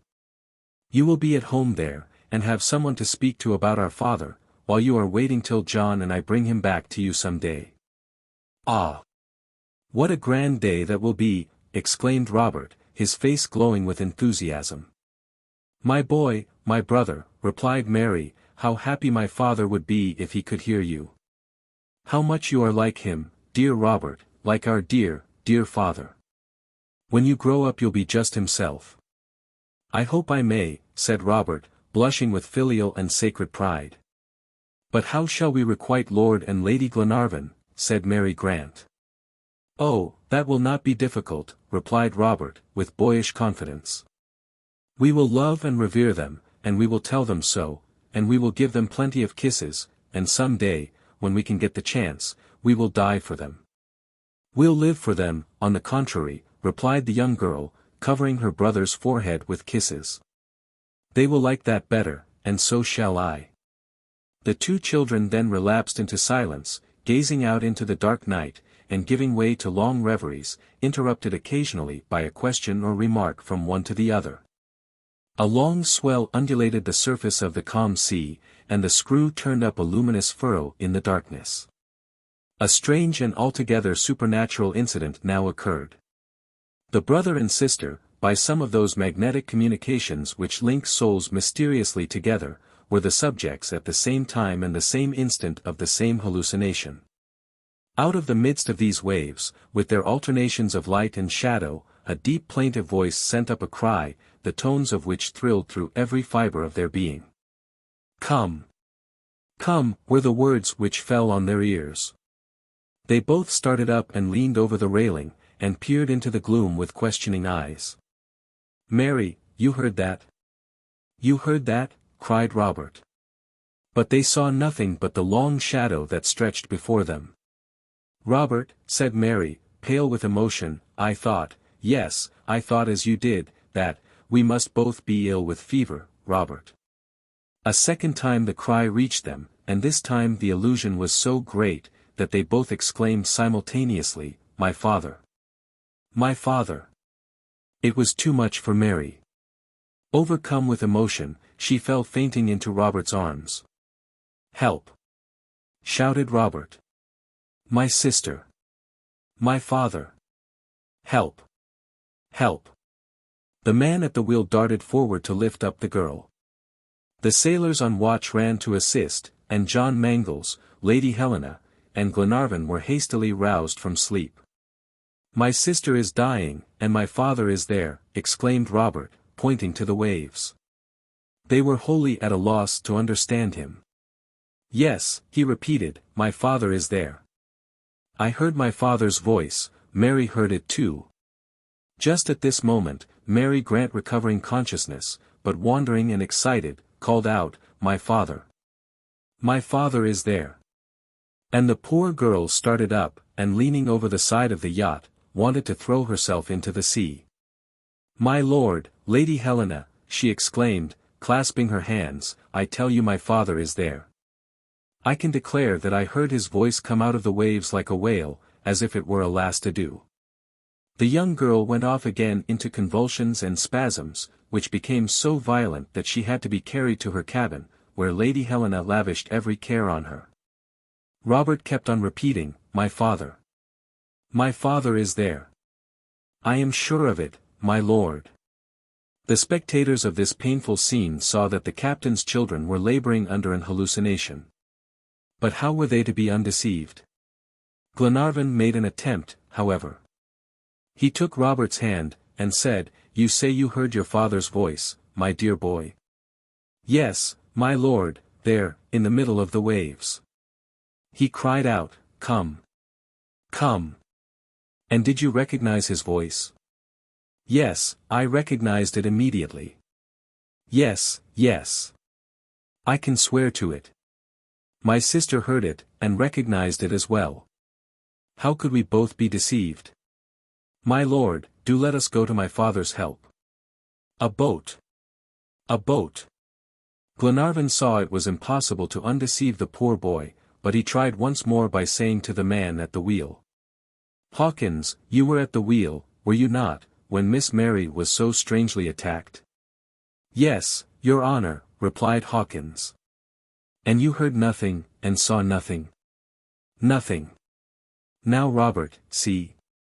"If it had been Hawkins's father," returned the boy, with indomitable energy, "Hawkins would not say he had heard nothing. It was my father, my lord. My father." Sobs choked his voice, he became pale and silent, and presently fell down insensible, like his sister. Glenarvan had him carried to his bed, where he lay in a deep swoon. "Poor orphans," said John Mangles. "It is a terrible trial they have to bear." "Yes," said Glenarvan, "excessive grief has produced the same hallucination in both of them, and at the same time." "In both of them," muttered Paganel. "That's strange, and pure science would say inadmissible." He leaned over the side of the vessel, and listened attentively, making a sign to the rest to keep still. But profound silence reigned around. Paganel shouted his loudest. No response came. "It is strange," repeated the geographer, going back to his cabin. Close sympathy in thought and grief does not suffice to explain this phenomenon. Next day, March 4th, at 5 a.m. At dawn, the passengers, including Mary and Robert, who would not stay behind, were all assembled on the poop, each one eager to examine the land they had only caught a glimpse of the night before. The yacht was coasting along the island at the distance of about a mile, and its smallest details could be seen by the eye. Suddenly Robert gave a loud cry, and exclaimed he could see two men running about and gesticulating, and a third was waving a flag. "The Union Jack," said John Mangles, who had caught up a spyglass. "True enough," said Paganel, turning sharply round toward Robert. "My lord," said Robert, trembling with emotion, "if you don't want me to swim to the shore, let a boat be lowered." "Oh, my lord, I implore you to let me be the first to land." No one dared to speak. What? On this little isle, crossed by the 37th parallel, there were 3 men, shipwrecked Englishmen. Instantaneously everyone thought of the voice heard by Robert and Mary the preceding night. The children were right, perhaps, in the affirmation. The sound of a voice might have reached them, but this voice, was it their father's? No, alas, most assuredly no. And as they thought of the dreadful disappointment that awaited them, they trembled lest this new trial should crush them completely. But who could stop them from going on shore? Lord Glenarvan had not the heart to do it. "Lower a boat," he called out. Another minute and the boat was ready. The two children of Captain Grant, Glenarvan, John Mangles, and Paganel, rushed into it, and 6 sailors, who rowed so vigorously that they were presently almost close to the shore. At 10 fathoms distance a piercing cry broke from Mary's lips. "My father," she exclaimed. A man was standing on the beach, between 2 others. His tall, powerful form, and his physiognomy, with its mingled expression of boldness and gentleness, bore a resemblance both to Mary and Robert. This was indeed the man the children had so often described. Their hearts had not deceived them. This was their father, Captain Grant. The captain had heard Mary's cry, for he held out his arms, and fell flat on the sand, as if struck by a thunderbolt. Chapter 20. Captain Grant's Story. Joy does not kill, for both father and children recovered before they had reached the yacht. The scene which followed, who can describe? Language fails. The whole crew wept aloud at the sight of these 3 clasped together in a close, silent embrace. The moment Harry Grant came on deck, he knelt down reverently. The pious Scotchman's first act on touching the yacht, which to him was the soil of his native land, was to return thanks to the God of his deliverance. Then, turning to Lady Helena and Lord Glenarvan, and his companions, he thanked them in broken words, for his heart was too full to speak. During the short passage from the isle to the yacht, his children had given him a brief sketch of the Duncan's history. What an immense debt he owed to this noble lady and her friends. From Lord Glenarvan, down to the lowest sailor on board, how all had struggled and suffered for him. Harry Grant expressed his gratitude with such simplicity and nobleness, his manly face suffused with pure and sweet emotion, that the whole crew felt amply recompensed for the trials they had undergone. Even the impassible Major himself felt a tear steal down his cheek in spite of all his self-command, while the good, simple Paganel cried like a child who does not care who sees his tears. Harry Grant could not take his eyes off his daughter. He thought her beautiful, charming, and he not only said so to himself, but repeated it aloud, and appealed to Lady Helena for confirmation of his opinion, as if to convince himself that he was not blinded by his paternal affection. His boy, too, came in for admiration. "How he has grown! He is a man," was his delighted exclamation.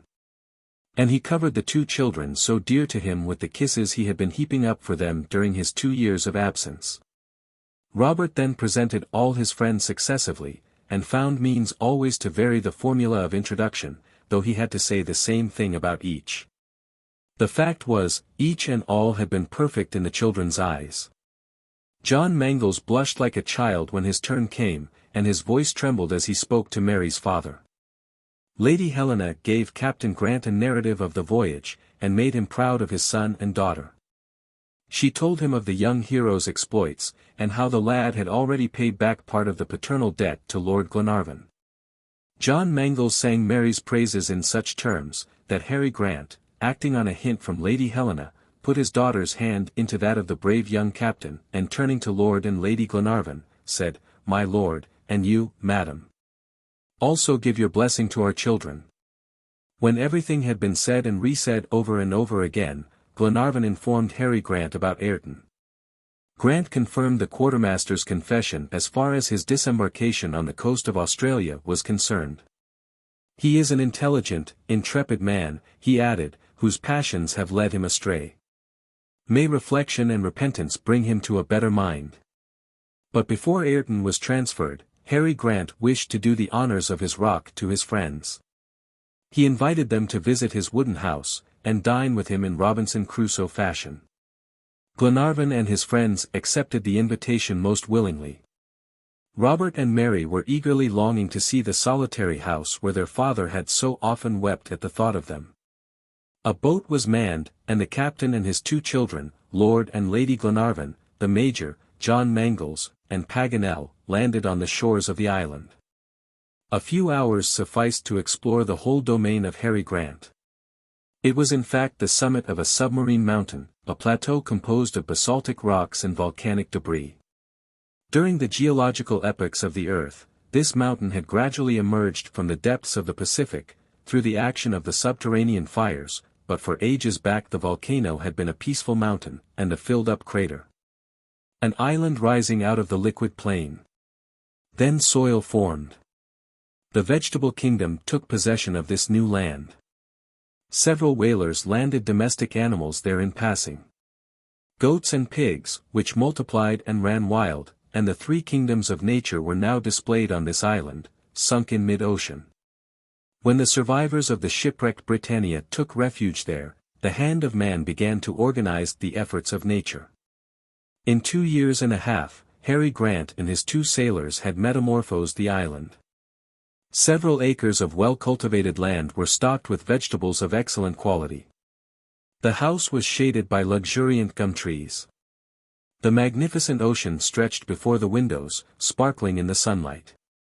Harry Grant had the table placed beneath the grand trees, and all the guests seated themselves. A hind quarter of a goat, nard of bread, several bowls of milk, 2 or 3 roots of wild endive, and pure fresh water, composed the simple repast, worthy of the shepherds of Arcadia. Paganel was enchanted. His old fancies about Robinson Crusoe revived in full force. "He is not at all to be pitied, that scoundrel, Ayrton," he exclaimed, enthusiastically. "This little isle is just a paradise." "Yes," replied Harry Grant, "a paradise to these poor, shipwrecked fellows that heaven had pity on, but I am sorry that Maria Theresa was not an extensive and fertile island, with a river instead of a stream. And a port instead of a tiny bay exposed to the open sea." "And why, Captain?" asked Glenarvan. "Because I should have made it the foundation of the colony with which I mean to dower Scotland." "Ah, Captain Grant, you have not given up the project, then, which made you so popular in our old country." "No, my lord, and God has only saved me through your efforts that I might accomplish my task. My poor brothers in Old Caledonia, all who are needy must have a refuge provided for them in another land against their misery, and my dear country must have a colony of her own, for herself alone, somewhere in these seas, where she may find that independence and comfort she so lacks in Europe." "Ah, that is very true, Captain Grant," said Lady Helena. "This is a grand project of yours, and worthy of a noble heart. But this little isle—" "No, madam, it is a rock only fit at most to support a few settlers. While what we need is a vast country, whose virgin soil abounds in untouched stores of wealth," replied the captain. "Well, Captain," exclaimed Glenarvan, "the future is ours, and this country we will seek for together." And the 2 brave Scotchmen joined hands in a hearty grip and so sealed the compact. A general wish was expressed to hear, while they were on the island, the account of the shipwreck of the Britannia, and of the 2 years spent by the survivors in this very place. Harry Grant was delighted to gratify their curiosity, and commenced his narration forthwith. "My story," he said, "is that of all the Robinson Crusoes cast upon an island, with only God and themselves to rely on, and feeling it a duty to struggle for life with the elements. It was during the night of the 26th or 27th of June, 1862, that the Britannia, disabled by a 6 days' storm, struck against the rocks of Maria Theresa. The sea was mountains high, and lifeboats were useless. My unfortunate crew all perished, except Bob Lurse and Joe Bell, who with myself managed to reach shore after 20 unsuccessful attempts. The land which received us was only an uninhabited island, 2 miles broad and 5 long, with about 30 trees in the interior, a few meadows, and a brook of fresh water, which fortunately never dried up. Alone with my sailors, in this corner of the globe, I did not despair. I put my trust in God, and accustomed myself to struggle resolutely for existence. Bob and Joe, my brave companions in misfortune, my friends, seconded me energetically. We began like the fictitious Robinson Crusoe of Defoe, our model, by collecting the planks of the ship, the tools, a little powder, and firearms, and a bag of precious seeds. The first few days were painful enough, but hunting and fishing soon afforded us a sure supply of food, for wild goats were in abundance in the interior of the island, and marine animals abounded on the coast. By degrees we fell into regular ways and habits of life. I had saved my instruments from the wreck, and knew exactly the position of the island. I found we were out of the route of vessels, and could not be rescued unless by some providential chance. I accepted our trying lot composedly, always thinking, however, of my dear ones, remembering them every day in my prayers, though never hoping to see them again. However, we toiled on resolutely, and before long several acres of land were sown with the seed off the Britannia, potatoes, endive, sorrel, and other vegetables besides, gave wholesome variety to our daily fare. We caught some young kids, which soon grew quite tame. We had milk and butter. The nardu, which grew abundantly in dried-up creeks, supplied us with tolerably substantial bread, and we had no longer any fears for our material life. We had built a log hut with the debris of the Britannia, and this was covered over with sail cloth, carefully tarred over, and beneath this secure shelter the rainy season passed comfortably. Many a plan was discussed here, and many a dream indulged in, the brightest of which is this day realized. I had at first the idea of trying to brave the perils of the ocean in a canoe made out of the spars of the ship, but 1,500 miles lay between us and the nearest coast, that is to say the islands of the archipelago of Pomotu. No boat could have stood so long a voyage. I therefore relinquished my scheme, and looked for no deliverance except from a divine hand. Ah, my poor children! How often we have stood on the top of the rocks and watched the few vessels passing in the distance far out at sea. During the whole period of our exile only 2 or 3 vessels appeared on the horizon, and those only to disappear again immediately. 2 years and a half were spent in this manner. We gave up hoping, but yet did not despair. At last, early yesterday morning, when I was standing on the highest peak of the island, I noticed a light smoke rising in the west. It increased, and soon a ship appeared in sight. It seemed to be coming toward us. But would it not rather steer clear of an island where there was no harbor? Ah, what a day of agony that was! My heart was almost bursting. My comrades kindled a fire on one of the peaks. Night came on, but no signal came from the yacht. Deliverance was there, however. Were we to see it vanish from our eyes? I hesitated no longer. The darkness was growing deeper. The ship might double the island during the night. I jumped into the sea, and attempted to make my way toward it. Hope trebled my strength. I cleft the waves with superhuman vigor, and had got so near the yacht that I was scarcely 30 fathoms off, when it tacked about. This provoked me to the despairing cry, which only my 2 children heard. It was no illusion. Then I came back to the shore, exhausted and overcome with emotion and fatigue. My 2 sailors received me half dead. It was a horrible night this last we spent on the island, and we believed ourselves abandoned forever, when day dawned, and there was the yacht sailing nearly alongside, under easy steam. Your boat was lowered, we were saved, and, oh, wonder of divine goodness, my children, my beloved children, were there holding out their arms to me. Robert and Mary almost smothered their father with kisses and caresses as he ended his narrative. It was now for the first time that the captain heard that he owed his deliverance to the somewhat hieroglyphical document which he had placed in a bottle and confined to the mercy of the ocean. But what were Jacques Paganel's thoughts during Captain Grant's recital? The worthy geographer was turning over in his brain for the 1000th time the words of the document. He pondered his 3 successive interpretations, all of which had proved false. How had this island, called Maria Theresa, been indicated in the papers originally? At last Paganel could contain himself no longer, and seizing Harry Grant's hand, he exclaimed, "Captain! Will you tell me at last what really was in your indecipherable document?" A general curiosity was excited by this question of the geographer, for the enigma which had been for 9 months a mystery was about to be explained. "Well, Captain," repeated Paganel, "do you remember the precise words of the document?" "Exactly," replied Harry Grant, "and not a day has passed without my recalling to memory words with which our last hopes were linked." "And what are they, Captain?" asked Glenarvan.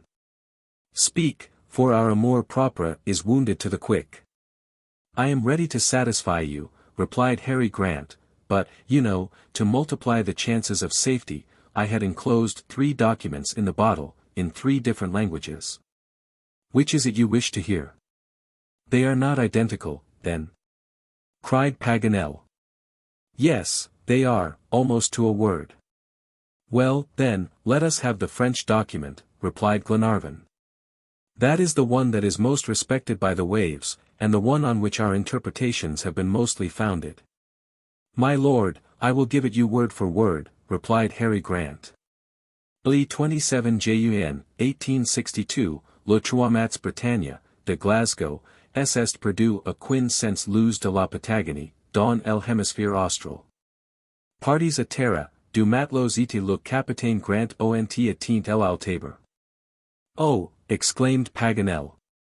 "La," continued Harry Grant, "continuellement en proie à un cruel indigence, ils ont jeté ce document par 153 degrees de longitude et 37 degrees 11 minutes de latitude. Venez à leur secours, ils sont perdus." At the name of Tabor, Paganel had started up hastily, and now being unable to restrain himself longer, he called out. "How can it be Al Tabor? Why, this is Maria Theresa." "Undoubtedly, Monsieur Paganel," replied Harry Grant. "It is Maria Theresa on the English and German charts, but is named Tabor on the French ones." At this moment a vigorous thump on Paganel's shoulder almost bent him double. Truth obliges us to say it was the Major that dealt the blow, though strangely contrary to his usual strict politeness. "Geographer," said McNabbs, in a tone of the most supreme contempt. But Paganel had not even felt the Major's hand. What was that compared to the geographical blow which had stunned him? He had been gradually getting nearer the truth, however, as he learned from Captain Grant.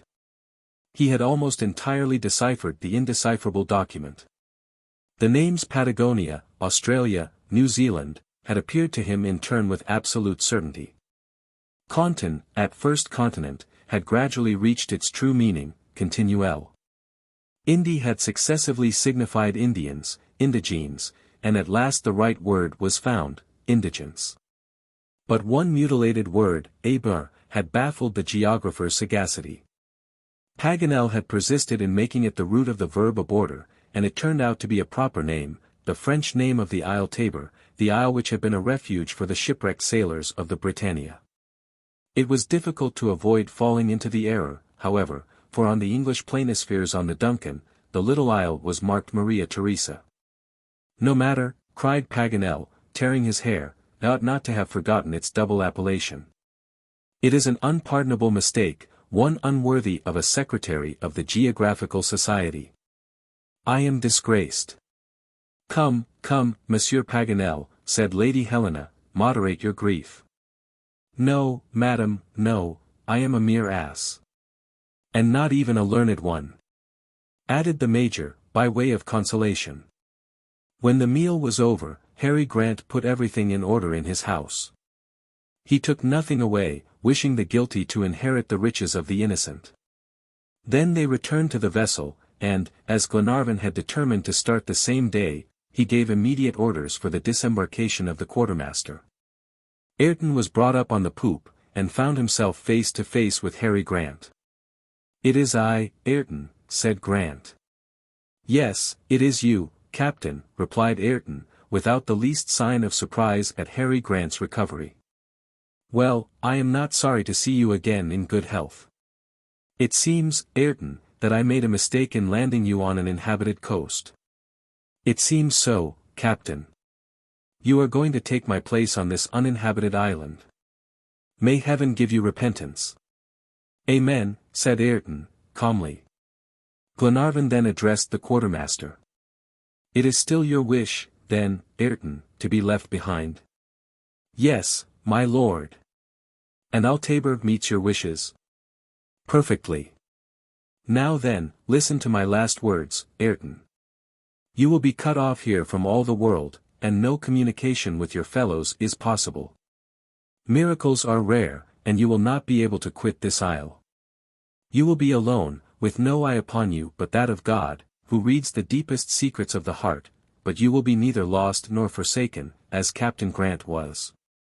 Unworthy as you are of anyone's remembrance, you will not be dropped out of recollection. I know where you are, Ayrton, I know where to find you, I shall never forget. God keep your honor, was all Ayrton's reply. These were the final words exchanged between Glenarvan and the quartermaster. The boat was ready and Ayrton got into it. John Mangles had previously conveyed to the island several cases of preserved food, besides clothing, and tools and firearms, and a supply of powder and shot. The quartermaster could commence a new life of honest labor. Nothing was lacking, not even books, among others, the Bible, so dear to English hearts. The parting hour had come. The crew and all the passengers were assembled on deck. More than one felt his heart swell with emotion. Mary Grant and Lady Helena could not restrain their feelings. Must it be done, said the young wife to her husband. Must the poor man be left there? He must, Helena, replied Lord Glenarvan. It is in expiation of his crimes. At that moment the boat, in charge of John Mangles, turned away. Ayrton, who remained standing, and still unmoved, took off his cap and bowed gravely. Glenarvan uncovered, and all the crew followed his example, as if in presence of a man who was about to die, and the boat went off in profound silence. On reaching land, Ayrton jumped on the sandy shore, and the boat returned to the yacht. It was then 4 o'clock in the afternoon, and from the poop the passengers could see the quartermaster gazing at the ship, standing with folded arms on a rock, motionless as a statue. "Shall we set sail, my lord?" asked John Mangles. "Yes, John," replied Glenarvan, hastily, more moved than he cared to show. "Go on," shouted John to the engineer. The steam hissed and puffed out, the screw began to stir the waves, and by 8 o'clock the last peaks of Altaber disappeared in the shadows of the night. Chapter 21. Paganel's Last Entanglement. On the 19th of March, 11 days after leaving the island, the Duncan sighted the American coast, and next day dropped anchor in the Bay of Talcahuano. They had come back again after a voyage of 5 months, during which, and keeping strictly along the 37th parallel, they had gone round the world. The passengers in this memorable expedition, unprecedented in the annals of the Travelers' Club, had visited Chile, the Pampas, the Argentine Republic, the Atlantic, the island of Tristan da Cunha, the Indian Ocean, Amsterdam Island, Australia, New Zealand, Altaber, and the Pacific. Their search had not been fruitless, for they were bringing back the survivors of the shipwrecked Britannia. Not one of the brave Scots who set out at the summons of their chief, but could answer to their names. All were returning to their old Scotia. As soon as the Duncan had reprovisioned, she sailed along the coast of Patagonia, doubled Cape Horn, and made a swift run up the Atlantic Ocean. No voyage could be more devoid of incident.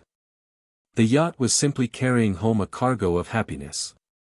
There was no secret now on board, not even John Mangles' attachment to Mary Grant. Yes, there was one mystery still, which greatly excited McNabbs's curiosity. Why was it that Paganel remained always hermetically fastened up in his clothes, with a big comforter round his throat and up to his very ears?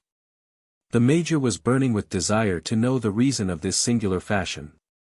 But in spite of interrogations, allusions, and suspicions on the part of McNabbs, Paganel would not unbutton.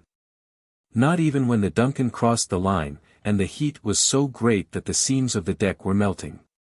"He is so distrait that he thinks he is at St. Petersburg," said the Major, when he saw the geographer wrapped in an immense greatcoat, as if the mercury had been frozen in the thermometer. At last on the 9th of May, 53 days from the time of leaving Talcahuano, John Mangles sighted the lights of Cape Clear. The yacht entered St. George's Channel, crossed the Irish Sea, and on the 10th of May reached the Firth of Clyde. At 11 o'clock she dropped anchor off Dunbarton, and at 2 p.m. the passengers arrived at Malcolm Castle amidst the enthusiastic cheering of the Highlanders. As fate would have it then, Harry Grant and his two companions were saved. John Mangles wedded Mary Grant in the old Cathedral of St. Mungo, and Mr. Paxton, the same clergyman who had prayed 9 months before for the deliverance of the father, now blessed the marriage of his daughter and his deliverer.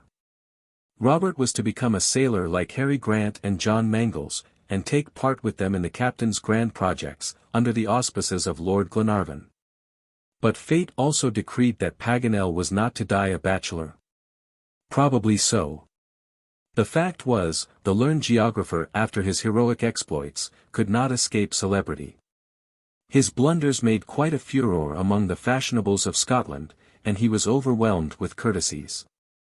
It was then that an amiable lady, about 30 years of age, in fact, a cousin of McNab's, a little eccentric herself, but good and still charming, fell in love with the geographer's oddities, and offered him her hand. £40,000 went with it, but that was not mentioned. Paganel was far from being insensible to the sentiments of Miss Arabella, but yet he did not dare to speak. It was the Major who was the medium of communication between these two souls, evidently made for each other. He even told Paganel that his marriage was the last freak he would be able to allow himself. Paganel was in a great state of embarrassment, but strangely enough could not make up his mind to speak the fatal word. "Does not Miss Arabella please you then?" asked McNabs. "Oh, Major, she is charming," exclaimed Paganel, 1,000 times too charming, and if I must tell you all, she would please me better if she were less so. I wish she had a defect. "Be easy on that score," replied the Major, "she has, and more than one. The most perfect woman in the world has always her quota. So, Paganel, it is settled then, I suppose?" "I dare not." "Come, now, my learned friend, what makes you hesitate?" "I am unworthy of Miss Arabella," was the invariable reply of the geographer. And to this he would stick. At last, one day being fairly driven in a corner by the intractable Major, he ended by confiding to him, under the seal of secrecy, a certain peculiarity which would facilitate his apprehension should the police ever be on his track. "Bah!" said the Major. "It is really as I tell you," replied Paganel. "What does it matter, my worthy friend?" "Do you think so, Major?" "On the contrary, it only makes you more uncommon. It adds to your personal merits. It is the very thing to make you the nonpareil husband that Arabella dreams about." And the Major with imperturbable gravity left Paganel in a state of the utmost disquietude. A short conversation ensued between McNabs and Miss Arabella. A fortnight afterwards, the marriage was celebrated in grand style in the chapel of Malcolm Castle. Paganel looked magnificent, but closely buttoned up, and Miss Arabella was arrayed in splendor. And this secret of the geographer would have been forever buried in oblivion, if the Major had not mentioned it to Glenarvan, and he could not hide it from Lady Helena, who gave a hint to Mrs. Mangles. To make a long story short, it got in the end to Albinet's ears, and soon became noised abroad.